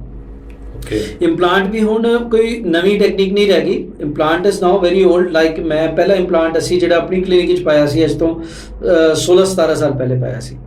ਤਾਂ ਹੁਣ 16-17 ਸਾਲ ਹੋ ਗਏ ਸਾਨੂੰ ਇੰਪਲਾਂਟੋਲੋਜੀ ਕਰਦੇ ਨੂੰ, ਲੇਕਿਨ ਹੁਣ ਇੰਪਲਾਂਟੋਲੋਜੀ ਕਰਨ ਦਾ ਤਰੀਕਾ ਚੇਂਜ ਹੋ ਗਿਆ। ਉਹੀ ਜਿੱਦਾਂ ਮੈਨੂਅਲ ਸੀਗਾ ਪਹਿਲਾਂ, ਹੁਣ ਡਿਜੀਟਲ ਹੋ ਗਿਆ। ਸੇਮ ਇੰਪਲਾਂਟ ਦੇ ਵਿੱਚ ਵੀ ਪਹਿਲਾਂ ਮੈਨੂਅਲ ਹੁੰਦਾ ਸੀ, ਹੁਣ ਡਿਜੀਟਲ ਹੋ ਗਿਆ। ਪਹਿਲਾਂ ਅਸੀਂ ਚੀਰਾ ਲਗਾ ਕੇ ਤੇ ਇੰਪਲਾਂਟ ਪਾਉਂਦੇ ਸੀ, ਹੱਡੀ 'ਚ ਉਹਨੂੰ ਕੱਸਦੇ ਸੀਗੇ, ਹੁਣ ਅਸੀਂ ਡਿਜੀਟਲੀ ਸਕੈਨ ਕਰ ਲੈਂਦੇ ਹਾਂ, ਸਾਨੂੰ ਪਤਾ ਹੁੰਦਾ ਇੰਪਲਾਂਟ ਕਿਹੜੇ ਐਂਗਲ ਤੇ ਜਾਏਗਾ, ਉੱਥੇ ਹੀ ਪੰਚ ਕਰਕੇ ਪਲੇਸ ਹੋ ਜਾਂਦਾ, ਚੀਰਾ ਵੀ ਨਹੀਂ ਲਗਾਉਣਾ ਪੈਂਦਾ। ਔਰ ਪਹਿਲੇ ਦੇ ਟਾਈਮ ਤੇ ਸਾਨੂੰ ਵੇਟ ਬਹੁਤ ਜ਼ਿਆਦਾ ਕਰਨੀ ਪੈਂਦੀ ਸੀ, ਹੁਣ ਇਸ ਤਰ੍ਹਾਂ ਦੇ ਇੰਪਲਾਂਟ ਆ ਗਏ ਨੇ ਕਿ ਸਕਰੂ ਪਾਇਆ ਹੱਡੀ ਦੇ ਵਿੱਚ ਔਰ ਵਿਦਿਨ ਨੋ ਟਾਈਮ ਅਸੀਂ ਨੂੰ ਉਹਦੇ ਉੱਪਰ ਲੋਡ ਕਰਤਾ, ਯਾਨੀ ਦੰਦ ਬਣਾਤਾ ਉਹਦੇ ਉੱਪਰ, ਠੀਕ ਹੈ। ਸੋ ਇੰਪਲਾਂਟ, ਬ੍ਰਿਜ, ਇਹ ਮੋਟੀ ਟੈਕਨੀਕਸ ਨੇ, ਇਹਦੇ ਕੰਮ ਕਰਨ ਦੇ ਤਰੀਕੇ ਚੇਂਜ ਹੋ ਗਏ ਨੇ। ਇਹਦੇ ਨਾਲ ਅਸੀਂ ਪੂਰੇ ਦੰਦ ਬਣਾ ਸਕਦੇ ਹਾਂ। ਯਾਨੀ ਮੰਨ ਲਓ ਕਿਸੇ ਦੇ ਥੱਲੇ ਦਾ ਜਬਾੜਾ ਪੂਰਾ ਹੈ ਹੀ ਨਹੀਂ, ਦੰਦ ਕੋਈ ਹੈ ਹੀ ਨਹੀਂ, ਅਸੀਂ ਕੇਵਲ 2 ਇੰਪਲਾਂਟ ਪਾ ਕੇ ਉਹਦੇ ਉੱਪਰ ਬਾਲਸ ਲੱਗੀਆਂ ਹੁੰਦੀਆਂ, ਡੈਂਚਰ ਬਣਦਾ, ਉਹ ਸੌਕਟ ਉਸ ਬਾਲ ਦੇ ਵਿੱਚ ਜਾ ਕੇ ਫਿਕਸ ਹੋ ਜਾਂਦਾ, ਜਿਵੇਂ ਟਿਚ ਬਟਨ ਬਣਦੇ ਆ। ਇਹ ਬੜੀ ਹੀ ਲੋ ਕਾਸਟ और बहुत ही हाई आउटपुट वाली चीज़ है, लो इनपुट एंड हाई आउटपुट, यानी कॉस्टिंग बहुत घट लगती है, जिहड़ा मैं हुणे मॉडलिटी दसी है, और आउटपुट इन्नी ज़्यादा है कि पेशेंट बहुत ज़्यादा एक बिल्कुल एक तरीके नाल फील करता मेरे अपने दंद ने। सैकेंड, अगर तुसी 2 ਦੀ जगह 4 ਜਾਂ 6 ਇੰਪਲਾਂਟ ਅਸੀਂ ਪਵਾਉਂਦੇ ਹਾਂ ਤੇ ਉਹਦੇ ਤੇ ਪੂਰਾ ਫਿਕਸਡ ਸਟਰਕਚਰ ਲੱਗ ਜਾਂਦਾ ਔਰ ਤੁਹਾਨੂੰ ਥਰਡ ਸੈਟ ਆਫ ਟੀਥ ਮਿਲ ਜਾਂਦਾ। ਇਹ ਵੀ ਹੁਣ ਡਿਜੀਟਲੀ ਪੋਸੀਬਲ ਹੈ ਕਰਨਾ, ਠੀਕ ਹੈ। ਇਸੇ ਤਰੀਕੇ ਨਾਲ ਅਪਰ ਵੀ ਬਣ ਸਕਦਾ, ਅਪਰ ਲੋਅਰ ਦੋਨੋਂ ਬਣਾਉਣੇ ਹੁਣ ਦੋਨੋਂ ਬਣ ਜਾਂਦੇ ਨੇ। ਠੀਕ ਹੈ, ਜਿੱਦਾਂ ਆਪਾਂ ਗੋਡੇ ਰਿਪਲੇਸ ਕਰਾਉਂਦੇ ਆ, ਉਹ ਵੀ ਇੱਕ ਟਾਈਟੇਨੀਅਮ ਦੀ ਪਲੇਟ ਹੁੰਦੀ ਹੈ। ਔਰ ਅਗਰ ਆਪਾਂ ਗੋਡੇ ਰਿਪਲੇਸ ਕਰਾਉਂਦੇ ਆ ਤਕਰੀਬਨ ਕਿੰਨਾ ਕੁ ਖਰਚਾ ਆਉਂਦਾ ਹੋਣਾ ਵਿੱਚ ਆਈਡੀਆ? ਮੇਰੇ ਖਿਆਲ ਚ 10 ਲੱਖ ਦੇ ਆਸ-ਪਾਸ। ਨਹੀਂ ਜੀ, 1.5 ਤੋਂ 2 ਲੱਖ, ਮਤਲਬ ਅਗਰ ਗੋਡੇ ਦੀ ਰਿਪਲੇਸਮੈਂਟ ਅਗਰ ਟਾਈਟੇਨੀਅਮ ਗ੍ਰੇਡ ਦੇ ਕਰਦੇ ਹਾਂ, ਹਾਂਜੀ, ਤੇ ਅਗਰ ਦੋਨੋਂ ਕਰਾਣੇ ਹੋਣ 2.5 ਲੱਖ 4 ਲੱਖ ਦੇ ਵਿੱਚ ਖਰਚਾ ਆਉਂਦਾ ਹੈ।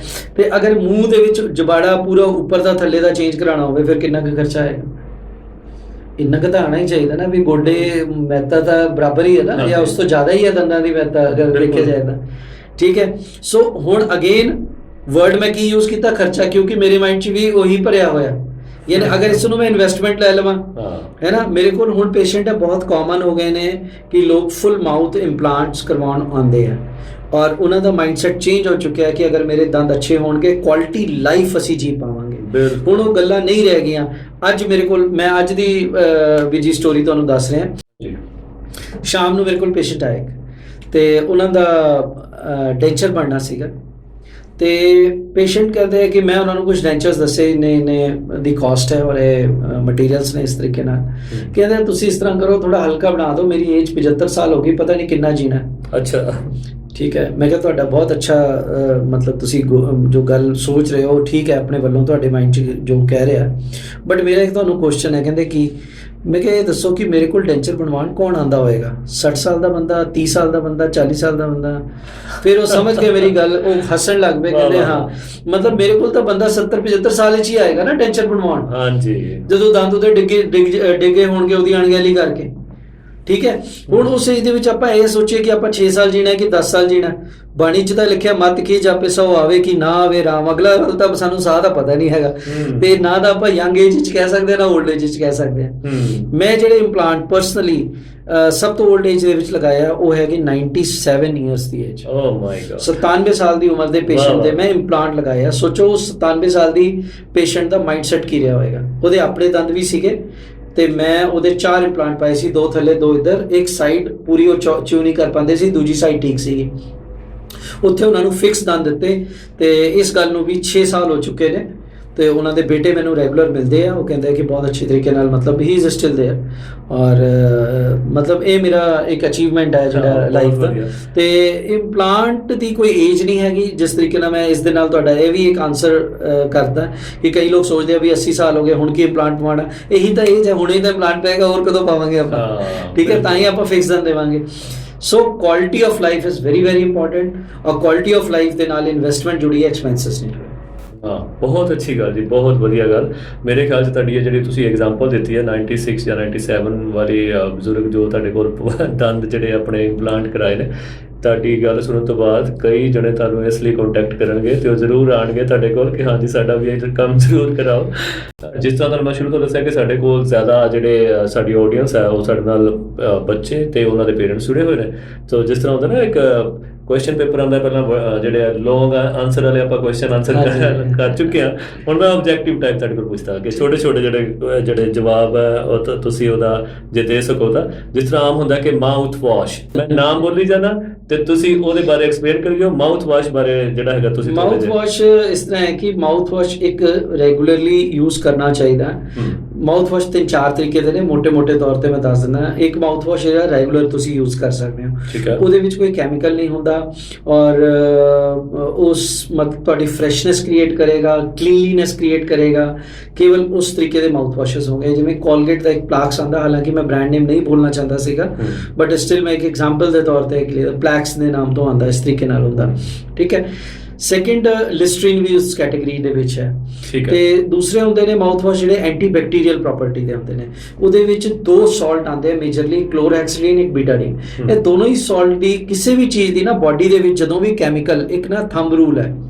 ਮੈਂ ਐਕਚੁਅਲੀ ਤੁਹਾਡੇ ਕੁਐਸਚਨਸ ਦੇ ਵਿੱਚੋਂ ਨਾ ਇੱਕ ਜਨਰਲ ਗੱਲਾਂ ਵੀ ਕਈ ਵਾਰੀ ਕਰ ਜਾਂਦਾ, ਤੇ ਉਹ ਤੁਸੀਂ ਉਸ ਨੂੰ ਬ੍ਰੌਡਰ ਐਸਪੈਕਟ ਦੇ ਵਿੱਚ ਉਸ ਨੂੰ ਲੈ ਸਕਦੇ ਹੋ। ਬਹੁਤ ਅੱਛਾ। ਅਤੀ ਕਿਸੇ ਵੀ ਚੀਜ਼ ਦੀ ਬੁਰੀ ਹੁੰਦੀ ਹੈ, ਤੇ ਕੈਮੀਕਲ ਲਈ ਇਹ 100% ਹੋਤਾ ਹੈ। ਕਲੋਰਹੈਕਸੀਲਿਨ ਵੀ ਕੈਮੀਕਲ ਹੈ, ਬੀਟਾਡੀਨ ਵੀ ਕੈਮੀਕਲ ਹੈ। ਯਾਨੀ ਕਿ ਆਪਾਂ ਯੂਜ਼ ਕਰੀਏ ਕਲੋਰਹੈਕਸੀਲਿਨ ਚਾਹੇ ਮਾਊਥ ਵਾਸ਼ ਹੋਵੇ ਚਾਹੇ ਬੀਟਾਡੀਨ ਦਾ, ਉਸ ਨੂੰ ਪਹਿਲਾਂ ਤਾਂ ਡਾਇਲੂਟ ਕਰ ਲਓ ਔਰ ਉਹਨੂੰ ਆਫ ਐਂਡ ਔਨ ਯੂਜ਼ ਕਰਨਾ। ਅਗਰ ਤੁਹਾਨੂੰ ਡੈਂਟਿਸਟ ਨੇ ਕਿਹਾ ਹਫਤੇ 2 ਹਫਤੇ ਲਈ ਯੂਜ਼ ਕਰਨਾ ਤੇ ਉਨਾ ਟਾਈਮ ਹੀ ਯੂਜ਼ ਕਰਨਾ ਹੈ। ਆਪਣਾ ਦਿਮਾਗ ਨਹੀਂ ਲਗਾਉਣਾ ਉਸ ਤੋਂ ਬਾਅਦ ਕਿ ਵੀ ਅਸੀਂ ਉਸਨੂੰ ਰੈਗੂਲਰਲੀ 3-3 ਮਹੀਨੇ ਕਰੀਏ। ਐਸਾ ਹੋਇਆ ਮੇਰੇ ਪੇਸ਼ੈਂਟਸ ਦੇ ਨਾਲ। Stop it there and then. ਔਰ ਅਗਰ ਨਹੀਂ ਤਾਂ ਉਸ ਤੋਂ ਬਾਅਦ ਤੁਸੀਂ ਹਫਤੇ ਵਿੱਚ 2 ਵਾਰੀ ਕਰ ਲਿਆ, ਆਲਟਰਨੇਟ ਡੇ ਕਰ ਲਿਆ, ਹੈ ਨਾ। ਕੈਮੀਕਲ ਬੇਸਡ ਜੋ ਵੀ ਚੀਜ਼ ਹੈ ਉਹ ਤੁਸੀਂ ਵਿਦਆਊਟ ਪ੍ਰੈਸਕ੍ਰਿਪਸ਼ਨ, ਵਿਦਆਊਟ ਡੈਂਟਿਸਟ ਦੇ ਉਹਦੇ ਵਿੱਚ ਨਾ ਕਰੋ ਤਾਂ ਬੈਟਰ ਹੈ। ਜਿੰਨਾ ਉਹ ਕਹਿ ਰਹੇ ਉਨਾ ਕਰੋ। ਥਰਡ, ਇੱਕ ਚੌਥੇ ਟਾਈਪ ਦਾ ਮਾਊਥ ਵਾਸ਼ ਹੁੰਦਾ ਹੈ ਜਿਹਨੂੰ ਅਸੀਂ ਫਲੋਰਾਈਡੇਟਡ ਜ਼ਿਆਦਾ ਕਹਿੰਦੇ ਆ, ਜਿਹੜੇ ਕਿ ਸੈਂਸਿਟਿਵਿਟੀ ਵਾਲੇ ਟੂਥ ਦੇ ਵਿੱਚ ਅਕਸਰ ਯੂਜ਼ ਹੁੰਦਾ ਹੈ। ਕੋਈ ਪੇਸ਼ੈਂਟ ਆਂਦਾ ਹੈ ਸੈਂਸਿਟਿਵਿਟੀ ਲੈ ਕੇ, ਮੈਂ ਉਹਨੂੰ ਕਹਿੰਦਾ ਕਿ ਆਹ ਵਾਲਾ ਮਾਊਥ ਵਾਸ਼ ਹੈ, ਪੇਸਟ ਯੂਜ਼ ਕਰ ਲੈ, ਠੀਕ ਹੈ। ਪੇਸ਼ੈਂਟ ਕੀ ਕਰਦਾ ਹੈ, ਉਹ ਹਫਤੇ ਲਈ ਤਾਂ ਯੂਜ਼ ਕਰਦਾ, ਉਸ ਤੋਂ ਬਾਅਦ ਉਸਨੂੰ ਉਹ ਇੱਕ ਕਾਮਨ ਬਣਾ ਲੈਂਦਾ, ਉਹ ਯੂਜ਼ ਕਰੀ ਜਾਂਦਾ। 3 ਮਹੀਨੇ ਬਾਅਦ ਫਿਰ ਜਦੋਂ ਦੁਬਾਰਾ ਮੈਨੂੰ ਮਿਲਦੇ ਆ, ਉਹ ਕਹਿੰਦਾ ਡਾਕਟਰ ਸਾਹਿਬ ਉਹ ਪੇਸਟ ਤੁਸੀਂ ਬਹੁਤ ਵਧੀਆ ਦੱਸਿਆ ਸੀਗਾ, ਉਹ ਮੈਂ ਹੁਣ ਵੀ ਯੂਜ਼ ਕਰ ਰਿਹਾ। ਅੱਛਾ ਭਾਜੀ, ਉਹਦੇ ਵਿੱਚ ਫਲੋਰਾਈਡ ਹੈਗਾ ਬਹੁਤ ਜ਼ਿਆਦਾ ਮਾਤਰਾ ਦੇ ਵਿੱਚ, ਤੁਸੀਂ ਜ਼ਿਆਦਾ ਯੂਜ਼ ਕਰੋਗੇ ਤੇ ਤੁਹਾਡੀ ਬਾਡੀ ਤੇ ਟੌਕਸਿਕ ਇਫੈਕਟਸ ਆਉਣਗੇ। You have to understand thing ਕਿ ਅਗਰ ਡਾਕਟਰ ਨੇ ਪ੍ਰੈਸਕ੍ਰਿਪਸ਼ਨ ਦੇ ਵਿੱਚ 1 ਮੰਥ 14 ਡੇਜ਼ 7 ਡੇਜ਼ ਲਿਖਿਆ ਹੈ ਤੇ ਉਹ ਉਹਦੇ ਲਈ ਹੀ ਹੈ। It is not for your life long, है ना। अगर तुसी करना है तो डॉक्टर ਨੂੰ ਪੁੱਛ ਕੇ ਕਰ ਲਓ, ਦਿੱਕਤ ਕੀ ਹੈ। ਬਿਲਕੁਲ ਠੀਕ ਹੈ। तो ਇਹ ਮਾਊਥ ਵਾਸ਼ ਦਾ ਬ੍ਰੌਡਲੀ ਮੈਂ ਦੱਸਦਾ। ਅਗਲਾ ਟੂਥਪੇਸਟ। ਟੂਥਪੇਸਟ ਅਗੇਨ ਬਹੁਤ ਅੱਛਾ ਕੁਐਸਚਨ ਹੈ। ਟੂਥਪੇਸਟ ਨੂੰ ਵੀ ਤੁਸੀਂ 2 ਪਾਰਟ, ਜ਼ਿਆਦਾ ਪਾਰਟਸ ਦੇ ਵਿੱਚ ਆਪਾਂ ਡਿਵਾਈਡ ਕਰ ਸਕਦੇ ਹਾਂ। ਵਨ ਇਜ਼ ਬੇਬੀ, ਜਿਹੜਾ ਟੂਥਪੇਸਟ ਹੁੰਦਾ ਬੱਚਿਆਂ ਲਈ, ਉਹ 6 ਸਾਲ ਦੇ ਬੱਚਿਆਂ ਤੋਂ ਥੱਲੇ ਦੇ ਵਿੱਚ, ਕਿਉਂਕਿ ਫਲੋਰਾਈਡ ਦੀ ਮਾਤਰਾ ਘੱਟ ਦੇਣੀ ਹੁੰਦੀ ਹੈ, ਨਹੀਂ ਤਾਂ ਉਹਨਾਂ ਦੀ ਟੌਕਸੀਕੇਸ਼ਨ ਹੋ ਜਾਂਦੀ ਹੈ। ਉਹਦੇ ਵਿੱਚ ਲਿਖਿਆ ਹੁੰਦਾ ਹੈ ਕਿ ਵੀ ਇਸ ਤੋਂ ਥੱਲੇ ਮਤਲਬ 300 ppm ਤੋਂ ਥੱਲੇ ਫਲੋਰਾਈਡ ਦੀ ਮਾਤਰਾ ਹੋਏਗੀ। ਔਰ ਉਹਨਾਂ ਦੀ ਸਪੈਸ਼ਲ, ਹਾਂਜੀ ਮੈਂ ਵਿੱਚੋਂ ਤੁਹਾਨੂੰ ਟੋਕ ਰਿਹਾ, ਮੈਨੂੰ ਨਹੀਂ ਸੀ ਪਤਾ। ਅਸੀਂ ਤਾਂ ਜਿਵੇਂ ਛੋਟੇ ਬੱਚਿਆਂ ਲਈ ਜਾਂ ਆਪਾਂ ਨਹੀਂ ਦੇਖਦੇ, ਇਸ ਤਾਂ ਇੱਕ ਵੱਡੀ ਸਾਰੀ ਟੂਥਪੇਸਟ ਲੈ ਆਉਂਦੇ ਹਾਂ ਤੇ ਉਹ 'ਚ ਸਾਰੇ ਛੋਟੇ ਬੱਚੇ ਵੀ ਲੱਗੇ ਹੁੰਦੇ, ਉਸ 'ਚ ਵੱਡੇ ਵੀ ਹੁੰਦੇ। ਨਹੀਂ, ਬੱਚਿਆਂ ਦਾ ਟੂਥਪੇਸਟ ਅਲੱਗ ਹੁੰਦਾ, ਉਹ ਫਲੋਰਾਈਡ ਦੀ ਮਾਤਰਾ ਦੇ ਕਰਕੇ ਉਹਦਾ, ਹਾਂਜੀ ਬਿਲਕੁਲ 100%। ਔਰ ਅੱਜ ਕੱਲ੍ਹ ਤਾਂ ਬੜੇ ਅੱਛੇ ਆ ਗਏ, ਕਿਸੇ ਤੇ ਮਿੱਕੀ ਮਾਊਸ ਬਣਿਆ, ਕਿਸੇ ਤੇ ਉਹ ਡੋਨਾਲਡ ਡਕ ਬਣੀ ਹੋਈ ਹੈ, ਬੜੇ ਅੱਛੇ ਸਪਾਈਡਰਮੈਨ ਵਾਲੇ ਮਤਲਬ ਬਾਹਰ ਮਿਲਦੇ ਹੈ। ਲੇਕਿਨ ਉਹ ਤੁਸੀਂ ਆਪਣੇ ਡਾਕਟਰ ਦੀ ਪ੍ਰੈਸਕ੍ਰਿਪਸ਼ਨ ਤੋਂ ਲੈ ਕੇ ਕਿ ਵੀ ਕਿਹੜਾ ਮਾਊਥ ਵਾਸ਼ ਤੁਹਾਡੇ ਬੱਚੇ ਲਈ ਠੀਕ ਹੈ, ਸੌਰੀ ਟੂਥਪੇਸਟ ਠੀਕ ਹੈ, ਤੇ ਉਹ ਤੁਸੀਂ ਇਸਤੇਮਾਲ ਕਰ ਸਕਦੇ ਹੋ। ਨੰਬਰ 2, ਪਰਮਾਨੈਂਟ ਟੂਥ ਲਈ ਤੁਸੀਂ ਇੱਕ ਨਾਰਮਲ ਜਿਹਾ ਟੂਥਪੇਸਟ ਕੋਈ ਵੀ ਯੂਜ਼ ਕਰ ਸਕਦੇ ਹੋ, ਬਟ ਬਹੁਤ ਜ਼ਿਆਦਾ ਜਿਹੜਾ ਫੈਂਸੀ ਅੱਜ ਕੱਲ੍ਹ ਮਾਰਕੀਟ ਚੱਲ ਪਈ ਹੈ ਉਸ ਤੋਂ ਤੁਸੀਂ ਥੋੜਾ ਬਚੋ, ਠੀਕ ਹੈ। ਨੰਬਰ 2 ਗੱਲ, ਉਸਦਾ ਫਲੋਰਾਈਡ ppm ਨਾਰਮਲ ਹੋਣਾ ਚਾਹੀਦਾ। ਅੱਜ ਕੱਲ੍ਹ ਹਰਬਲ ਟੂਥਪੇਸਟ ਬਹੁਤ ਚੱਲ ਪਏ ਨੇ, that is very good, but you have to choose a good herbal toothpaste. ਬਹੁਤ ਅੱਛਾ, ਉਹਦੇ ਬਹੁਤ ਸਾਰੇ ਫਾਇਦੇ ਨੇ, ਲੌਂਗ ਵੌਂਗ ਸਭ ਉਹਦੇ ਵਿੱਚ ਪਾਇਆ ਹੁੰਦਾ, ਐਂਟੀਬੈਕਟੀਰੀਅਲ ਪ੍ਰੋਪਰਟੀ ਹੁੰਦੇ ਨੇ। ਹਰਬਲ ਟੂਥਪੇਸਟ ਵੀ ਯੂਜ਼ ਕਰ ਸਕਦੇ ਹਾਂ। ਔਰ ਜਿਹਨੂੰ ਗਮਸ ਡਿਜ਼ੀਜ਼ਸ ਨੇ ਉਹ ਹਰਬਲ ਟੂਥਪੇਸਟ ਜ਼ਿਆਦਾ ਯੂਜ਼ ਕਰਨ, ਬੈਟਰ ਹੈ। ਜਿਨ੍ਹਾਂ ਨੂੰ ਸੈਂਸਿਟਿਵਿਟੀ ਹੈ ਉਹਨਾਂ ਨੂੰ ਕੁਝ ਟਾਈਮ ਲਈ ਅਸੀਂ ਸੈਂਸਿਟਿਵਿਟੀ ਟੂਥਪੇਸਟ ਯੂਜ਼ ਕਰਾਉਂਦੇ ਹਾਂ, ਫਿਰ ਰੈਗੂਲਰ ਤੇ ਲੈ ਆਉਂਦੇ ਹਾਂ, ਠੀਕ ਹੈ। ਲੇਕਿਨ ਉਸ ਨੂੰ ਤੁਸੀਂ ਇਦਾਂ ਵੀ ਇਸਤੇਮਾਲ ਕਰ ਸਕਦੇ ਹੋ ਕਿ ਜਿੱਦਾਂ ਵਿੱਚੋਂ ਬ੍ਰੇਕ ਦੇ ਕੇ ਹਫਤੇ ਲਈ ਉਹ ਯੂਜ਼ ਕਰ ਲਿਆ, ਫਿਰ ਇੱਕ ਰੈਗੂਲਰ ਟੂਥਪੇਸਟ ਯੂਜ਼ ਕਰ ਲਿਆ 2 ਮਹੀਨੇ ਲਈ, ਫਿਰ ਹਫਤੇ ਲਈ ਉਹਨੂੰ ਯੂਜ਼ ਕਰ ਲਿਆ, ਤੇ ਤੁਹਾਡਾ ਉਸ ਦੇ ਨਾਲ ਜਿਹੜਾ ਐਂਟੀ ਸੈਂਸਿਟਿਵਿਟੀ ਪ੍ਰੋਪਰਟੀ ਹੈ ਉਹ ਵੀ ਪ੍ਰੋਪਰਲੀ ਐਡਰੈਸ ਹੋ ਜਾਂਦੀ ਹੈ। ਸੋ ਇਹ ਬ੍ਰੌਡਲੀ ਟੂਥਪੇਸਟ ਇੱਦਾਂ ਡਿਵਾਈਡਡ ਹੈ, but toothpaste should be good quality toothpaste. It is not like that ਕਿ ਕੋਈ ਵੀ ਆਪਾਂ ਦੇਸੀ ਜੀ ਚੀਜ਼ ਚੱਕ ਕੇ ਵੀ ਜਿਹਦਾ ਕਿ ਕੰਪੋਜੀਸ਼ਨ ਦਾ ਵੀ ਸਾਨੂੰ ਕਲੀਅਰ ਨਹੀਂ ਹੈਗਾ, ਉਹ ਨਹੀਂ ਸਾਨੂੰ ਯੂਜ਼ ਕਰਨੀ ਚਾਹੀਦੀ। ਨੈਕਸਟ ਇਹਦੇ ਨਾਲ ਹੀ ਮਿਲਦਾ ਜਿੱਦਾਂ ਟੂਥਬ੍ਰਸ਼ ਅਗੇਨ ਬਹੁਤ ਅੱਛਾ ਕੁਐਸਚਨ ਹੈ। ਟੂਥਬ੍ਰਸ਼ ਵੀ ਇੱਕ ਸਟੈਂਡਰਡ ਦਾ ਤੁਸੀਂ ਯੂਜ਼ ਕਰੋ। ਬੱਚਿਆਂ ਦਾ ਟੂਥਬ੍ਰਸ਼ ਅਗੇਨ ਅਲੱਗ ਆਉਂਦਾ ਹੈ, ਵੱਡਿਆਂ ਦਾ ਅਲੱਗ ਆਉਂਦਾ ਹੈ, ਜਿਹਦੇ ਬ੍ਰੇਸਸ ਲੱਗੇ ਉਹਦੇ ਲਈ ਅਲੱਗ ਆਉਂਦਾ ਹੈ, ਜਿਹੜੇ ਡੈਂਚਰਸ ਬੁਢਾਪੇ 'ਚ ਯੂਜ਼ ਕਰਦੇ ਆ ਉਹਨਾਂ ਦੇ ਲਈ ਇੱਕ ਟੂਥਬ੍ਰਸ਼ ਅਲੱਗ ਆਉਂਦਾ ਹੈ। ਅੱਛਾ, ਵੱਡਾ ਸਾਰਾ ਟੂਥਬ੍ਰਸ਼ ਹੁੰਦਾ ਉਹ ਤੁਸੀਂ ਯੂਜ਼ ਕਰ ਸਕਦੇ ਹੋ, ਠੀਕ ਹੈ। ਹੁਣ ਜਿਨ੍ਹਾਂ ਨੂੰ ਗਮਸ ਡਿਜ਼ੀਜ਼ਸ ਹੈ ਉਹ ਸੌਫਟ ਵਾਲਾ ਜਾਂ ਅਲਟਰਾ ਸੌਫਟ ਬ੍ਰਿਸਲਸ ਵਾਲੇ ਟੂਥਬ੍ਰਸ਼ ਯੂਜ਼ ਕਰਨ ਤਾਂ ਬੈਟਰ ਹੈ। ਟੂਥਬ੍ਰਸ਼ ਯੂਜ਼ ਕਰਨ ਦਾ ਟਾਈਮ ਹੁੰਦਾ ਹੈ 3 ਮਹੀਨੇ ਦੇ ਅੰਦਰ ਅੰਦਰ ਉਹਨੂੰ ਰਿਪਲੇਸ ਕਰਨਾ ਜ਼ਰੂਰੀ ਹੈ।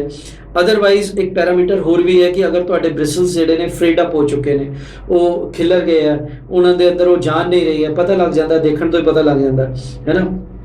ਤੇ ਅਸੀਂ ਕਈ ਵਾਰੀ ਉਹੀ ਹੁੰਦਾ ਕਿ ਨਾ ਪੁਰਾਣਾ ਟੂਥਬ੍ਰਸ਼, ਵੈਸੇ ਨਾ ਇੱਕ ਕਹਾਵਤ ਵੀ ਇੰਡੀਆ 'ਚ ਬੜੀ ਹੋਈ ਹੈ ਕਿ ਕਹਿੰਦੇ ਟੂਥਬ੍ਰਸ਼ ਦੀ ਸਾਈਕਲ ਕੀ ਹੁੰਦੀ ਹੈ, ਤੇ ਉਹ ਮੈਂ ਇੱਕ ਵਾਰੀ ਰੀਲ ਵੀ ਦੇਖੀ ਸੀ, ਕਹਿੰਦਾ ਪਹਿਲੇ ਇਹਦੇ ਵਿੱਚ ਕੰਮ ਆਉਂਦੀ ਹੈ, ਫਿਰ ਉਹ ਬੋਟਲ ਕਲੀਨ ਕਰਨ ਦੇ ਕੰਮ ਆਉਂਦੀ ਹੈ, ਫਿਰ ਉਹ ਟਾਇਲਟ ਵਿੱਚ ਕੰਮ, ਅਖੀਰ ਦੇ ਵਿੱਚ ਜਾ ਕੇ ਪਤਾ ਨਹੀਂ ਕਿੱਥੇ ਜਾ ਕੇ ਆਪਾਂ ਸਿੱਟਦੇ ਆ ਉਹਨੂੰ। So toothbrush after 3 months you can change it, ਔਰ ਇਹ ਬਹੁਤ ਅੱਛੀ ਇਨਵੈਸਟਮੈਂਟਸ ਨੇ ਜਿਹੜੀ ਕਿ ਆਪਾਂ ਹੈਲਥ ਤੇ ਕਰਦੇ ਹਾਂ। ਘੱਟੋ ਘੱਟ ਜਿਹੜਾ ਜਿਵੇਂ ਇਹਨਾਂ ਨੇ ਕਿਹਾ ਕਿ ਟੂਥਬ੍ਰਸ਼ ਜਿੱਥੇ ਮਰਜ਼ੀ ਯੂਜ਼ ਕਰੀ ਜਾਓ, ਜਿੰਨੀ ਮਰਜ਼ੀ ਉਹਦੀ ਲਾਈਫ ਦਾ, ਪਰ ਦੰਦਾਂ ਵਾਸਤੇ 3 ਮਹੀਨੇ ਦੀ ਲਾਈਫ ਬਹੁਤ ਹੈਗੀ ਆ।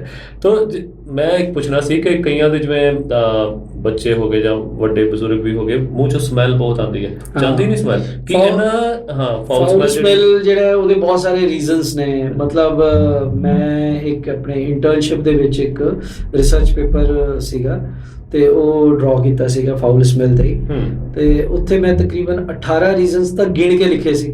ਅੱਛਾ। ਔਰ ਉਸ ਨੂੰ ਫਿਰ ਐਲੋਬਰੇਟਡ ਫਾਰਮ ਦੇ ਵਿੱਚ ਲਿਖਿਆ 18 ਰੀਜ਼ਨਸ। 18 ਤੇ ਉਸ ਤੋਂ ਬਾਅਦ ਵੀ ਅਸੀਂ ਉਹ ਕਈ ਇਸ ਤਰ੍ਹਾਂ ਲਿਖਿਆ ਸੀਗਾ ਕਿ ਵੀ ਹੋਰ ਵੀ ਕਈ ਰੀਜ਼ਨਸ ਨੇ ਕਿਆ ਬਾਤ, ਅੱਛਾ ਜੀ। ਠੀਕ ਹੈ, ਜਿਹਨੂੰ ਅਸੀਂ ਡਿਫਾਈਨ ਹੀ ਨਹੀਂ ਕਰ ਸਕਦੇ। ਓਕੇ, ਹੈ ਨਾ। ਸੋ ਬ੍ਰੌਡਲੀ ਉਹਨੂੰ ਦੋ ਪਾਰਟਸ ਡਿਵਾਈਡ ਕਰਦੇ ਹਾਂ, ਲੋਕਲ ਤੇ ਸਿਸਟਮਿਕ। ਲੋਕਲ ਮੀਨਸ ਕਿ ਮਾਊਥ ਦੇ ਅੰਦਰ ਦੇ ਕੀ ਰੀਜ਼ਨ ਨੇ, ਸਿਸਟਮਿਕ ਮੀਨ ਕਿ ਤੁਹਾਡੀ ਬੋਡੀ ਦੀ ਡਿਜ਼ੀਜ਼ਸ ਕਰਕੇ ਕੀ ਰੀਜ਼ਨਸ ਨੇ। ਅੱਛਾ। ਤੇ ਲੋਕਲ ਰੀਜ਼ਨਸ ਦੇ ਵਿੱਚ ਅਕਲ ਜਾੜ ਵੀ ਆਉਂਦਾ ਹੈ, ਗਮਸ ਡਿਜ਼ੀਜ਼ ਵੀ ਆਉਂਦਾ ਹੈ, ਕੈਵਿਟੀਜ਼ ਵੀ ਆਉਂਦਾ ਹੈ, ਤੁਹਾਡੇ ਹੋਰ ਕਈ ਰੀਜ਼ਨ ਹੈ। ਸਮੋਕਿੰਗ ਇੱਕ ਐਕਸਟਰਨਲ ਰੀਜ਼ਨ ਹੈ, ਉਹ ਵੀ ਇੱਕ ਰੀਜ਼ਨ ਹੈ ਫਾਊਲ ਸਮੈਲ ਦਾ, ਹੈ ਨਾ। ਤੇ ਗਮਸ ਡਿਜ਼ੀਜ਼ ਮੈਂ ਬ੍ਰੌਡਲੀ ਅਗਰ ਗੱਲ ਕਰਾਂ ਤੇ ਗਮਸ ਡਿਜ਼ੀਜ਼ ਸਭ ਤੋਂ ਜ਼ਿਆਦਾ ਕਾਮਨਲੀ ਮੈਂ ਦੇਖਿਆ। ਕਿਸੇ ਦੇ ਮਾਊਥ ਵਿੱਚ ਅਲਸਰ ਹੋ ਗਿਆ ਤਾਂ ਵੀ। ਅਗਰ ਸਿਸਟਮਿਕ ਦੀ ਗੱਲ ਕਰਾਂ ਤੇ ਸਿਸਟਮਿਕ ਦੇ ਵਿੱਚ ਸਭ ਤੋਂ ਵੱਡਾ ਰੀਜ਼ਨ ਐਸਿਡਿਟੀ, ਗੈਸ। ਜਦੋਂ ਵੀ ਗੈਸਟ੍ਰਿਕ ਟਰਬਲ ਹੈ ਉਹਦੀ ਫਾਊਲ ਸਮੈਲ ਆਟੋਮੈਟਿਕਲੀ ਆ ਜਾਂਦੀ ਕਿਸੇ ਨਾ ਕਿਸੇ ਫਾਰਮ ਦੇ ਵਿੱਚ। ਵਾਹ। ਠੀਕ ਹੈ। ਅਗਰ ਕੋਈ ਆਪਾਂ ਡਾਈਟ ਉਸ ਤਰ੍ਹਾਂ ਦੀ ਲੈ ਰਹੇ ਹਾਂ ਤੇ ਡੈਫੀਨੇਟਲੀ ਜਿਵੇਂ ਫਾਊਲ ਸਮੈਲ ਦਾ ਵਨ ਰੀਜ਼ਨ ਹੈ ਵੀ ਹੈ, ਲਸਣ ਪਿਆਜ਼ ਆਪਾਂ ਖਾ ਰਹੇ ਹਾਂ ਔਰ ਜਾ ਰਹੇ ਹਾਂ ਤੇ ਡੈਫੀਨੇਟਲੀ ਉਹ ਵੀ ਇੱਕ ਫਾਊਲ ਸਮੈਲ ਦਾ ਰੀਜ਼ਨ ਹੈ। ਤਾਂ ਉਹਦੇ ਮਲਟੀਪਲ ਰੀਜ਼ਨ ਤੇ ਉਸਨੂੰ ਐਡਰੈਸ ਕਰਨ ਦਾ ਤਰੀਕਾ ਵੀ ਉਹੀ ਹੈ। ਬ੍ਰੌਡਲੀ ਅਸੀਂ ਲੋਕਲ ਵਾਲੇ ਨੂੰ ਲੋਕਲੀ ਐਡਰੈਸ ਕਰਦੇ ਹਾਂ, ਕਲੀਨਿੰਗ ਚੰਗੀ ਤਰੀਕੇ ਨਾਲ ਕਰਦੇ ਹਾਂ, ਮਾਊਥ ਵਾਸ਼ ਦਿੰਦੇ ਹਾਂ, 2 ਤੋਂ 3 ਹਫ਼ਤੇ ਦਾ ਕੋਰਸ ਕਰਾਉਂਦੇ ਹਾਂ, ਫਾਊਲ ਸਮੈਲ ਚਲੀ ਜਾਂਦੀ ਹੈ। ਅਗਰ ਉਹ ਸਿਸਟਮਿਕ ਰੀਜ਼ਨ ਹੈ ਤੇ ਅਸੀਂ ਰਿਫਰ ਕਰਦੇ ਹਾਂ ਕਲੀਨੀਸ਼ੀਅਨ ਨੂੰ, MD ਮੈਡੀਸਿਨ ਨੂੰ, ਗੈਸਟਰੋ ਵਾਲੇ ਨੂੰ। ਉਹ ਉਸ ਦਾ ਰੂਟ ਕਾਜ਼ ਨੂੰ ਕਰੈਕਟ ਕਰਦੇ ਹਾਂ ਔਰ ਉਸ ਤੋਂ ਬਾਅਦ ਫਾਊਲ ਸਮੈਲ ਆਟੋਮੈਟਿਕਲੀ ਉਹ ਚਲੀ ਜਾਂਦੀ ਹੈ। ਸੋ ਇਹ ਬਹੁਤ ਅੱਛਾ ਜੀ। ਤੁਹਾਡੇ ਨਾਲ ਗੱਲ ਕਰ ਰਿਹਾ ਸੀ ਤੇ ਦਿਮਾਗ ਵਿੱਚ ਇੱਕਦਮ ਸਮੇਂ ਬਾਰੇ ਵੀ ਖਿਆਲ ਆਇਆ, ਪਰ ਨਾਲ ਹੀ ਇੱਕ ਸ਼ੇਰ ਵੀ ਦਿਮਾਗ 'ਚ ਆਇਆ ਕਿ ਕੁਝ ਇਸ ਅਦਾ ਸੇ ਆਜ वो पहलू नशी रहे। नशी ਹੁੰਦਾ ਬਿਰਾਜਮਾਨ ਰਹੇ, ਠੀਕ ਹੈ, ਪ੍ਰਗਟ ਹੋ ਕੇ ਰਹੇ। ਪਹਿਲੂ ਯਾਨੀ ਕੋਲ ਬੈਠੇ ਹੋਏ। ਸੋ ਕਿਉਂਕਿ ਚੈਨਲ ਬੱਚਿਆਂ ਦਾ, ਇਸ ਕਰਕੇ ਮੈਨੂੰ ਇਹਦੀ ਐਕਸਪਲੇਨੇਸ਼ਨ ਦੇਣੀ ਪੈ ਰਹੀ। ਕੁਝ ਇਸ अदा से आज वो पहलू नशी रहे कि जब तक हमारे पास रहे हम नहीं रहे। ਸੋ ਸਾਨੂੰ ਪਤਾ ਨਹੀਂ ਚੱਲਿਆ ਕਿ ਕਦੋਂ ਇੰਨਾ ਟਾਈਮ ਜਿਹੜਾ ਹੈਗਾ ਬੀਤ ਗਿਆ। ਤੇ ਮੈਂ ਜੋ ਤੁਹਾਡੀ ਜਾਣਕਾਰੀ ਵੀ ਦੱਸਦਾ, ਆਲਰੇਡੀ ਅਸੀਂ ਕਾਫੀ ਲੇਟ ਨਾਈਟ ਜਿਹੜਾ ਹੈ ਸ਼ੂਟ ਕਰ ਰਹੇ ਹਾਂ ਤੇ ਮੈਂ ਡਾਕਟਰ ਸਾਹਿਬ ਦਾ ਤਹਿ ਦਿਲੋਂ ਧੰਨਵਾਦ ਕਰਦਾ ਕਿ ਉਹਨਾਂ ਨੇ ਇੰਨਾ ਲੇਟ ਨਾਈਟ ਸਾਨੂੰ ਟਾਈਮ ਦਿੱਤਾ, ਇੰਨਾ ਸਮਾਂ ਕੱਢਿਆ। ਵਿਦ ਫੈਮਿਲੀ ਆਏ ਹੋਏ ਨੇ ਤੇ ਉਹਨਾਂ ਦੀ ਫੈਮਿਲੀ ਜੋ ਉਹਨਾਂ ਦੇ ਧਰਮ ਪਤਨੀ ਜੀ ਹਨ ਉਹ ਵੀ ਡਾਕਟਰ ਹਨ। ਸੋ ਅਗਲੀ ਇੰਟਰਵਿਊ ਜਿਹੜੀ ਹੈ ਅਸੀਂ ਉਹਨਾਂ ਦੀ ਜ਼ਰੂਰ ਕਰਾਂਗੇ। ਉਹ ਡਾਈਟੀਸ਼ੀਅਨ ਹਨ ਤੇ ਹੋਰ ਵੀ ਜਿਹੜੇ ਹੈਗੇ ਆ ਕਿਹੜੀ ਫੀਲਡ ਵਿੱਚ ਉਹ ਕੰਮ ਕਰਦੇ ਹਨ ਉਹਦੇ ਬਾਰੇ ਆਪਾਂ ਜਾਣਕਾਰੀ ਲਵਾਂਗੇ ਤੇ ਉਹਨਾਂ ਦੇ ਗਿਆਨ ਦਾ ਅਸੀਂ ਜ਼ਰੂਰ ਭਰਪੂਰ ਫਾਇਦਾ ਲਵਾਂਗੇ। ਤੋ ਡਾਕਟਰ ਸਾਹਿਬ ਨੇ ਬਹੁਤ ਡਿਟੇਲ ਦੇ ਵਿੱਚ ਮੈਂ ਕਿਉਂਕਿ ਕੋਲ ਬੈਠੇ ਸੁਣਦਾ ਰਿਹਾ, ਇੰਨੀ ਨੌਲੇਜ ਦਾ ਇਜ਼ਾਫਾ ਹੋਇਆ ਤੇ ਉਹਦੇ ਲਈ ਮੈਂ ਤਹਿ ਦਿਲੋਂ ਧੰਨਵਾਦ ਕਰਦਾ। ਡਾਕਟਰ ਸਾਹਿਬ ਇੱਕ ਵਾਰ ਫਿਰ ਤੋਂ ਤੁਸੀਂ ਇੱਥੇ ਆਏ, ਦਰਸ਼ਕਾਂ ਵੱਲੋਂ ਤੇ ਆਪਣੇ ਚੈਨਲ ਵੱਲੋਂ ਮੈਂ ਤੁਹਾਡਾ ਬਹੁਤ ਧੰਨਵਾਦ ਕਰਦਾ। ਤੁਸੀਂ ਇੰਨਾ ਟਾਈਮ ਕੱਢਿਆ। ਮੈਂ ਤੁਹਾਡਾ ਧੰਨਵਾਦ ਕਰਦਾ ਕਿ ਤੁਸੀਂ ਦਰਸ਼ਕਾਂ ਨਾਲ ਮੇਰਾ ਰੂਬਰੂ ਕਰਾਇਆ, ਅਵੇਅਰਨੈਸ ਕ੍ਰੀਏਟ ਕਰਨ ਦਾ ਇੱਕ ਹੋਰ ਮੌਕਾ ਦਿੱਤਾ, ਇੱਕ ਪਲੇਟਫਾਰਮ ਦਿੱਤਾ ਕਿ ਜਿਹਦੇ ਥਰੂ ਮੈਂ ਲੋਕਾਂ ਨਾਲ ਰਾਬਤਾ ਬਣਾ ਸਕਾਂ, ਉਹਨਾਂ ਦੇ ਨਾਲ ਰੂਬਰੂ ਹੋ ਸਕਾਂ। ਔਰ ਤੁਹਾਡੇ ਜਿਹੜੇ ਇਸ ਐਫਰਟਸ ਨੂੰ ਸਲਾਮ ਹੈ ਕਿ ਵੀ ਤੁਸੀਂ ਇਸ ਚੀਜ਼ ਨੂੰ ਅਗਲੇ ਲੈਵਲ ਤੇ ਲੈ ਕੇ ਜਾ ਰਹੇ ਹੋ। ਲੇਟ ਨਾਈਟ ਡੈਡੀਕੇਸ਼ਨ ਦੇ ਨਾਲ ਉਹ ਵਰਕ ਕਰਨਾ, ਉਸ ਤੋਂ ਬਾਅਦ ਤੁਸੀਂ ਹਲੇ ਬਹੁਤ ਸਾਰੇ ਵਰਕਸ ਨਾਲ ਮੈਂ ਪਹਿਲਾਂ ਹੀ ਤੁਹਾਨੂੰ ਕਹਿ ਚੁੱਕਿਆ ਵੀ ਮਲਟੀ ਟੈਲੈਂਟਡ ਪਰਸਨ ਹੈ ਨਾ, ਵੀ ਡਿਜੀਟਲੀ ਵੀ ਤੁਸੀਂ ਟੈਕ ਸੇਵੀ ਵੀ ਔਰ ਮਿਊਜ਼ਿਕ ਦੇ ਵਿੱਚ ਤਾਂ ਮਤਲਬ ਕਮਾਲ ਹੀ ਹੋ। Thank you so much. ਤੇ ਇੰਨੇ ਸਾਰੀ ਚੀਜ਼ਾਂ ਦੇ ਨਾਲ ਔਰ ਇਹ ਪ੍ਰੇਰਣਾ ਸਰੋਤ ਹੈ ਸਮਾਜ ਦੇ ਲਈ। ਸਮਾਜ ਦੇ ਲਈ ਜਿੱਥੇ ਪ੍ਰੇਰਣਾ ਸਰੋਤ ਹੁੰਦਾ ਉਹ ਤਾਂ ਐਸੈਟ ਵੀ ਹੁੰਦਾ ਸਮਾਜ ਦੇ ਲਈ, ਠੀਕ ਹੈ। ਤੇ ਉਹ ਜਿਹੜੇ ਐਸੈਟਸ ਆਪਾਂ ਵੀ ਬਣਨ ਦੀ ਕੋਸ਼ਿਸ਼ ਕਰੀਏ, ਰੱਬ ਸਾਨੂੰ ਵੀ ਉਹਦੇ ਸੋਭਤ ਦੇਵੇ ਕਿ ਅਸੀਂ ਇਸ ਲੈਵਲ ਤੇ ਅਸੀਂ ਇਹ ਕੰਮ ਕਰ ਸਕੀਏ। ਔਰ ਸਾਰਿਆਂ ਦਾ ਬਹੁਤ ਧੰਨਵਾਦ, ਦਰਸ਼ਕਾਂ ਦਾ ਵੀ ਬਹੁਤ ਧੰਨਵਾਦ। ਤਾਂ ਇੱਕ ਫੇਵਰ ਹੋਰ ਇਹਨਾਂ ਕੋਲ ਜਾਂਦੇ ਲੈਣਾ ਚਾਹਾਂਗੇ ਕਿ ਜਿਸ ਤਰ੍ਹਾਂ ਕਮੈਂਟਸ ਵਗੈਰਾ ਆਉਣਗੇ, ਕਿਉਂਕਿ ਅੱਜ ਇਹ ਵਾਲੀ ਇੰਟਰਵਿਊ ਅਸੀਂ ਲਾਈਵ ਨਹੀਂ ਕੀਤੀ, ਜਿਸ ਤਰ੍ਹਾਂ ਸਾਨੂੰ ਲੱਗੇਗਾ ਕਿ ਹਾਂ ਇਹ ਜਿਹੜਾ ਇਹ ਚੀਜ਼ ਤੂਲ ਫੜ ਰਹੀ ਹੈ ਤੇ ਲੋਕੀ ਇਹ ਕਾਫੀ ਸਾਰੇ ਕੁਐਸਚਨ ਪੁੱਛ ਰਹੇ ਨੇ ਤੇ ਅਸੀਂ ਜ਼ਰੂਰ ਡਾਕਟਰ ਸਾਹਿਬ ਕੋਲ ਅਗਲਾ ਇੱਕ ਲਾਈਵ ਸੈਸ਼ਨ ਲਈ ਟਾਈਮ ਲਵਾਂਗੇ, ਜਿਹਦੇ ਵਿੱਚ ਤੁਹਾਡੇ ਲਾਈਵ ਕੁਐਸਚਨ ਅਸੀਂ ਜਿਹੜੇ ਹੈਗੇ ਰਿਸੀਵ ਕਰਾਂਗੇ ਤੇ ਉਹਨਾਂ ਦੇ ਡਾਕਟਰ ਸਾਹਿਬ ਜਵਾਬ ਦੇਣਗੇ। ਤੇ ਇਹਨਾਂ ਦਾ ਜੋ ਕਲੀਨਿਕ ਹੈ ਮੈਂ ਉਹਦੇ ਬਾਰੇ ਵੀ ਜੋ ਇਨਫੋਰਮੇਸ਼ਨ ਹੈ ਨੀਚੇ ਸਕਰੀਨ ਤੇ ਸਾਰੀ ਸ਼ੇਅਰ ਕਰ ਰਿਹਾ। ਤੁਸੀਂ ਇਹਨਾਂ ਨੂੰ ਪਰਸਨਲੀ, ਇਹਨਾਂ ਦੇ ਨੰਬਰ ਵੀ ਜਿਹੜਾ ਹੈ ਸਕਰੀਨ ਤੇ ਸ਼ੇਅਰ ਹੋ ਰਿਹਾ, ਇਹਨਾਂ ਨੂੰ ਪਰਸਨਲੀ ਕੰਟੈਕਟ ਕਰ ਸਕਦੇ ਹੋ, ਇਹਨਾਂ ਦੇ ਵਿਜ਼ਿਟ ਕਰ ਸਕਦੇ ਹੋ। ਲੁਧਿਆਣੇ ਵਿੱਚ ਇਹਨਾਂ ਦਾ ਇੱਕ ਬਹੁਤ ਅੱਛਾ, ਜਿਸ ਤਰ੍ਹਾਂ ਇਹਨਾਂ ਨੇ ਦੱਸਿਆ, ਕਟਿੰਗ ਐਜ ਟੈਕਨੋਲੋਜੀ, ਕਾਫੀ ਲੇਟੈਸਟ ਮਸ਼ੀਨਰੀ ਦੇ ਨਾਲ ਕੀਤਾ। ਤੇ ਆਪ ਵੀ ਮੈਂ ਦੇਖਿਆ ਕਿ ਜਗ੍ਹਾ ਸੈਮੀਨਾਰਸ ਹੁੰਦੇ ਨੇ, ਨਹੀਂ ਤਾਂ ਕੋਈ ਇੰਨਾ ਜ਼ਿਆਦਾ ਕੇਅਰ ਨਹੀਂ ਕਰਦਾ, ਠੀਕ ਆ ਡਾਕਟਰ ਬਣ ਗਏ ਓਕੇ ਬਸ ਆਈ ਜਾ ਰਿਹਾ। ਜਗ੍ਹਾ ਸੈਮੀਨਾਰ ਹੁੰਦੇ, ਫਿਰ ਵੀ ਉੱਥੇ ਜਾਂਦੇ ਨੇ ਤੇ ਲੇਟੈਸਟ ਇਨਫੋਰਮੇਸ਼ਨ ਆਪਣੀ ਫੀਲਡ ਦੀ ਹਾਸਲ ਕਰਦੇ ਨੇ ਟੈਕਨੋਲੋਜੀ ਰਾਹੀਂ, ਜਾਂ ਨੌਲੇਜ ਕੀ ਹੋਰ ਮਿਲਦੀ ਹੈ, ਕੀ ਨਵੀਆਂ ਜਿਹੜੀਆਂ ਚੀਜ਼ਾਂ ਵਿੱਚ ਐਡ ਹੋ ਰਹੀਆਂ, ਜਿਹਨੂੰ ਕਹਿੰਦੇ ਨਾ ਕਿ ਪੜ੍ਹੇ ਲਿਖੇ ਹੋਣਾ ਜ਼ਰੂਰੀ ਨਹੀਂ ਹੈ, ਪੜ੍ਹਦੇ ਲਿਖਦੇ ਰਹਿਣਾ ਜ਼ਰੂਰੀ ਹੈ। ਸੋ ਡਾਕਟਰ ਸਾਹਿਬ ਤੇ ਪੂਰੀ ਗੱਲ ਟੁਕਦੀ ਹੈ। ਇੱਕ ਵਾਰ ਫਿਰ ਤੋਂ ਤੁਹਾਡੇ ਆਇਆਂ ਦਾ ਬਹੁਤ ਧੰਨਵਾਦ। ਉਮੀਦ ਕਰਦੇ ਹਾਂ ਕਿ ਅਗਲੀ ਵਾਰ ਜਦੋਂ ਵੀ ਅਸੀਂ ਤੁਹਾਨੂੰ ਯਾਦ ਕਰਾਂਗੇ ਜ਼ਰੂਰ ਦਰਸ਼ਨ ਦਿਓ। ਧੰਨਵਾਦ।